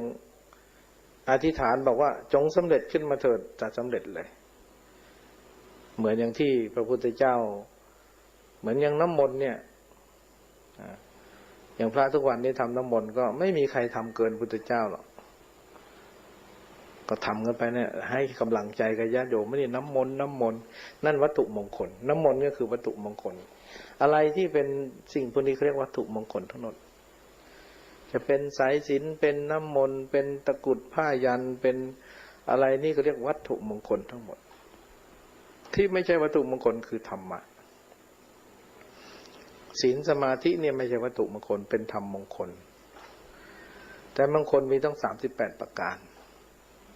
ที่คนจะใช้ได้เอาไปใช้กับชีวิตประจำวันได้ต้อง38ประการอะไรสักอย่างหนึ่งก็ถือว่าเป็นมงคลทั้งหมดมีทั้งเป็นวัตถุและไม่ใช่วัตถุแต่ที่พระพุทธเจ้ากล่าวไว้38ประการนั้นวัตถุก็เป็นบุคคลเท่านั้นเองอย่างเช่นบิดามารดาเลี้ยงบิดามารดาให้อยู่เย็นเป็นสุขเลี้ยงภรรยาและลูกหลานตัวเองให้อยู่เย็นเป็นสุขนั่นเป็นอุดมมงคลเป็นบุคคลมงคลหรือเป็นธรรมะมงคลก็ว่าได้เป็นการเกื้อกูลกันคบคนดีเป็นมงคลคบคนชั่วเป็นอวมงคลนั่นเป็นธรรมมงคลหรือเป็นบุคคลมงคลแต่ไม่ใช่วัตถุถ้าเป็นวัตถุอย่างเส้นผมนี่ถือว่าเป็นวัตถุนะอย่างสายศีลนี่ถือว่าวัตถุน้ำมนต์นี่ก็ถือวัตถุพระเล็กพระน้อยตะกรุดผ้ายันนี่ถือเป็นวัตถุมงคลทั้งหมดแต่ก็ถือว่าเป็นมงคลแต่ไม่ใช่ทางพ้นทุกข์ไม่ใช่ทางไปนิพพานแต่ทางที่พระเจ้าสอนเนี่ยเป็นธรรมมงคลแล้วพระองค์ก็เดินทางไปถามเขาบอกอาลาลดาบททุกขดาบทยังอยู่ไหมเขาอยู่ที่ป่าบอกตายเสร็จแล้วก็อายุท่านเยอะองค์นี้เข้าฌานสมาบัติได้พระเจ้าบอกชิบหายเสร็จแล้วร่างกายนี้ถ้าร่างกายนี้ไม่เสียหายซะพระองค์ไปพูดให้เป็นธรรมะมงคลให้รู้จักจิตแต่วิทยาหน่อยเดียวเนี่ยรู้ว่าให้อาราธดาบททุกขดาบทเนี่ยรู้จิตเห็นจิตของตัวเองลึกเข้าไปข้างในอย่าดูภายนอกอย่าเป็นอัตมันอย่าไปคิดว่ามันเที่ยงให้ดูความไม่เที่ยงนั้นรู้จิตว่าไม่เที่ยงคิดดีคิดชั่วสงบไม่สงบพอรู้จิตเห็นจิตแล้วจะเป็นจิตวิทยาที่รู้ซึ้งจิตตัวเองก็จะละกิเลสได้หรือว่าเห็นอนิจจังทุกขังอนัตตาในเรื่องรูปนามได้แต่ช้าไปองค์นั้นก็ตายไปเป็นอสัญญิสัตตภพไปเป็นผมลูกฟักพระพุทธเจ้าเทศไม่ได้ผมพวกนี้ผมนอกศาสนาพระเจ้าเทศจะไม่ฟังมันมีแต่รูปไม่มีอายตนะเป็นนั้นว่าต้องเสวยสุขอันนั้นไปจนถึงชั่วอายุของพรหมแล้วจึงจะตายแตกดับมาเกิดเป็นมนุษย์ใหม่หรือมาเป็นสัตว์อื่นใหม่จึงจะมามีอายตนะได้สมบูรณ์อีกแต่ถ้าพรหมที่ทำไปจากพระพุทธเจ้าทำตั้งแต่ปฐมฌานไปเรื่องของรูปนามพรหมพวกนี้จะเป็นธรรมเป็นพรหมของสัมมาทิฏฐิจะฟังธรรมพระพุทธเจ้ารู้เรื่องมีอายตนะพร้อมเข้าใจอายตนะไหม ไม่เข้าใจก็ต้องไปเปิดดูอายตนะแปลว่าอะไรนะอายตนะก็มีอะไรตาหูจมูกลิ้นกายใจนี่เรียกรวมเรียกว่าอายตนะอายตนะทั้งหกนะที่พูดรวมแล้วว่าคือมีสัมผัสทั้งหกก็เรียกอายตนะคนที่ไม่มีอายตนะก็คือเรียกว่าไม่มีหูตาจมูกที่สมบูรณ์ก็เรียกว่ามีแต่จิตก็ไม่รับรู้เงี้ยก็เรียกว่าเป็นแต่เพียงอุเบกขาอย่างเดียวอายตนะไม่ครบก็เรียกผมลูกฟักก็เหมือนกับลูกฟักไปเอาไปวางไว้ในกระสอบไปตั้งไว้เฉยๆมันไม่มีการเคลื่อนไหวเพราะไม่มีอายตนะถ้ามีอายตนะต้องมีการเคลื่อนไหวพรหมที่สำเร็จแบบสัมมาทิฏฐินั้นเป็นพรหมที่เคลื่อนไหวได้อุเบกขาแต่ว่ามีการเคลื่อนไหวมีอายตนะว่างั้นน่ะมีความรู้สึกนะมีความรู้สึกสุขทุกข์อุเบกขาได้ตอนนี้เมื่อพระพุทธเจ้ารู้อย่างนั้นแล้วก็รู้แล้วว่าเขาเดินทางไม่ถูกเขาไปติดวัตถุหรือเขาไปติดรูปภายนอกติดยึดจิตภายนอกจึงเป็นอย่างนั้นเขาเดินทางผิดแล้วก็เลยเป็นอย่างนั้น ตอนนี้พระเจ้าก็ทรงดำริต่อไปอีก200ไปโปรดปัญจวัคคีย์ทั้ง5ที่ไปสิปตนะมฤคทายวันนั้นหนีไปต้อง227กิโลหนีจากพุทธเจ้านะพอรู้พุทธเจ้าเนี่ยฉันข้าวก็รู้แล้วพุทธเจ้าเนี่ยมีกิเลสก็ไม่อยู่เลย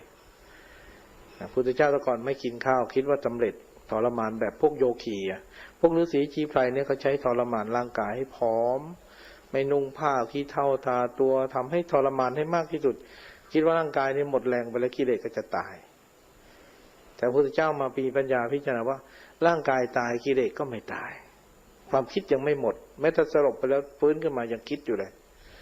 พระองค์ทรมานจนร่างกายเนี่ยผอมไม่ได้กินข้าวจะเอามือมาลูบขนนี่หลุดเลยรู้ว่า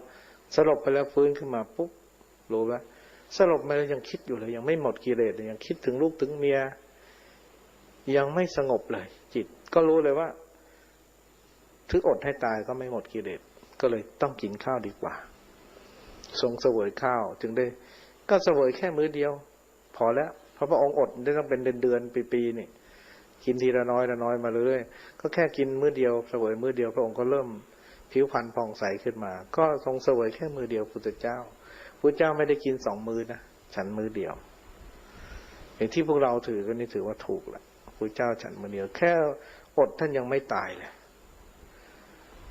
มื้อเดียวท่านก็สมบูรณ์ขึ้นได้แต่วันที่ท่านตรัสรู้ฉันเท่าไหร่49 คำที่นางสุชาดาให้เนี่ย49 คำถวายเนี่ย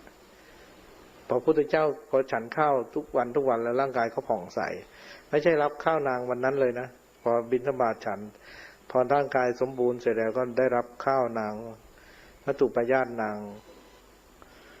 เป็นมื้อสุดเป็นมื้อเริ่มต้นที่ท่านจะเป็นพุทธเจ้าแล้วก็ทรงฉัน49 คำปั้นเท่าพอคำหนึ่ง49 ค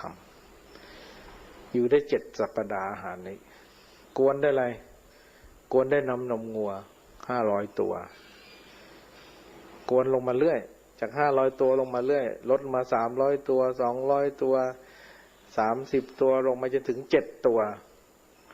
ลงมาจนถึงที่สุดแล้วก็มากวนจนเอานมสุดท้ายเนี่ยมากวนข้าวมัตตุปายาตถวายพระเจ้าพระบนไว้ว่าถ้าแต่งงานแล้วได้ผัวดีลูกดีจะเอาข้าวเนี่ยไปถวายเทวดาที่โคนต้นไทรต้นนี้สมัยก่อนเขาไม่มีศาสนาก็บนสิบนเทวดาสมัยก่อนเทวดามีตัวตนนี่นางก็ไปถวายพระพุทธเจ้าพระเจ้าก็ฉันข้าวก็เริ่มสมบูรณ์ขึ้นแล้วก็ไปนั่งอยู่โคนต้นไทรนางก็น้อมข้าวไปถวายโอ้โหเทวดาวันนี้มารับเป็นตัวเป็นตนเลยนางก็ไม่กล้าคิดอะไรมากนะคิดว่าเทวดามารับก็ถวายเลยแล้วก็กลับข้าพเจ้าได้บนไว้ตั้งแต่ครั้งนั้นครั้งนี้ขอแก้บนสมความปรารถนาแล้วขอถวายถาดนี้ด้วยกลับบ้านเลยเทวดามารับพระเจ้าก็ ฉันเสร็จแล้วก็ไปลอยถาดไปลอยถาดก็อธิษฐานว่าถาดทองเนี่ยถ้าข้าพเจ้าจะได้เป็นพุทธเจ้าให้ถาดเนี่ยลอยทวนกระแสน้ำอย่าจมแต่ถ้าไม่ได้เป็นพุทธเจ้าจมไปเลยให้ลอยตามน้ำพออธิษฐานบารมีอำนาจสัจจะบารมีที่พระเจ้าสร้างบารมีทั้ง4อสงไขยเนี่ยเป็นพลังอันนั้นทำให้ถาดเนี่ยลอยทวนกระแสน้ำไปจนลับตาแล้วก็จมลงไปในนัยยะหนึ่งก็บอกว่าลงไปในนาคพิภพในใต้ล่างมีบาดาลอีกมีพญานาครองรับอีกพญานาคก็บอกเอ๊ะพระพุทธเจ้ามาเกิดแล้วเลยเนี่ยก็ขึ้นมาที่มาแผ่พังผานคุมพระพุทธเจ้า7 วันนะแล้วก็มาออกบวชตามพอออกบวชเสร็จแล้วก็ตอนหลังก็มาบวชพอบวชเสร็จแล้วก็พอตัวเองนอนหลับแล้วก็ร่างก็กลายเป็นนาคเป็นงูใหญ่พระก็ตกใจนอนเต็มวิหารก็ไปบอกพระเจ้าคนนี้พอตื่นขึ้นมาก็ตกใจตายแล้วเราแหมเป็นพระได้ทำพุทธเจ้าก็ให้บวชพอเป็นพระแล้วทำไมมาเป็นนาคก็สลัดร่างกลับเป็นพระก็ไปหาพระพุทธเจ้าพระเจ้าบอกว่าท่านเป็นพญานาคเหรอท่านไม่ใช่มนุษย์หรือบอกไม่ใช่แต่ที่จริงพุทธเจ้าท่านรู้ท่านต้องการให้เป็นวินัยขึ้นมาถ้าไม่รู้ซะก่อนเนี่ยมันก็ไม่มีตัวอย่างสิฮะเดี๋ยวก็เกิดมีนาคปลอมมาบวชไม่มีใครบัญญัติก็เลยบอกต่อไปนี้เราห้ามสัตว์เดรัจฉานบวชได้เฉพาะพระภิกษุมนุษย์เท่านั้นที่มีสิทธิ์บวชได้เทวดาก็บวชไม่ได้ยักษ์ก็บวชไม่ได้พญานาคก็บวชไม่ได้ต้องเป็นมนุษย์ที่ครบอาการ32ที่สมบูรณ์ด้วยสติปัญญาแสดงว่ามนุษย์เนี่ยเป็นสัตว์ประเสริฐที่บวชได้จำพวกเดียวเป็นพระพญานาคก็เสียใจพญานาคนี่เคยเป็นพระมาก่อนชาติก่อนเคยเป็นพระเคยทุดงไปแล้วก็ไปแบบไม่ได้ค่อยได้ถือวินัยเรื่องไปพรากของเขียวไปจับตะไคร่น้ำแล้วจนจะล่มเรือจะล่มแล้วก็ไปจับตะไคร่แล้วดึงขึ้นมาไม่ให้ตัวเองตกน้ำตะไคร่มันก็ขาดแล้วก็ลืมปลงอาบัติพอตอนจะตายก็เข้าสมาธิไม่ได้เห็นว่าเป็นตะไคร่น้ำนำมาพันคอก็เลยจิตก็เลยประวัติตะไคร่น้ำก็เลยไปเกิดเป็นนาคพิภพมีบารมีมากมีฤทธิ์แปลงกายได้อะไรได้อยู่เหมือนสวรรค์ชั้นหนึ่งเหมือนกันแต่เป็นครึ่งสัตว์ครึ่งเทวดามีฤทธิ์ก็เลยเป็นนั้นว่าจะต้องรอนู่นเนี่ยพระศรียะเมตไตรจะมาแล้วแต่ว่าที่เมตไตรหมายคนก็ยังไม่ได้เกิดนะฮะพอจบน่าคงจะได้ไปเกิดรุ่นพระศรียะเมตไตรจะไปนิพพานรุ่นโน้นเนี่ยได้สร้างบารมีพุทธเจ้ามาบวชบ้างมาช่วยพระพุทธเจ้าอะไรต่ออะไรเงี้ยด้วยศรัทธาเพราะเคยเป็นพระมาชาติก่อนก็ได้ไปนิพพานแน่แต่ต้องไปข้างหน้าไม่ทันพุทธเจ้าองค์นี้ทีนี้เมื่อพระเนี่ยผู้เป็นมนุษย์เนี่ยมีบุญประเสริฐได้บวชใครมีลูกเป็นมนุษย์ก็ถือว่าประเสริฐได้ลูกบวชสมัยก่อนก็จึงตั้งใจจังเลยว่าต้องให้ลูกบวชให้ได้เห็นชายพระเหลืองให้ได้จะตายขอให้ได้บวชลูกชายสักคนเถอะถ้ามีผู้หญิงรู้สึกโอ้ยตายแล้วได้เป็นแม่บ้านแม่เรือนแต่อยากจะได้ลูกชายสักคนสมัยก่อนคนไหนได้ลูกชายถือว่าไม่ตกนรกถือว่ามีลูกชายแล้วจะได้ขึ้นสวรรค์เกาะชายพระเหลืองไปพอลูกจะบวชให้ต้องการอย่างนั้นแต่สมัยนี้ไม่รู้เขาคิดยังไงนะผมไม่ได้คิดแล้วเลิกคิดแล้วพวกแม่สมัยนี้ไม่คิดแล้วว่าจะเกาะชายพระเหลืองลูกแต่สมัยก่อนคิดว่าเกาะชายพระเหลืองลูกเห็นลูกทำความดีที่จะไปด้วยลูกจะพาบวชและจะพาพ่อแม่ถือศีลฟังธรรมไปสวรรค์ได้นี่ถือว่าความเป็นมนุษย์ที่ประเสริฐได้เปรียบตรงนี้พระเจ้าก็เดินทางไปโปรดแต่ก็ไปเจอไอ้คนเลี้ยงแกะเข้ามาเห็นพุทธเจ้าน่ารักผ่องใสเดินสำรวมผิวพรรณมองใสกำลังเดินทางไปป่าอิสิปตนมฤคทายวันถามบอกท่านปฏิบัติธรรมมาจากสำนักไหนสมัยนั้นดังมากการปฏิบัติธรรมมีฤาษีชดิน3 พี่น้องใกล้ๆกับที่พระเจ้าอยู่นะไม่กี่กิโลหรอกเดินกันถึง อาราระดาบททุกขดาไม่ใช่ขอไปชดินสามพี่น้องนะมหากัสสปะนาทีกัสสปะขยากัสสปะสามพี่น้องมีบริวารพันตนฤาษีเขาไม่เรียกองค์นะเรียกตนฤาษีพันรูปหรือฤาษีพันตนพี่น้องออกมาบวชแล้วมีบริวารตามมาเยอะลูกเศรษฐีลูกคนพวกวรรณะพราหมณ์ด้วยกันมาบวชวรรณะอื่นบวชไม่ได้มี4วรรณะบวชได้แค่วรรณะพราหมณ์ก็มาถามพระเจ้าบอกเราท่านบวชมาจากสำนักไหนบอกเราบวชเองชักไม่เชื่อแล้วใครเป็นศาสดาของท่านเราสอนตัวเองเราหมดกิเลสเองเท่านั้นแหละแลบลิ้นเลยเลาะคือไปคนอย่างนั้นพระพุทธเจ้าท่านแม้แต่วัตถุมงคลก็เอาไม่ได้นะไอ้แลบลิ้นหัวเราะคือนี่วัตถุมงคลก็ไม่เอาแสดงว่าไอ้ตาปุสสะกับภาริกะเนี่ยยังเอาวัตถุมงคลนะยังฉลาดกว่าแต่ไม่ฟังธรรมแต่รับผมพุทธเจ้าไปยังศรัทธาถวายข้าพุทธเจ้าแสดงว่าระดับนั้นยังมีปัญญากว่ายังมีศรัทธาก็เรียกว่าถึงไม่มีปัญญาแต่ก็มีศรัทธาน้อมรับพระพุทธเจ้าเอาเกศาพุทธเจ้าไปได้แต่เจ้าคนเลี้ยงแพะเนี่ยเขาเรียกชื่อนายสุภัททะอะไรเนี่ยเลี้ยงแพะเนี่ยไม่เอาไม่มีศรัทธาแลบลิ้นแล้วหัวเราะหึไปเลยคงนึกว่าอย่างนี้จะสำเร็จอะไรไงคงไม่เชื่อนะก็ไปนี่แสดงว่าคนเจอพุทธเจ้าแล้วไม่มีปัญญาไม่มีศรัทธาก็เอาอะไรไม่ได้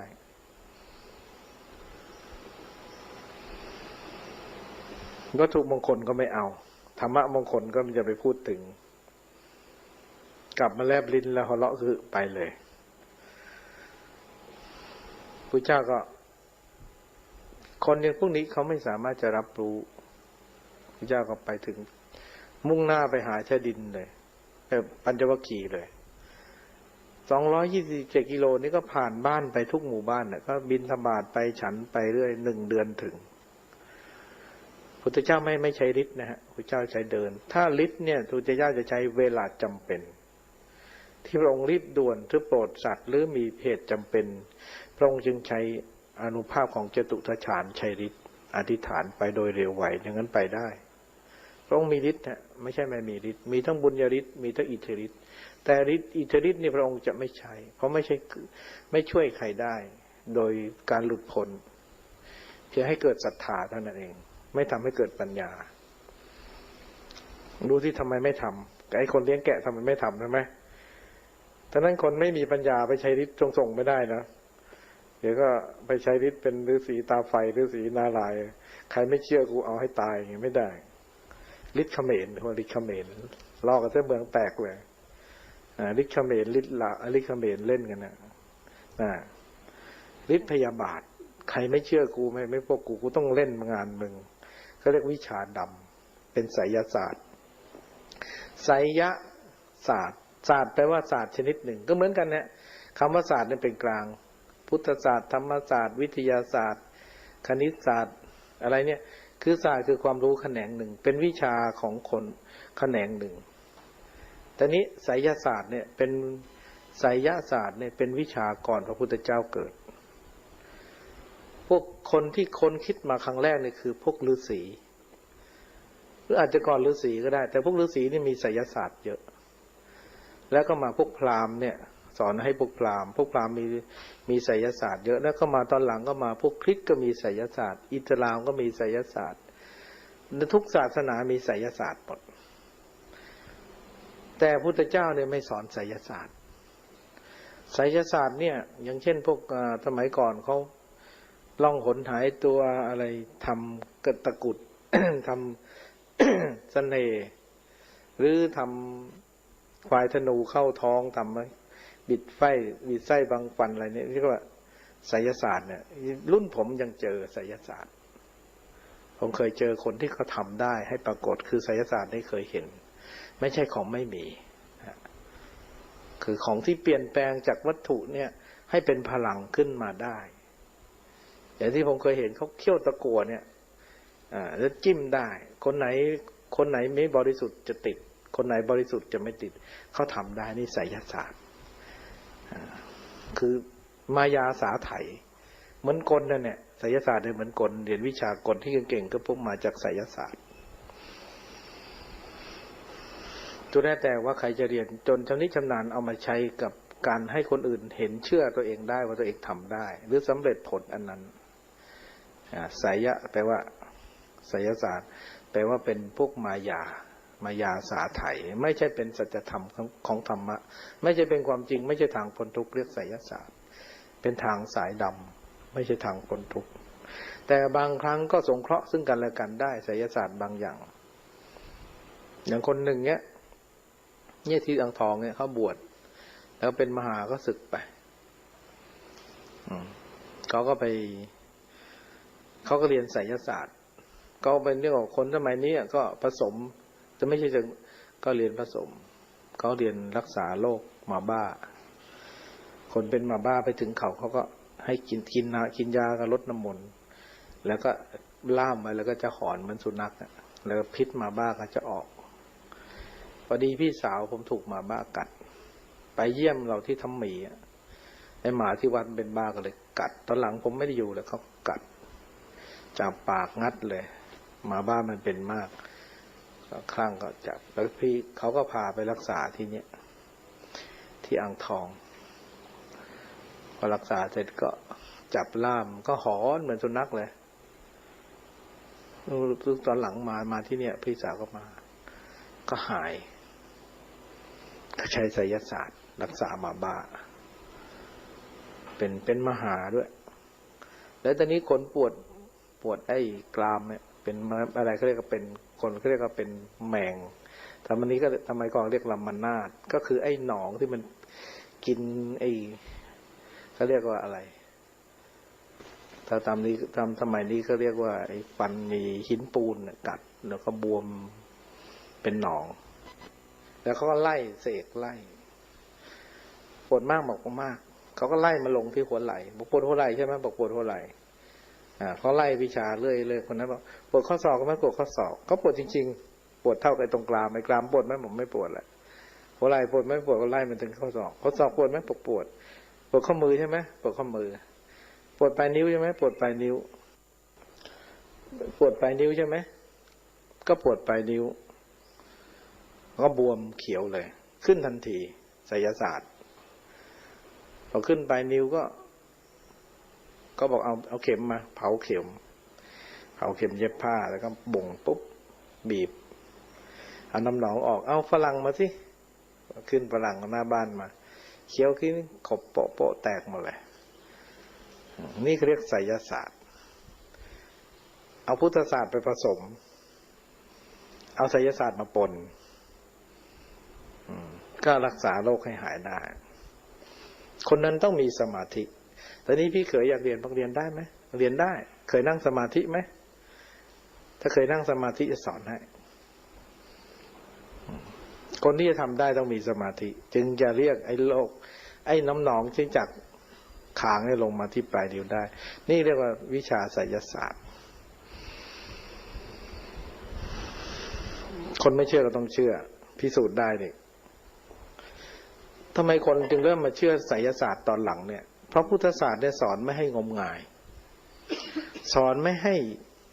ให้เป็นอนิจจังทุกขังอนัตตาสอนให้คนเราว่า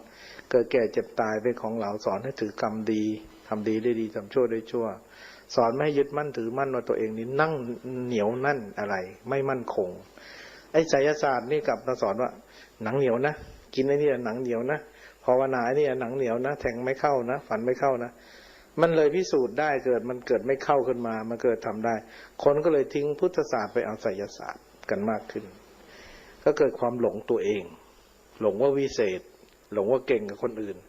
ก็เลยกลายเป็นเรื่องงมงายไปในการทำสมาธิเนี่ยมันไม่ใช่เรื่องอย่างนั้นการทำสมาธิเนี่ยมันต้องทิ้งสิ่งพวกนี้หมดเลยตอนหลังเนี่ยผมถือตอนนั้นก่อนบวชผมถือผมว่ามี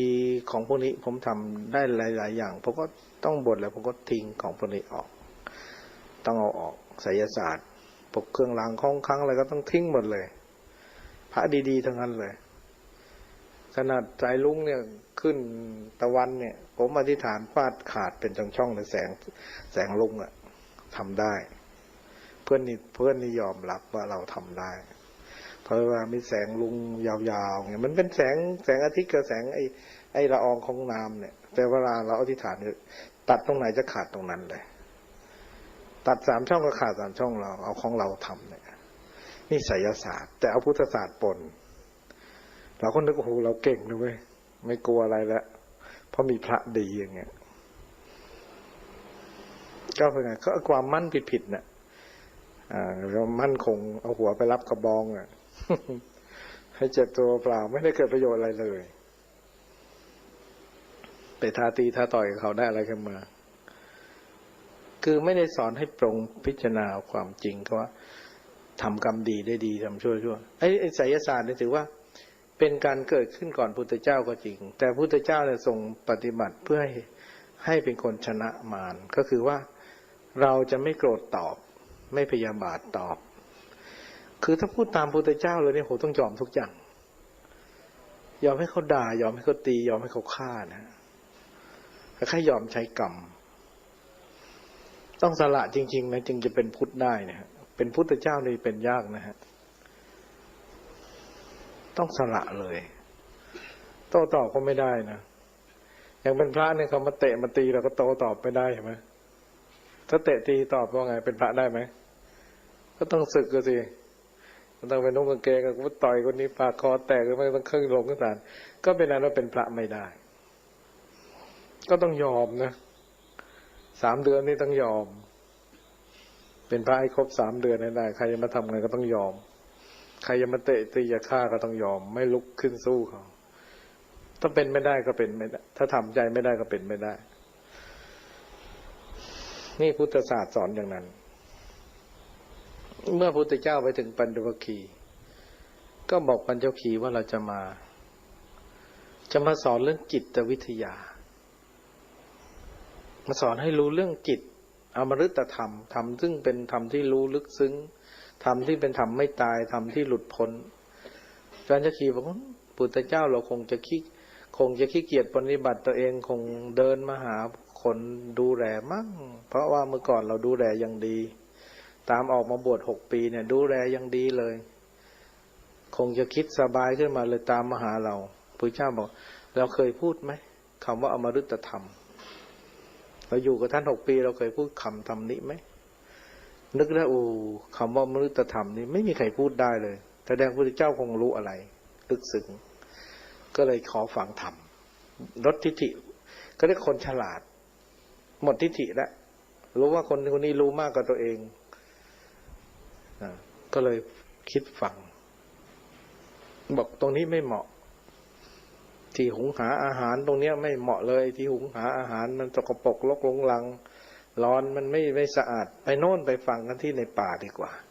เราจะคุยให้ฟังเราจะพูดให้ฟังเรื่องอมฤตธรรมธรรมที่ไม่ตายก็ไปโน่นในกลางป่าอิสิปตนมฤคทายวันเป็นโคนไม้ล่มลื่น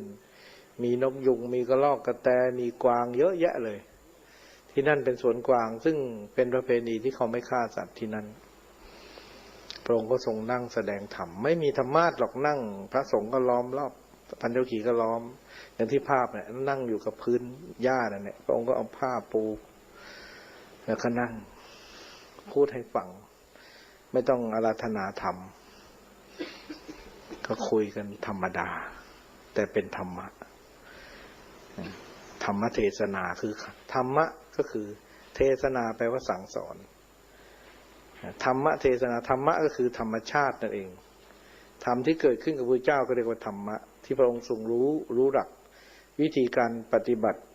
ก็คือธรรมะแล้วก็ธรรมเทศนาคือคำสอนถ้าธรรมสากัจฉาธรรมฉากัจฉาธรรมสากัจฉานี่หมายถึงว่าพูดคุยทางธรรมะกันแต่ยังปุจฉาวิสัชนาแปลว่าพูดโต้ตอบกันถามตอบปุจฉาวิสัชนาปุจฉาถามวิสัชนาตอบนี่เป็นธรรมะทั้งหมดปุจฉาวิสัชนา ปุจฉาแปลว่าถามธรรมะวิสัชนาตอบธรรมะเหมือนอย่างกับที่ขึ้นเทศพระขึ้นเทศ3 องค์อะไรมีปุจฉาวิสัชนาหรือเหมือนพระที่สังคายนาพระไตรปิฎกนั้นปุจฉาวิสัชนาหรือธรรมชากัจฉาเนี่ยคือการพูดคุยธรรมเทศนานี่คือคุยกับครูบาอาจารย์ครูบาอาจารย์จะถามแล้วก็จริงจะตอบไม่ถามก็เทศไปพระเจ้าก็พูดเรื่องนี้เรื่องธรรมชาติให้ปัญจวัคคีย์รู้เรื่องธรรมชาติก่อนเพราะปัญจวัคคีย์นี่เขาหลงธรรมชาติไม่รู้เลยนะธรรมชาติคือใครใครเป็นคนสร้างธรรมชาติขึ้นมาใครเป็นเจ้าของธรรมชาติปัญจวัคคีย์ยังไม่เข้าใจนะพระเจ้าก็ยกขึ้นมาว่าปัญจวัคคีย์ตัวเรานี่คือธรรมชาติโลกนี้เนี่ย ก็มี3มีเทวโลกมีมนุษยโลกมีเทวโลกมีมนุษยโลกแล้วก็มีโลกของวัตถุโลกของวัตถุนี่คือไม่มีตัวตนไม่มีวิญญาณดินน้ำไฟลมต้นไม้นี่คือโลกของไม่มีวิญญาณโลกมีวิญญาณก็คือสัตว์โลกนี่โลกมีวิญญาณมนุษย์และสัตว์นี่คือเรียกโลกวิญญาณแต่โลกที่ไม่มีวิญญาณนี่คือปัตภีคือเรียกว่าน้ำดินน้ำไฟลมนี่เขาเรียกว่าโลกไม่มีวิญญาณโลกไม่มีวิญญาณนี่ใครสร้างมาธรรมชาติของเขาสร้างเขามาเองไม่มีเทวดาสร้างแต่เทวดารักษาบางแห่งมีเทวดารักษาสิ่งที่สำคัญแต่ไม่มีใครสร้างธรรมชาติเขาสร้างมาเองไม่มีใครเป็นเจ้าของทุกคนมีสิทธิ์เป็นเจ้าของทีนี้เมื่อเขามีมนุษย์โลกขึ้นมาแล้วเนี่ยมนุษย์โลกนี่ก็คือกายกับใจกายกับใจนี้ก็อาศัยยตนะทั้ง6เนี่ยหูตาจมูกลิ้นกายใจเป็นสื่อเป็นวิญญาณพอมีอายตนะถึงอันนี้แล้ววิญญาณก็เข้ามาครองมายึดครองมีความคิดนึกมีการปรุงแต่งนี่คือเรียกว่าวิญญาณไอ้ตัวสังขารตัวนี้ร่างกายนี้ก็มี2อย่างก็คือกายกับใจกายกับใจใจคือความคิดวิญญาณคือความคิดรับรู้พูดง่ายๆคือกายนี่คือธาตุ4ที่เรากินข้าวเข้าไปกินข้าวเข้าไปกินถั่วเข้าไปกินงาเข้าไปกินนมเข้าไปกินเนยเข้าไปกินอะไรๆเข้าไปก็มาออกมาแตกเป็นสาขามาเป็นแขนมาเป็นขามาเป็นหน้าเป็นตาเป็นผมขนเล็บฟันหนังเป็นน้ำเลือดน้ำเหลืองนี่มาเป็นกายของปัญจวัคคีย์ใช่ไหมปัญจวัคคีย์ก็บอกใช่ใครสร้างให้ก็บอกธรรมชาติเป็นผู้สร้างขึ้นมาได้มาจากข้าวสุกขนมสดพ่อแม่ให้มาแล้วก็มาเป็นตัวเราปัญจวัคคีย์รู้แล้วว่าเนี่ยคือบิดามารดาให้มาไม่มีใครสร้างแล้วโลกนี้ไม่มีใครสร้างบิดามารดาเป็นเจ้าของโลกของเราแล้วก็กินไปทุกวันนี้ก็โตไปทุกวันแล้วก็เสื่อมเริ่มเสื่อมไหมพอ20แล้วเสื่อมปัญจวัคคีย์ก็มองเห็นความเสื่อมว่าผมก็ดีขนก็ดีเล็บก็ดีพระเจ้าก็ให้แยกกายให้ปัญจวัคคีย์นั้นลอกหนังศีรษะออกมาเอาข้าวสุกขนมสดในลอกมาเนี่ยข้าวสุกขนมสดใช่ไหมบอกใช่ถั่วงาใช่ไหมใช่ก็ลอกออกมาเอาหนังไปไว้กองไว้ทางนึงพระเจ้าสอนนะสอนวิธีรู้เรื่องจิตวิทยาวิธีรู้เรื่องปรัชญาวิธีรู้เรื่องพุทธศาสตร์ธรรมศาสตร์เดี๋ยวก็เป็นสังฆศาสตร์นะอย่างพระสงฆ์สอนเราเนี่ยเป็นคำสอนของพระสงฆ์เป็นศาสตร์ของพระสงฆ์ต่อมาอีกก็คือเอาจากธรรมศาสตร์มาต่อความรู้นี้ก็เรียกว่าศาสตร์นะวิทยาไปความรู้ตอนนี้พระสงฆ์ก็ปัญจวัคคีย์ก็ลอกตามลอกเอาหนังไปกองไว้แถบหนึ่งพระเจ้าบอกให้ลอกเหมือนกับฆ่างัวเนี่ยเหมือนคนในโคคาดฆ่างัวปัญจวัคคีย์รู้ไหมเคยเห็นคนฆ่างัวบอกพอจะนึกออกให้นึกเอาอย่างนั้นคนฆ่างัวก็เอาหนังลอกก่อนเอาหนังลอกไปกองไว้แถบแล้วก็เนื้อลอกอีกเอาเนื้อลอกก็เอาเนื้อไปกองไว้แถบให้นึกถึงตัวเองแบบนั้นเอาหนังไปกองเอาเนื้อไปกองแล้วก็ดู เอาเส้นเอ็นลอกออกเอาเส้นเลนออกไปกองไว้กับเนื้อแล้วกระดูกเอาจกเครื่องในตาหัวมันสมองแล้วก็ปอดตับไส้น้อยไส้ใหญ่ม้ามพังผืดไตกระเพาะอาหารเก่าใหม่อุจจาระปัสสาวะก็กองออกไปไว้ข้างหน้าเครื่องในลอกเครื่องในงัวเครื่องในงัวก็นึกถึงตัวเราก็เอาของเราออกชำแหละออกลงให้ชำแหละตัวเองให้ปัญจวัคคีย์ชำแหละออกทีละชิ้นแล้วก็รวมแล้วพอเอากระดูกไปกองแถบหนึ่งก็มีหนังมีเนื้อมีเส้นเอ็นกระดูกแล้วก็มีปอดตับกองไว้น้ำเลือดน้ำเหลืองรวมไว้กระจายไปทั่วหมด แล้วก็นั่งพิจารณาเห็นไหมปัญจวัคคีย์เห็นไหมบอกเห็นแล้วสะอาดไหมไม่สะอาดสกปรกไหมบอกสกปรกแล้วมีเราตรงไหนบอกไม่มีเลยถ้าเป็นเราก็คงไม่เป็นอย่างนี้เขาพิจารณาไปนะปัญจวัคคีย์พิจารณาพระพุทธเจ้าก็บอกว่าพิจารณาเห็นไหมบอกเห็นเอาไว้ได้หลายวันได้ไหมบอกเอาไว้ได้7 วันมีหนอนยังบอกมีหนอนเยอะมาเลยมีหนอนกินแหละมีหนอนกินแล้วเห็นไหมเห็นอีแรงอีกาสุนัขมาแย่งกินไหมบอกเห็นอีแรงอีกาสุนัขมาแย่งกินดึงไส้ดึงสมองไปเรี่ยราดหมดไอ้สุนัขบางตัวก็เอากระดูกไปแทะอีแรงก็เอาอีกาก็ดึงไส้ดึงอะไรหมดเลยหมดปัญจวัคคีย์ก็พิจารณาเห็นตามนั้นเลยเพราะความเป็นจริงสมัยก่อนคนตายเป็นอย่างนี้เขาจะไปปล่อยทิ้งประชาคือเห็นสมัยนี้เขาเผาสมัยก่อนเขาคนตายแล้วถ้าไม่โยนคงคาก็ต้องไปทิ้งประชาก็แรงกายจะมาจิกอย่างนี้เหมือนกันจริงๆที่พระเจ้าพูดเรื่องจริงปัญจวัคคีย์ก็เห็นพอเห็นแล้วก็เห็นธรรมเข้าใจแล้วโอ้แล้วพอเอากระดูกมารวมกองสิเขาเผาให้ไหม้ไปเลยเป็นอะไรเป็นขี้เถ้าเป็นดินปัญจวัคคีย์ก็ทบทวนไปทบทวนมาทบทวนไปก็เกิดความเข้าใจใช่คนเราต้องเป็นอย่างนี้ทุกคนในโลกนี้ไม่มีใครที่ไม่เป็นอย่างนี้เลยก็จิตก็สังเวชสลดกิเลสก็เลยดับพระเจ้าก็เลยวิทยาได้เกิดขึ้นแล้วแสงสว่างได้เกิดขึ้นแล้วความรู้ได้เกิดขึ้นแล้วแก่อัญญาโกฏัญญะอัญญาสิวัตโพโกฏัญโยอัญญาโกฏัญญะได้รู้แล้วหนอรู้นะท่านผู้เจริญโกฏัญญะรู้เรื่องนี้เองพอรู้เรื่องนี้ปุ๊บก็เป็นโสดาบันพอโสดาบันก็จับอยู่ในจิตตัวเองรู้แล้วว่ารู้จักกิเลสตัวเองแล้วทำใจเป็นแล้วคนนี้ทำใจเป็นแล้ววางใจเป็นแล้วศีลสมาธิเกิดขึ้นสมบูรณ์แล้วก็ให้ปัญจวัคคีย์ทั้ง5เนี่ยทำความเพียรอย่างนี้เรื่อยไปพิจารณาอย่างนี้เรื่อยไปดูกายดูจิตดูเวทนาดูกายเวทนาจิตทำให้พิจารณาเรื่อยๆแล้วก็สำเร็จเป็นพระอรหันต์ทั้งหมด5 องค์5 องค์นี้ภายในพรรษานั้นก็บอกว่าออกพรรษาก็ไปเถอะไม่ต้อง5 พรรษาถ้าสมัยนี้ต้อง5 พรรษาตอนหลังพระเจ้ามาบัญญัติให้5 พรรษาถึงไปได้จากครูบาอาจารย์แต่ปัญจวัคคีย์เนี่ยไปได้เลยเพราะเป็นพระอรหันต์ไม่ทำบาปแล้วรู้วิธีปฏิบัติแล้วรู้วิธีสอนกรรมฐานรู้วิธีปฏิบัติกรรมฐานแต่ก็ยังไม่อวดตัวนะอาจจะชี้เนี่ยสำเร็จแล้วยังบอกว่าอาตมาเป็นรูปบทใหม่ยังสอนอะไรไม่ได้สอนภาษาญี่ปุ่นใช้บุตรคนฉลาดเนี่ยไม่ต้องพูดมากบอกพระพุทธเจ้าสอนว่าไงบอกสิ่งใดเกิดขึ้นแต่เหตุสิ่งนั้นดับไปเพราะเหตุดับก่อนสิ่งใดเกิดขึ้นเป็นธรรมดาสิ่งนั้นย่อมดับเป็นธรรมดาบอกภาษาดิบุตรปุ๊บภาษาดิบุตรเข้าใจสำเร็จโสดาบันเลยปัญจวัคคีย์ทั้ง5คืออัตถจิองค์สุดท้ายเนี่ยถ่อมตัวสอนนิดเดียวพอแล้วแต่คนฟังกับสำเร็จจิตวิทยาบรรลุจิตวิทยา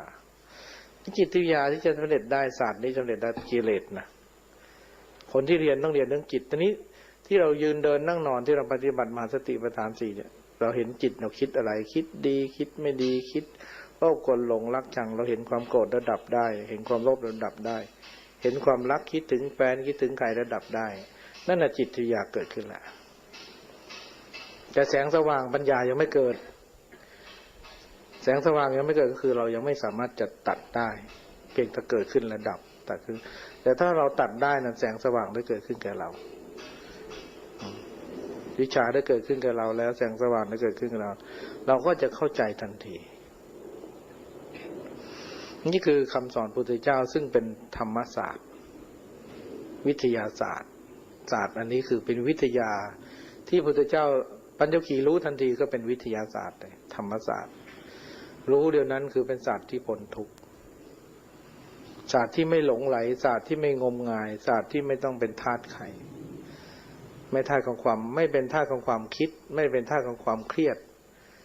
ไม่เป็นทาสของความกดดันต่างๆไม่เป็นขี้ข้าใครเป็นนายตัวเองอาศัยศีลธรรมไม่ต้องไปเป็นลูกจ้างใครแหละนะไม่ต้องไปเป็นกรรมกรแหละไม่ต้องไปเป็นชาวไร่ไม่ต้องไปเป็นชาวนาไม่ต้องไปเป็นข้าราชการไม่ต้องไปเป็นบริวารใครเป็นไทยเป็นพุทธศาสตร์เป็นสาวกไม่ลำบากคราวนี้มีไปเพียงผู้เดียวก็ได้มีบาทใบหนึ่งกดคันหนึ่งไปไหนก็ไม่อดปัญจวัคคีย์คนนี้ไม่ต้องห่วงบ้านไม่ต้องกลับบ้านไม่ต้องไปขอเงินพ่อแม่ใช้แล้วไม่ต้องไปทำงานหาเงินเดือนแล้วอิสระเสรีเพราะเข้าใจธรรมศาสตร์เข้าใจวิทยาศาสตร์เข้าใจจิตวิทยาแล้วพอรู้จิตตัวเองก็รู้เลยว่าโอ้คนนี้มีกิเลสมากนะพูดเท่านี้ยังเข้าใจยากนะนั่นเนี่ยพุทธเจ้าจึงได้มาเทศให้พวกปัญจวัคคีย์ฟังทำไมไม่เทศให้ตาสีตาสาธนาอินไม่เทศให้ชาวบ้านฟังเทศไม่ได้เพียงขอข้าวแต่เทศไม่ได้นะไม่ใช่ธรรมะท่านเกิดเลยใครจะเทศไปให้คนฟังได้นะครับแหมเดี๋ยวเราจะเทศให้โยมฟังผู้โยมนี่น่าสงสารไม่รู้ธรรมะบิณฑบาตนี่ต้องเทศให้ฟังทุกคนเขาไม่ฟังท่านหรอกครับเพราะได้ตอนเรานั่งสมาธิเราจะเห็นกิเลสตัวเองเห็นความคิดตัวเองตอนจิตสงบนั่นเองถ้าไม่สงบจะไม่เห็นเลยทำงานทำการนี่ไม่เห็นหรอกกิเลสพาไปความคิดพาไปคิดอะไรก็ดีหมดน่ะถ้าไม่ชอบก็ว่าไม่ชอบอันนั้นไม่ดีแต่ถ้าชอบอันนี้ดีคือเป็นตัวตนหมดเข้าข้างตัวตนพวกนี้กูชอบพวกนี้ดีพวกนี้กูไม่ชอบพวกนี้ไม่ดีคนนี้พูดเอาใจใส่กูดีสนใจกูดีกูชอบคนนี้พูดขัดคอกูไม่ชอบก็เลยมีตัวตนทั้งหมดไปตามความคิดเครื่องมายาศาสตร์อิทธิศาสตร์เนี่ยอิทธิศาสตร์นี่ก็แปลว่าศาสตร์ชนิดหนึ่งอิทธิแปลว่าหญิงศาสตร์ชนิดหนึ่งต้องไปเรียนอีกอิทธิศาสตร์มนุษยศาสตร์เนี่ยมนุษยศาสตร์ก็คือปัญจวัคคีย์เรียนเรื่องมนุษยศาสตร์เรียนเรื่องมนุษยศาสตร์แล้วความเป็นมนุษย์เป็นอย่างไรพุทธเจ้าในจบมนุษยศาสตร์ก็เรียนให้พวกสาวกที่เป็นพระอรหันต์ได้เรียนมนุษยศาสตร์หมดเลยจบมนุษยศาสตร์จบหมดเลยครับเป็นพระอรหันต์นี่จบหมดทุกวิชานะหรือว่าไม่ได้ปริญญาเท่านั้นเองปริญญาพระเจ้าก็ได้ตั้งแต่ครั้งวันแรกพระเจ้าปริญญาเยยะปริญญานี่คือการหมดกิเลสเรียกปริญญาคนมีกิเลสไม่เรียกว่าปริญญาปริญญาแปลว่าพ้นอาสวะกิเลสปริญญาเยยะท่านไปอ่านธรรมจักรดูครับปริญญาเยยะเนี่ยจักขุกริยยังญาณกรณียังนั่นแหละเรื่องปัญจวัคคีย์ทั้งห้าที่เทศธรรมจักรอาทิตย์ธรรมจักรวนสูตรปริญญาละนั่นแหละพุทธเจ้าแสดงปริญญาปัญจวัคคีย์สำเร็จจึงได้จบปริญญาต้องหมดกิเลสนะครับไม่งั้นไม่จบปริญญานะแต่ที่เขาได้ก็ทุกวันนี้ไปประกาศนียบัตรปริญญานี้เป็นปริญญาทางโลกเป็นวิชาอาชีพไว้ทำมาหากินเพื่อแลกกับชีวิตประจำวันเพื่ออยู่ความสุขสบายของโลกแต่ไม่ใช่ปริญญาของธรรมะไม่ใช่ทางพ้นทุกข์ไม่ใช่หมดกิเลสอย่าไปหลงตัวเองคิดว่าตัวเองได้ปริญญาใบนี้เราจะรอดไม่ตายไม่แก่ไม่เจ็บไม่โลภไม่โกรธไม่หลงนั่นเป็นปริญญาที่สมมุติเท่านั้นเองบางคนก็อาจจะยกตัวเองจริงครับบ้านขับเมืองอะไรเงี้ยเขากูอีโก้ขึ้นมาว่ากูเป็นรู้มากเป็นปริญญาใบนั้นบันนี้แต่ที่จริงแล้วก็สภาพเดียวกันกิเลสโลภก็หลงเหมือนกันไม่ได้ละกิเลสปริญญาแต่ปริญญาที่ปัญจวัคคีย์ได้รับนั่นคือปริญญาที่ละกิเลสถ่อมตัวตนและไม่ยกตัวเองตรงนี้อัตชิเห็นไหมอาตมาเป็นพระบวชใหม่ยังไม่รู้อะไรเนี่ยปริญญาเห็นไหม จะแสดงได้เพียงย่อๆเท่านั้นเองแสดงมากไม่ได้แต่ที่จริงเป็นพระอรหันต์ทำไมแสดงไม่ได้แสดงมากท่านก็รู้ว่าคนนี้ฉลาดแสดงนิดเดียวก็รู้เรื่องแล้ว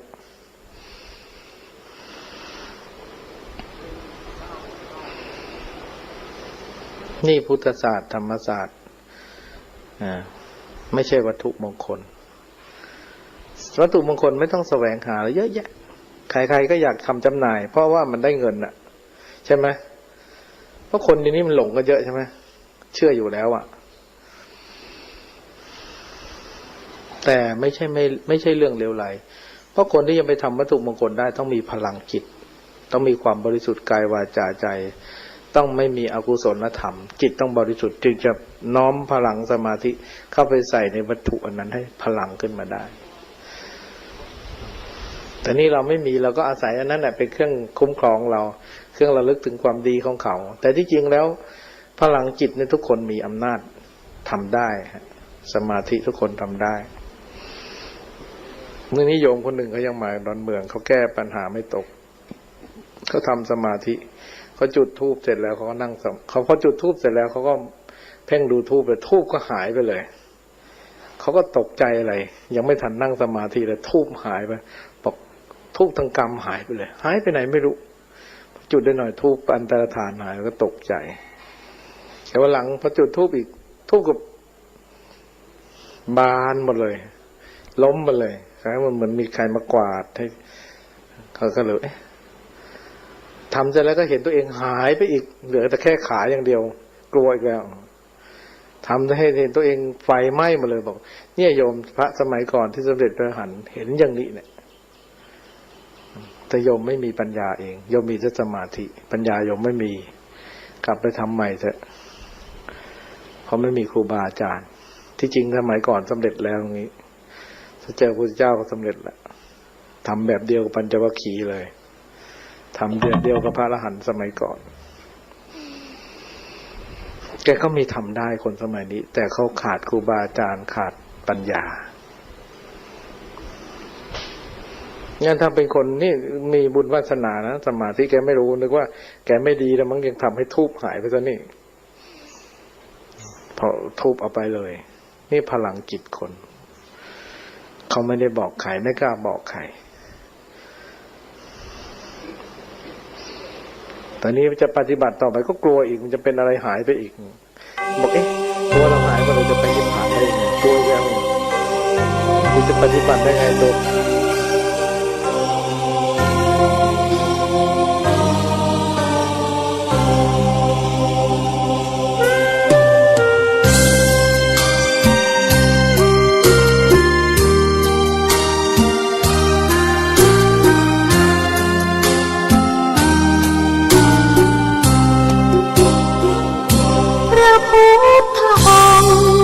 ทรงชี้หนทางสว่าง